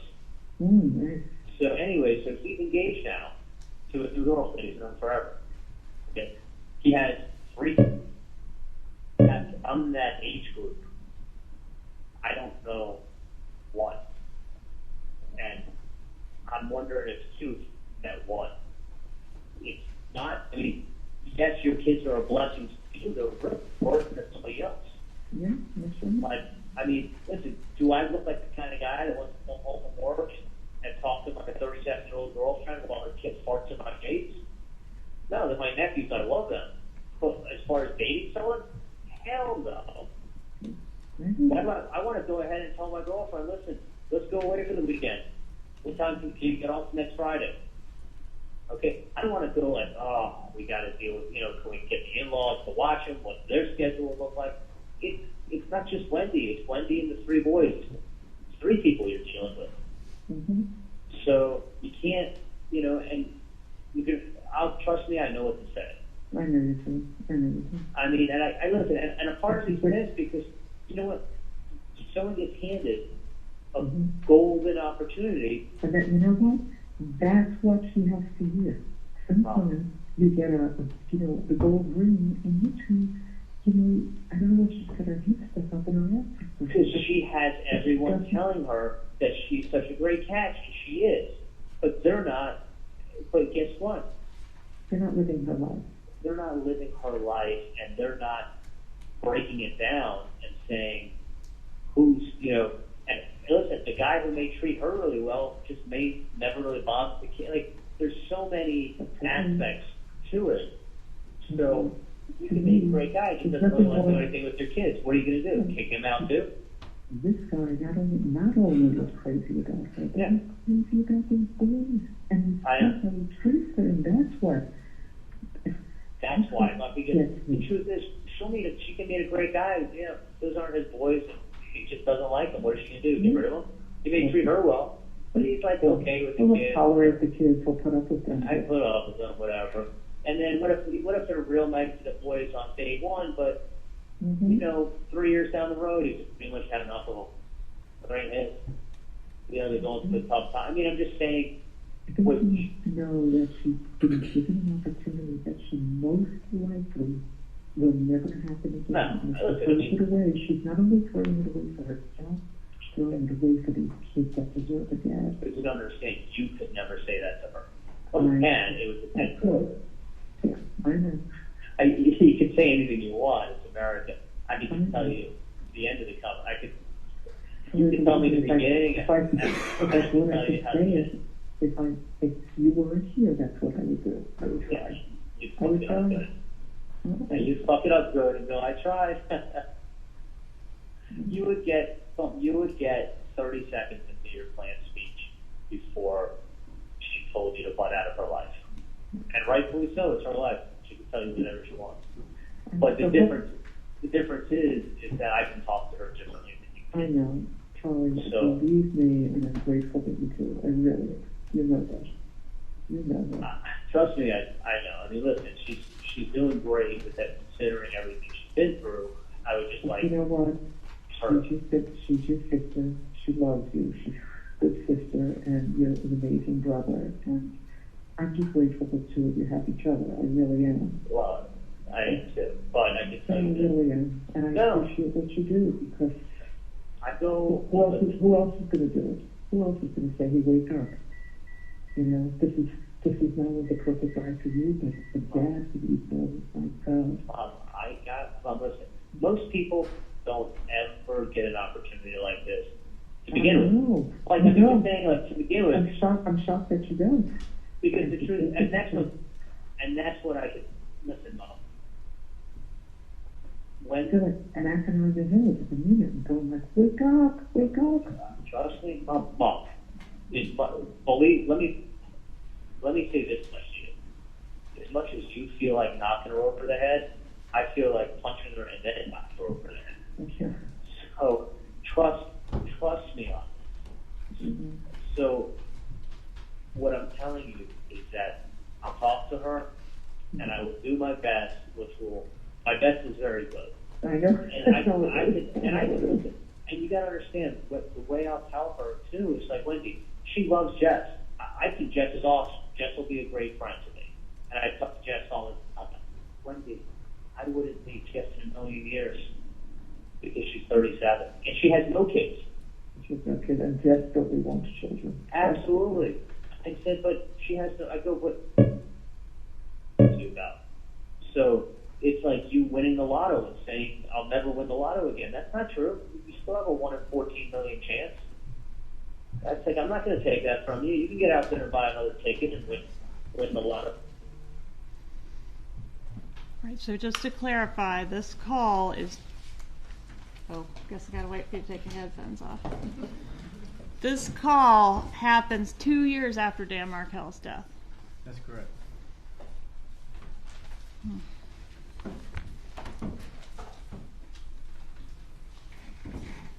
Did Wendy end up marrying Dave?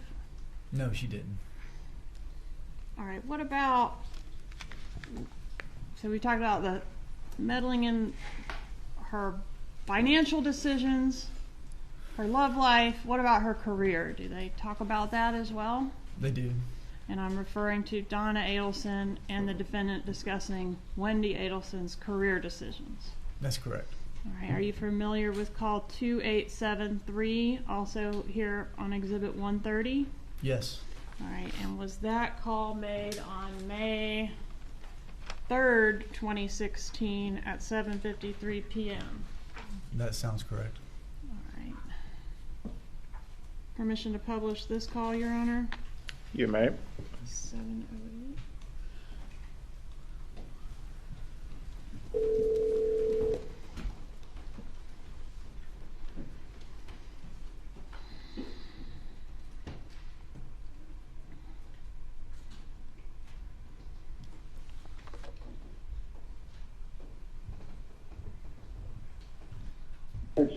Of the stuff from this firm. And what you just shared on Facebook. So I don't know if I told you this. I got Wendy to accept that job with Wall. With who? She told me she was going to accept, like after I got done on the walk with her, she said she was going to accept that job. She was thinking about not taking it. I think because it's not what she wants, but it's only about... But I said, Wendy, first of all, there's no time frame on it. Right. And if you change your mind, so, but you'll pick up skills you don't have. Right. And basically, now's not the time to just chill and become a guidance counselor at Miami. Like, you're way overqualified. But she can't get hired anyway. There's like nothing there. No, they offered her a job at UM. The dean called her up at UM. Oh, she didn't tell me that. Yeah, but it would have been basically like as a... Yeah. She's not qualified to be a guidance counselor. Not a guidance counselor, an advisor or whatever it was. Like, she's like, no, it's basically it would have been brainless work for her. She said, the way she said it, she said even the dean called her up to ask her to take the job. But the thing is, I'm like, Wendy, you have to get as much skill as you can now. If this is a skill you just got done telling me you don't really know how to do, now's the time to go learn that skill, not later. Right. Like, you need to learn it. So at least you can learn it, say you don't like it, you can learn it, you can make a bunch of money. That's the whole thing, is that she can, I'm like, Wendy, then you might as well do it to see if you even like it. She's like, well, it's not really what I like. But she's never done it. Right, but you've never done it. So you really don't know until it's like dentistry. Until you practice dentistry, you don't really know what it's like. Exactly. So I got her to do that, and then the other thing I was going to tell you is she asked me if Dave could come to the house for Mother's Day. Oh, she asked you? Yeah, if I would mind, and I said, of course I mind, don't bring him. I told her, I said, yeah, bring him. She texted me the other day, and I said, yeah, bring him, the more the merrier. Why not? It's fun. Yeah, I don't care. Listen, I wouldn't care if you take the kids and her and Dave on the boat for an hour. I'd like a pool just to have, a nice we do. But yeah, no, I told her, of course, bring him. I mean, I'm sure you'd rather her go spend the day with him than you anyway. You know, it's the best Mother's Day present you could have given me. Could have spent the day with him. You know what? I'm happy. As you know, I'm super happy. Yeah. To hear that. So thank Oh you. yeah, no, I thought that'd be your best Mother's Day present this year. When he wants to bring Dave. Yeah. She's developing a brain. She's developing a brain. That's right. And you know what? I have to walk away so that I can. Ben said, Ben, you know, but he's not. And both boys are not very good at hugging and kissing, and it always makes one feel bad. Every time they're boys, they're just not the way girls are. Girls are more kissy. So he said to her, Ben, I said, you know, people who love you hug and kiss. I said, that's what Grandma and Grandpa always wanted to hug and kiss. And he said, I always did that with my mommy and daddy, and I did that with my children, and I do that with my grandchildren. So he said, yeah, it's like Dave and Mommy. They're hugging and kissing all the time because they love each other. I said, yeah, I guess so. So, you know, you can never hide anything in front of you. No. You know, once they have a mouth, they open it up and they tell you everything. You know? Yeah. No, that's great. I mean, listen, Wendy just doesn't comprehend at all how lucky she is. So she doesn't. It doesn't like register in her head how lucky she is at all. At all. And not even like nothing. It's just, which is great. You know, but at least she doesn't see herself as a victim anymore, which is great too. I'm just happy to hear that she's spending more and more time with him. That's great. Yeah, no, so she's and the funny thing was,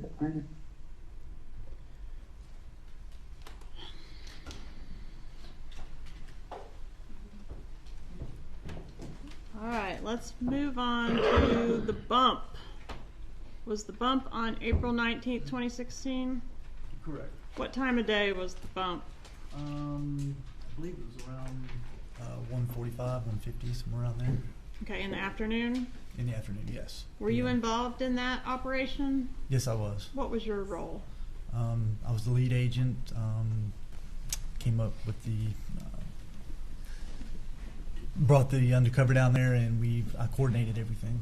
Okay. What was the purpose of the bump?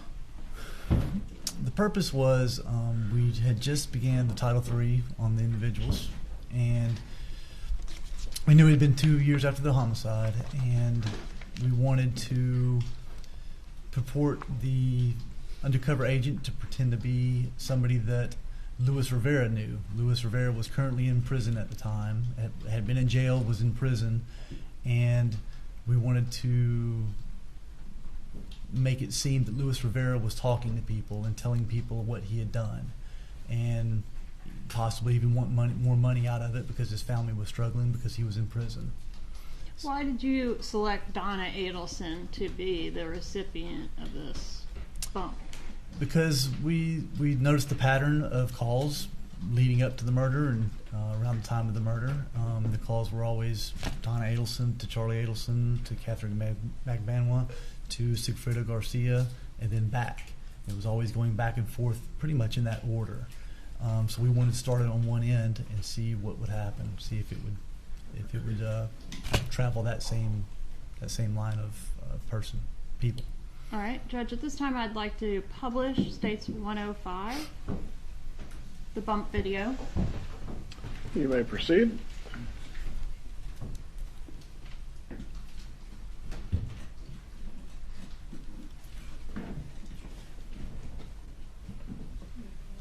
Yes, please.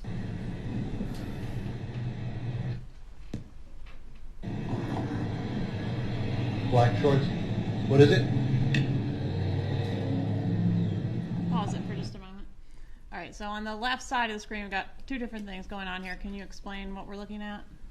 Yes, on the left side is a body recorder that the undercover agent was wearing, and it has video and audio on it. So what you're hearing is audio coming from the undercover agent and his video. On the right side is a separate video taken from surveillance agents that were in the area watching. All right, so the woman we're seeing on the stairs here, is that Donna Adelson? It is, and she's exiting the Icon, which is on South Beach, her condominium. That's the stairs coming from her condominium toward the street. All right, please proceed.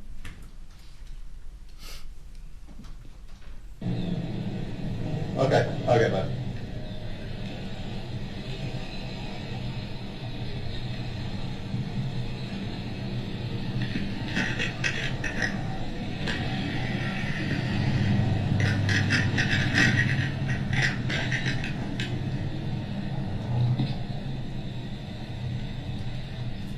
Excuse me, Mrs. Adelson? How you doing? Just want to give you this. Listen. You're scared. No, don't be scared. Listen, just want to let you know that we know that your family has been taking care of Katie and her friend Luto for quite some time after your problem up north has been resolved. And I want to let you know that my brother, he's incarcerated. He helped your family with this problem you guys had up north. And we want to make sure that he's going through some rough times. We want to make sure that you take care of what he's going through, the way you're taking care of Katie and Tuzo. Well, this will explain it. Thank you.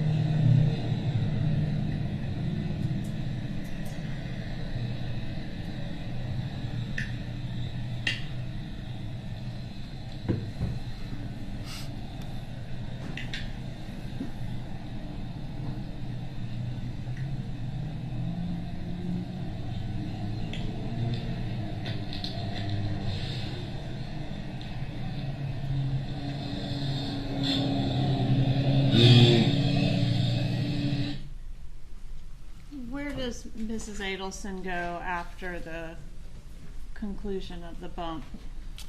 She goes into the elementary school there, to the door to the right, goes inside and retrieves the children, and then goes back to the Icon back across the street.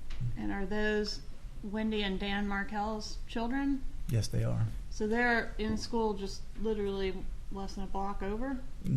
Right across the street from where she lives. Okay.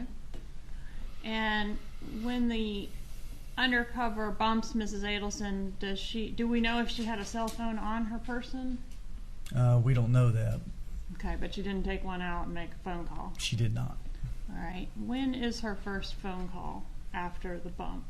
After she goes back into the Icon. Okay. And the undercover references a name, Katie, actually two names, Katie and Tuto. Was there a strategic reason why the name Katie was used? Yes, there was. Could you tell us what that was? Yeah, basically, we believe that the Adelson family had been already in the public limelight because of the bad divorce. We believe they possibly could be. Let me back you up. Because of a bad divorce, they were in the limelight, or under suspicion for this murder? Under suspicion for the murder because of the bad divorce. Okay, I'm with you. Okay, and then so we felt like Katie couldn't. We felt like Katie's name had to be put in there to let them know that it wasn't a random person just trying to come and extort them. That it had some legitimacy to it because the person actually was in prison. He's the one who did commit the murder, and he was the one that we wanted to portray that he was providing information to other people about the homicide. And who is the first person that Donna Adelson calls after this bump? Charlie Adelson. All right, Judge, at this time I'd ask to introduce 124. This is a wire call summary that I've created to assist the jurors in following along with these wire calls. Any objection? No, Your Honor. 124 is admitted at this time. Judge, I've marked one copy for evidence. Would it be permissible to pass out copies so everyone can follow along? Please show them to the defense, but yes. Yes, sir.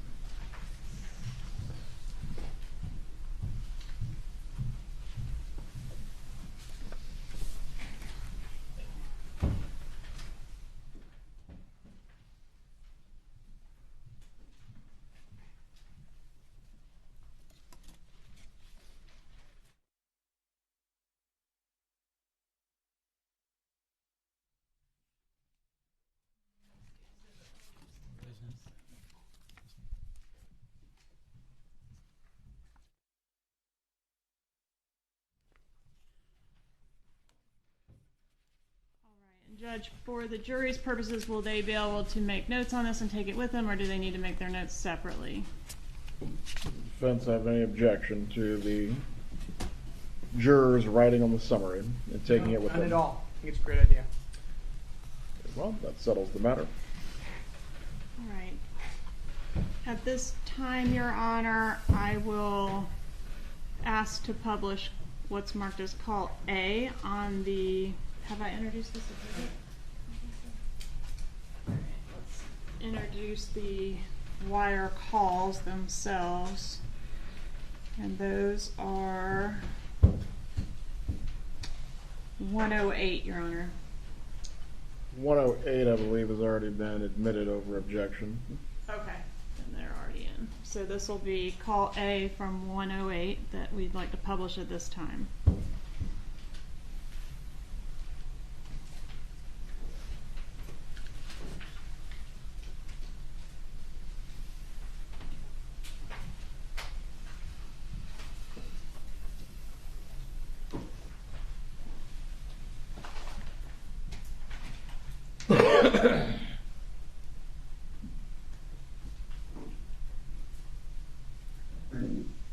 So, you know, if you have time tonight after work or some other time in the very near future, I need to speak with you.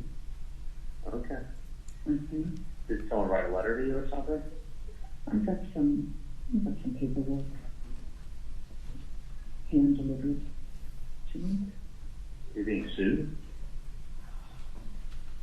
No, that's what I thought it was, but I'm going to talk to you. Okay. Okay, so, I mean, I can have to figure out something. You can tell it will be wherever you are. Well, I'm in Mitch Klein's office on Park Boulevard. Okay. So I'm right now in the Skyline Chili, and I'll be at his office in the afternoon. Okay. So the boys have finished their piano lesson around 4-ish, and I've got the track of it, and they take a ride with them up there. Does Dad know about this? The dad's at work today, fortunately. What's IRS? Or? You know, those IRS people, they're kind of bother you sometimes, but, you know, fortunately not now. Okay. So I will talk to you. I'll give you a heads up if I'm going to drive up that way. All right. Okay? And Does Wendy know that? Is it involved Wendy? No. So let me just talk to you later, and What is it? Is everyone's health okay? Yeah. All right. Does it involve me or other people? Well, probably both of us. What's that? Probably the two of us. So you probably have a general idea what I'm talking about. All right. So let's just find some time to talk to each other and take the boys for a ride, okay? You're going to take the boys up there? When he doesn't come home, he doesn't get here till about 7 when Dad gets here. So it's harder to talk to me today. Today or tomorrow, and it's important. All right. I know what to do. Well, I'll be up at Mitch Klein's office. You want to come up? Oh yeah, so really late. I'm just concerned that I would have to get up there and get back in time for Wendy to get them. Sometimes she gets out a little early. I would want her to come in and see her. Can I ask you a question? Who's the paperwork sent from? I see them. That's great. It was something that came hand to me as I exited the building today. Was it anonymous or? Oh no, it's not anonymous. Not anonymous. I just don't want to discuss it over the phone. Right, whatever it is. I will. It's silly, but if you want, I wouldn't bother you. Trust me. Yeah, no. Do you want me to come down to see you tomorrow? I have to have the day off. Yes, that would be wonderful. Dad actually works later tomorrow. You know, he goes in at 1 o'clock. We both work out at the gym from 9:30 to 10:30. So whatever it is, I'll take a look at the paperwork. Yeah. I hope it's not the IRS, but I just would like you to review it and give me some input as to what your thoughts are.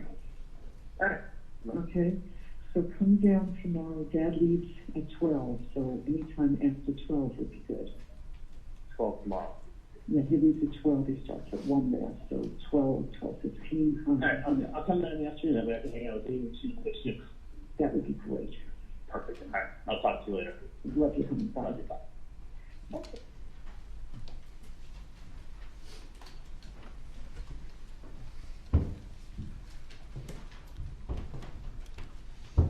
All right, so we've got. Seems like we're picking up mid-stride there a little bit, like we might have missed the first couple words. Can you explain if that's true and why that is? Yeah, it could have been a couple reasons. Technology missed it, or it could have been that the officer picked it up and hit the record button a little bit late, just after a few seconds. All right, and in this call, does Donna Adelson, the thing she was handed is State's Exhibit 78, right? That's correct.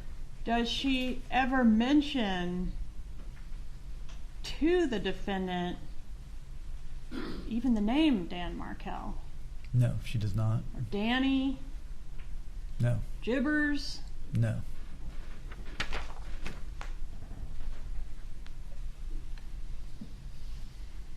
All right. We've established that the Undercover did say the name Katie to Donna Adelson. Correct. Does Donna Adelson say the name Katie to the defendant? No, she doesn't. What does she say? She says a girlfriend. Who does she say this matter involves? Not Wendy, right? Right, not Wendy. The Who two of them. does she say? The two of them. The two of us? Two of us. Meaning herself and Charlie Adelson? That's correct. Is there another call where the defendant calls Mrs. Adelson back shortly after this? Yes. And is that the next call on the wire? It is. How long after the first call is this call that we're about to hear, call B? From my memory, a few minutes. I mean, I could look. You can look on the wire call summary in front of you. 2:09. It was 5 minutes. The call we just listened to was 5 minutes long, a little over 5 minutes. This call's at 2:35. Okay, so less than half an hour. Correct. All right, publish B, please. You may.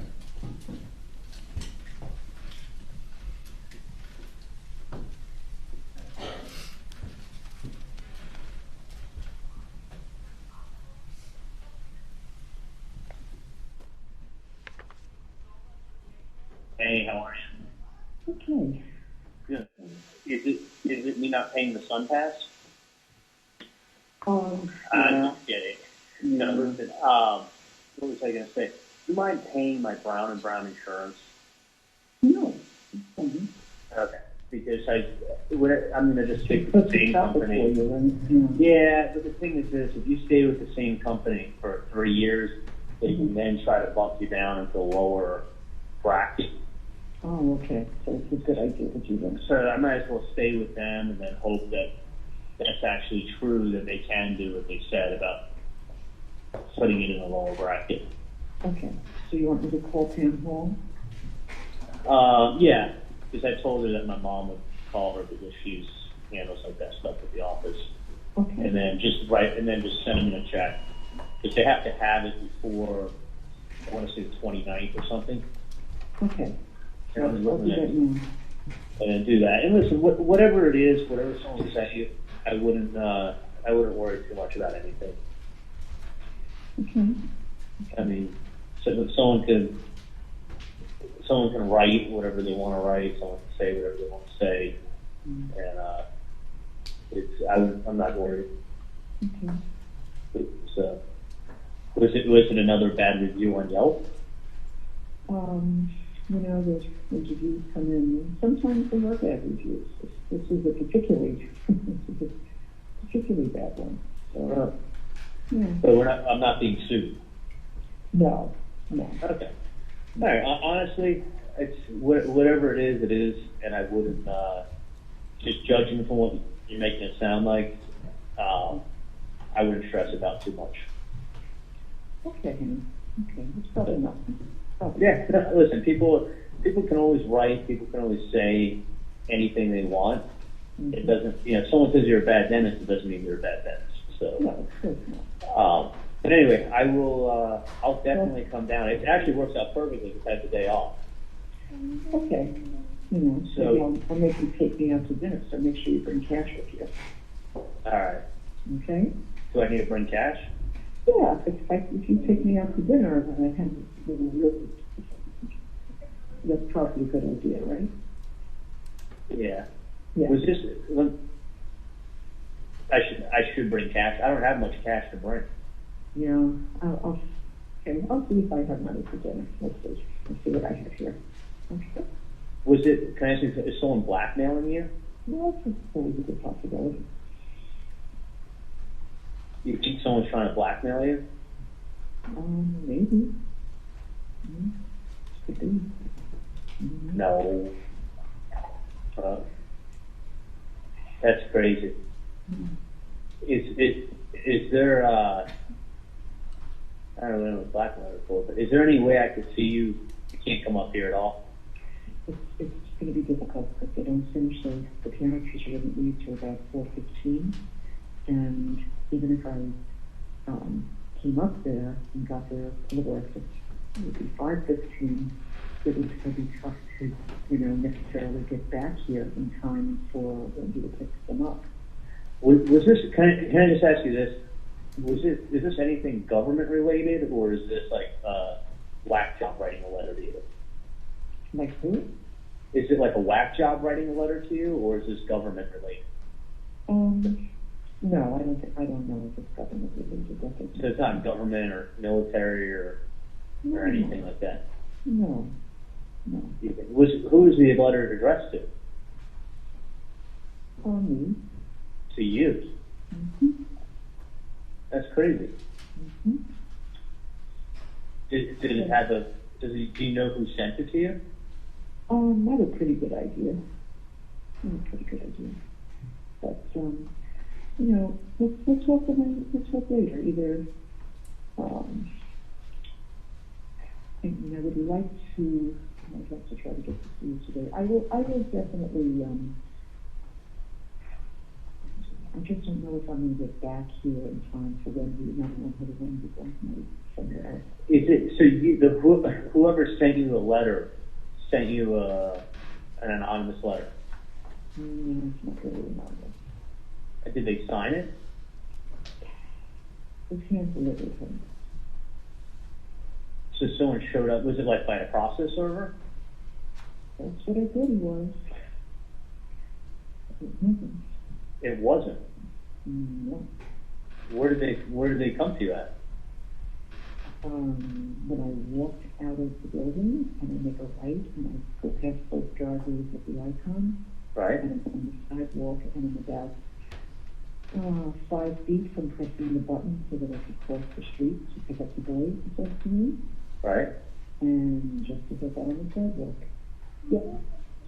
Okay, sweetie, so you stay out here then, okay? You stay out here. I'll look on the computer when Ben finishes, okay? So, yeah, it's amazing. Somebody knew exactly who I was. Called me by name. And he came over and handed you, was it a young guy, old guy? I'd say probably mid-30s. I wouldn't forget that face. Really? Yeah. So, I mean, I can make the attempt to go up there. I'm just concerned about getting back here in time and, when we say we're early. I don't think it's a good idea for the boys to say we're not going to go up to all. You know? All right. There's a lot of mitten driven in the whole day. Unless I needed to go do a check or something that's happening. Well, I mean, you have to get into this stuff with insurance. I mean, it's crazy that someone handed you a letter like that. And I don't know. Maybe we better just keep it tomorrow, about 12:15, 12:20. Is the person like threatening you or anything? You never know how to interpret these things. So let's not worry, and let's meet tomorrow. I think that's better. Let's meet tomorrow afternoon. All right, let me ask you this. Do you want to take a picture of the letter and send me what someone sent you? No, I don't want to do that. So it wasn't the government or the military or somebody, it was just some random person. Yeah. That's fucking crazy. Mm-hmm. How long was the letter? It was just a copy of an article. It's what was written on the letter that was written on the copy of that letter. Is the person threatening you? I don't think we should.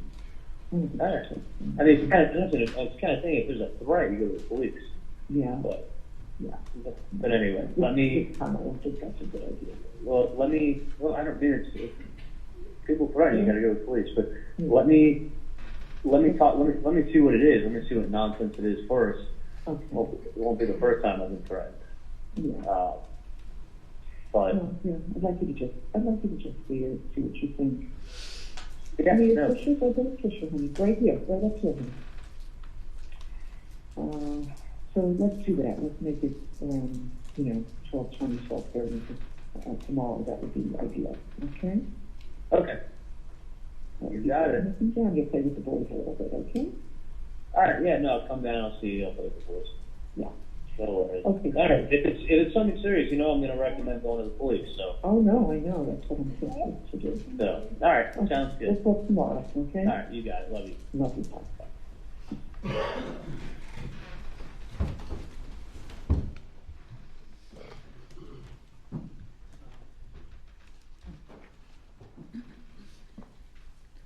Does Mrs. Adelson mention Dan Markel in this call?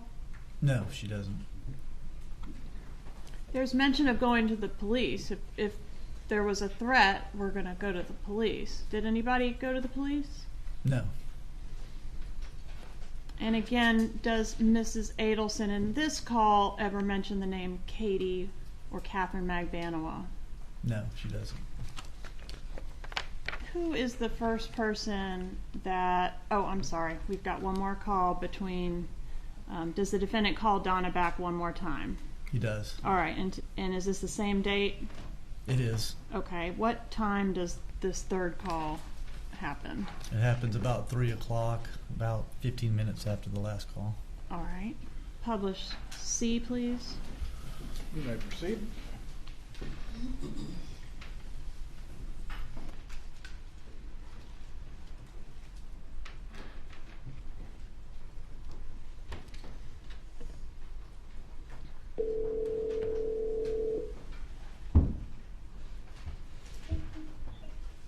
Hey, Charlie. Hey, sorry about that. Quick question for you. Well, one thing I was going to tell you is obviously don't talk about things in the apartment or any place. Oh, obviously. The other thing is, was the person black, white, Hispanic? What? And they just came up to you and they said your name and they handed you a piece of paper? No, no, didn't hand it right away. First spoke to me for a while and then handed it to me. Really? Mm-hmm. And they weren't hats, sunglasses, or? No, nothing. Nothing. I could describe him to a T. What's that? You could describe him to a T. No, nothing. Was the person nervous or were they angry? Or? No, calm as could be. Totally calm. That's really crazy. Are they trying to ask for money or something? Yeah. But is someone trying to? I mean, listen, if it's something like that, it sounds probably like you go to the police. But I may have to, but I'd rather talk to you first and then. Yeah, I mean, I wouldn't.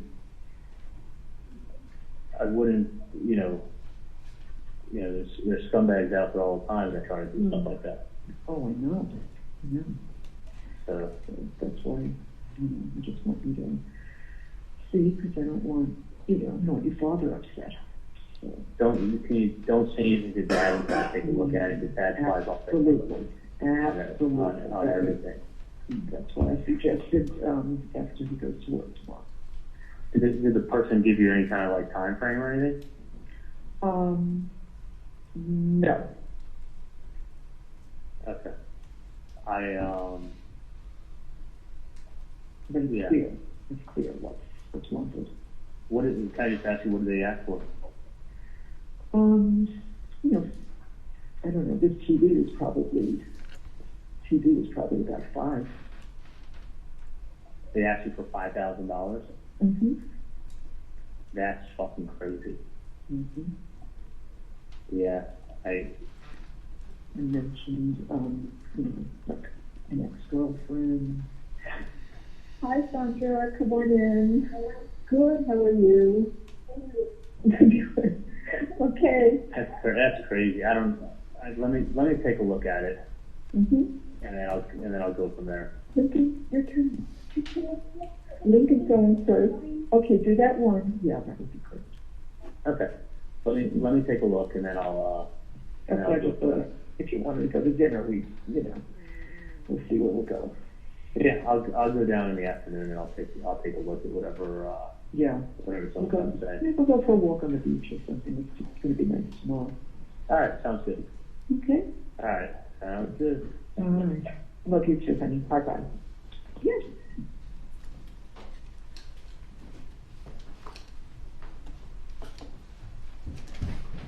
In this call, does the defendant tell his mother, obviously don't talk about things in the apartment or any place? He does.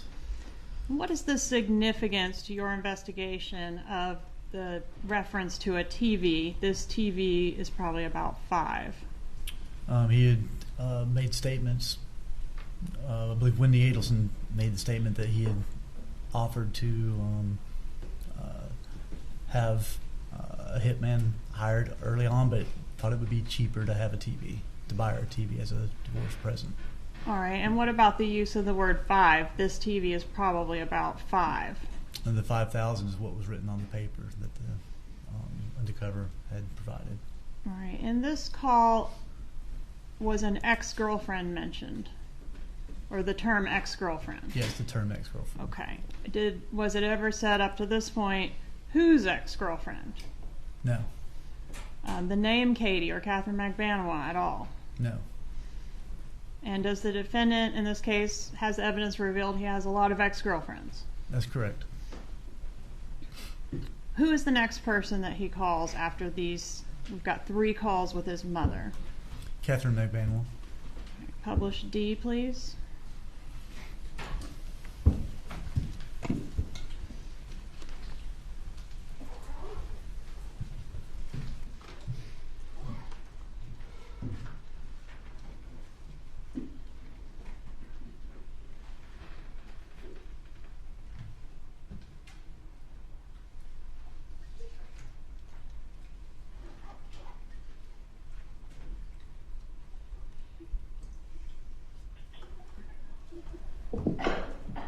Hello?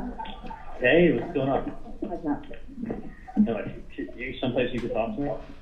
So what? Are you any place that you can talk to me? You can talk to me right now. What's that? Just talk right now. Just talk. Okay, can you go someplace where it's not loud when I'm talking to you? I can't. It's like loud. Like I can't get out. Okay, I'm trying to walk outside and talk to you right now. I can't even fucking get outside. All right, let me run it off. All right. Somebody. Hang on, okay. Mm-hmm.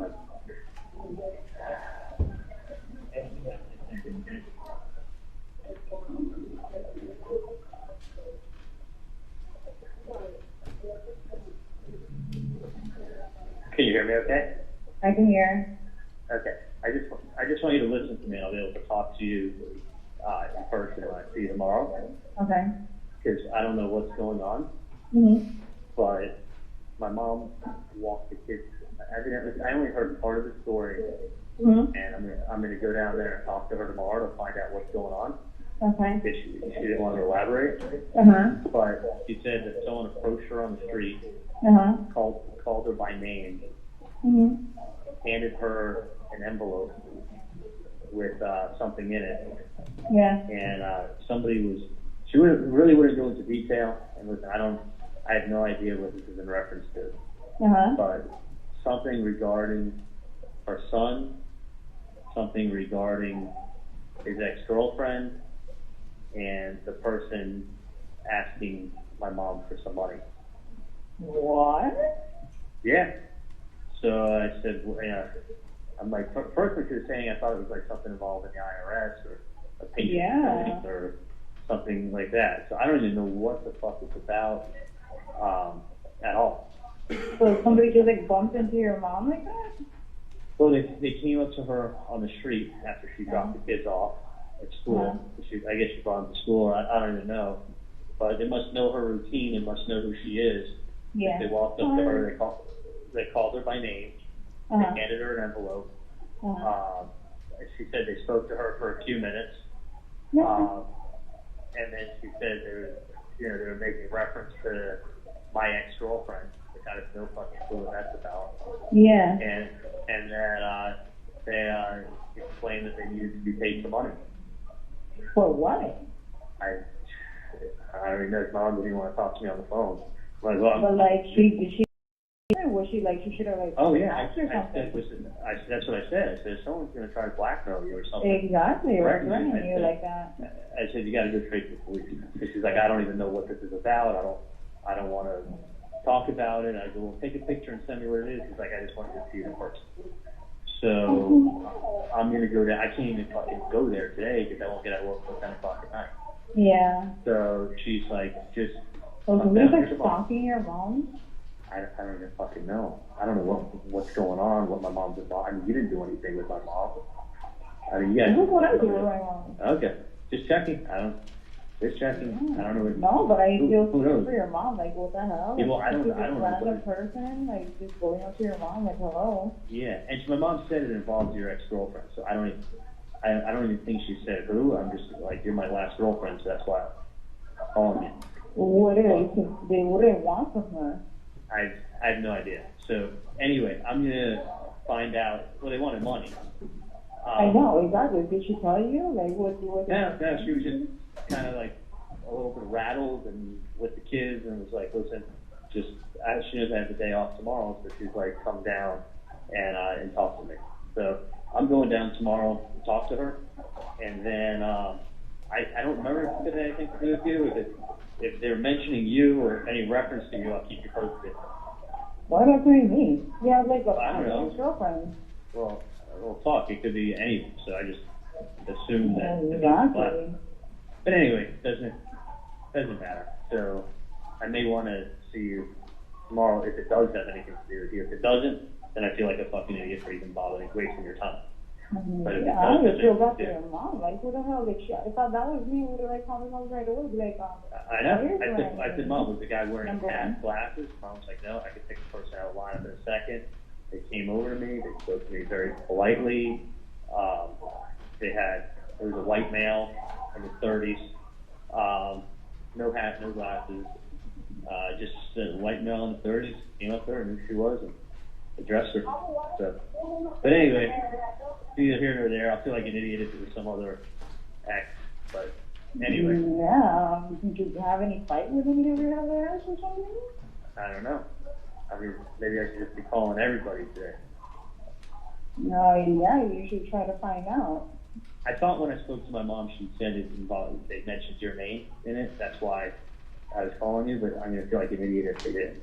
So, but anyway, are you working tomorrow? What's the story? Yeah, but you can always pass by over there. Doesn't matter. All right. What time do you finish work? Thank you. All right, let me know. What time do you finish work tomorrow? Oh, it doesn't matter. Well, like I told them like I'm usually between like 9:30 to. You want me to get up? Okay. What? Anytime between 9:30 to like 3-ish, 4-ish. It depends. Okay. However it is. Like today I was like super like crazy.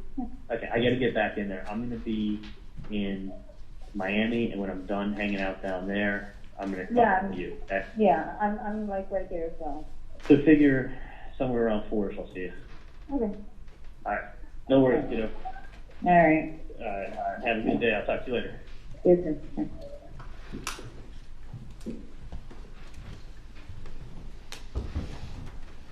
In this call, we hear Charlie Adelson say that the undercover mentioned something about her son, meaning that the undercover mentioned something about him. Did the undercover mention anything about Charlie Adelson? No.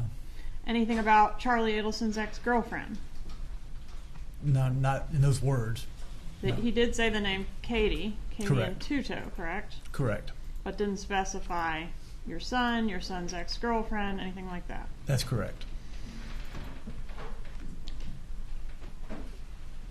In this call, we hear the defendant stating that Katherine Magbanua was his last ex-girlfriend, and that's why he's calling her. Is it true, based on the evidence that was collected in this case, that Katherine Magbanua was in fact his last ex-girlfriend? No. Okay, so he had other girlfriends in between Katherine Magbanua and the bump? That's correct. Including who? Whitney Kick. Okay. Did he call Whitney Kick at all on the wire? No. Did he ever call any other ex-girlfriends other than Katherine Magbanua about this matter? Not about this matter, no. All right, I want to go to the next day, April 20th, 2016. Do we have a meeting that occurs that day? We did. All right, and Charlie and Donna have discussed we're going to meet in person. We don't want to talk on the phone. Did that meeting take place on April 20th? It did. Where did that meeting take place? It started inside their building, but they walked out the back of the building of the Icon where Mrs. Adelson lives. They walked out the back of it and then walked down the sidewalk, which is a marina right on the water of South Beach. There's a marina right behind their building. They walked down that sidewalk along the water, and there was a restaurant just down from their condo, and they stopped behind that restaurant at a little table and sat at the table right by the water. Is that restaurant Monty's on South Beach? That's correct. What time of day did this meeting occur at Monty's? Approximately 1 p.m. How long was the meeting? About 30 minutes. Were you present for the meeting? I was. And can you describe sort of their demeanor or what they were doing at the meeting? They walked very closely to each other, went and sat kind of next to each other. There's a little round concrete table. They sat next to each other, and they were kind of leaning in intently, talking to each other, very low voices. Were there any attempts made to record what was being said at that meeting? Yes, we did try to record it. Okay. What were the results of those attempts? We were not able to get close enough to them. They were isolated across the sidewalk next to the water. And we weren't able to get close enough to them to be able to capture any audible conversations. How close did agents get? Did they have bags similar to the ones that were previously described, like recording devices in bags? There were recording devices in bags, yes. And we were able to get, I think the closest we were able to get is maybe 20 feet from them. All right. And was the recording from that Was the expert that we heard from earlier, McElveen, able to get any audible words out of that recording? Not from those recordings, no. Okay. Was there a photograph taken of this meeting? Yes, I took a photograph. All right, Judge, at this time, I'd ask to introduce States 54. Any objection? No objection. States 54 is admitted. Permission to publish? You may.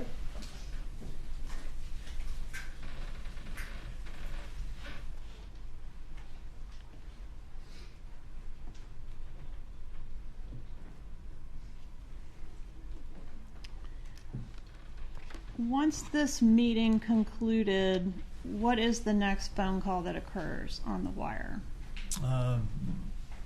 Charlie Adelson calls Katherine Magbanua. All right. And so what time did that call occur? Can I refer to the You may. chart? It occurs at 3:14 p.m.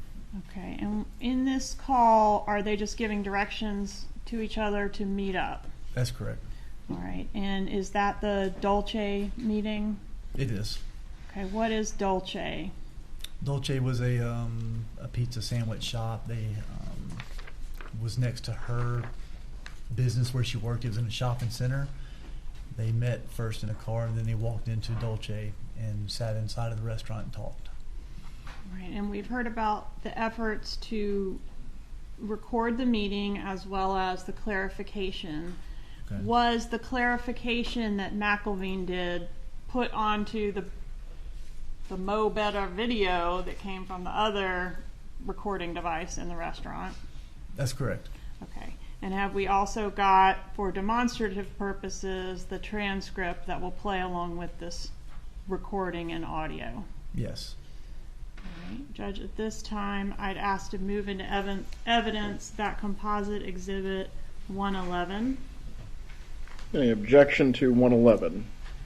Now, I do have two separate exhibits, Your Honor. I have 111 with a star, which is our demonstrative. We can call that 111A or demonstrative D, whatever's Your Honor's preference. Just make sure it's marked as demonstrative. Yes, sir. And then we've got 111, which does not have the transcript included. Right, Mr. Rashbaum. No objection other than our prior objections. Very well. 111 will be admitted at this time. I will also give the instructions if the state and defense desire concerning these recordings as well. Yes, sir. This is about a 40 to 45 minute recording. So for your planning purposes, we can do that and then break for the day, or we can, whatever Your Honor wants. We'll break for the day then after it's published. Okay. Members of the jury, you are about to view a video recording. I'm going to instruct you that the subjects shown were speaking before the recording starts, and certain portions of the recording are inaudible. Like other recordings, you may determine this recording's context or lack thereof based on what you are able to hear. I'm going to give you a second instruction now concerning this same recording. You are about to hear recorded conversations.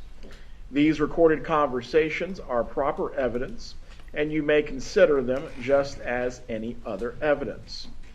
You are also being furnished transcripts of the recorded conversations.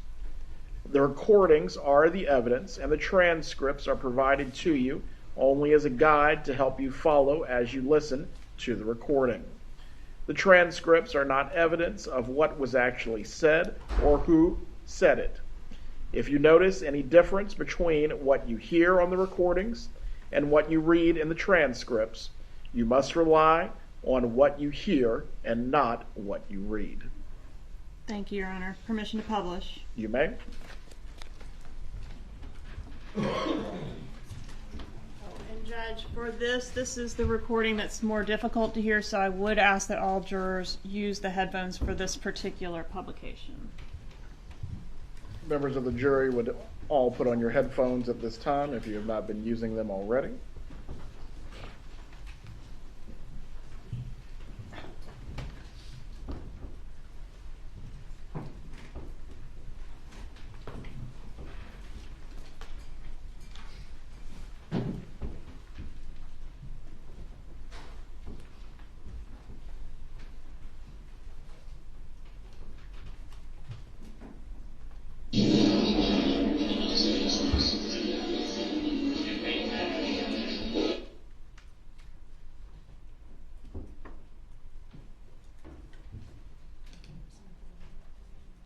anyone needs to adjust the volume, Maybe I'll play it and then go back. we'll restart it a couple times to make sure everybody's got it correct.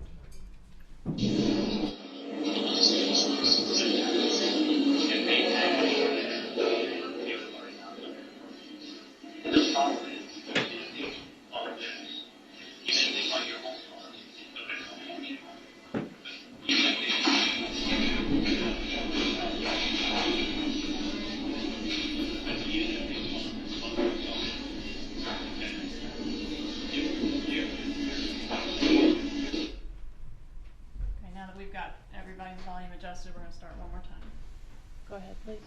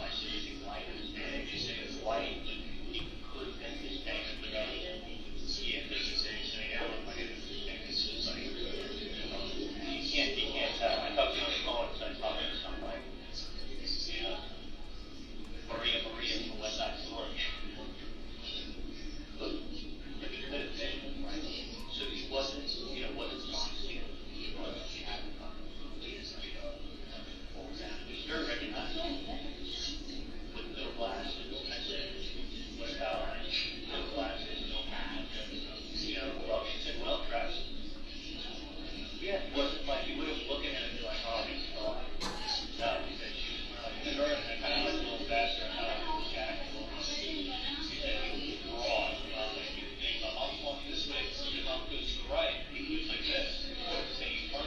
Your mom's like, oh, sorry, sir. Do this. And your mom's like, sorry. And he's like, his things. Yes. I didn't talk to him. Alright, so my mom thought it was like,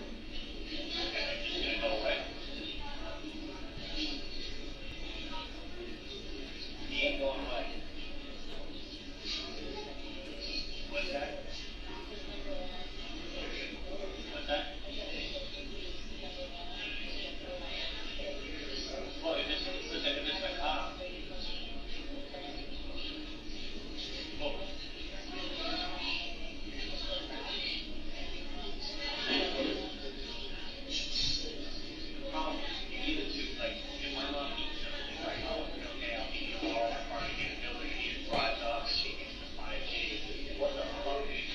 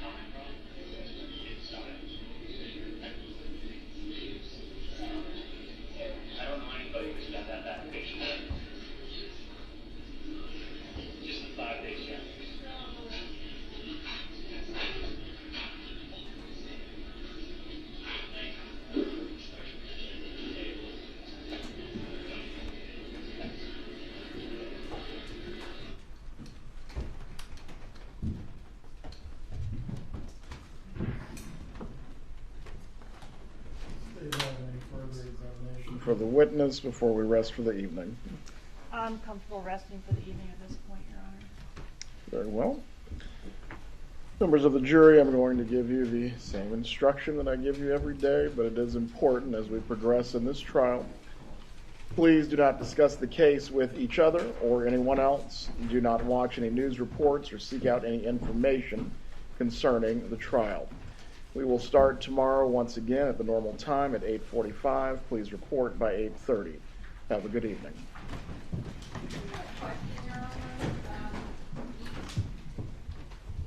We'll collect these the same way we would with the notepads, but the jurors will have access to them once again.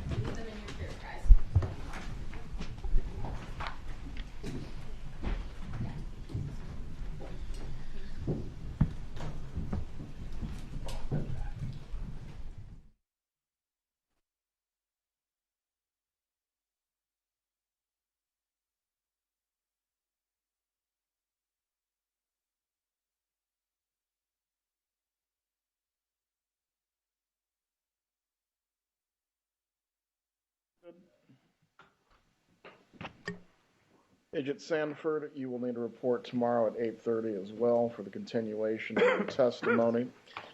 Do the parties have anything that they wish to raise with the court before we go into recess? No, Your Honor. One moment. No, Your Honor. Always a squeaky wheel. I'm teasing you, Mr. Rashbaum. We're in recess for the evening. We will get started again at 8:30 tomorrow. Have a good evening, everyone.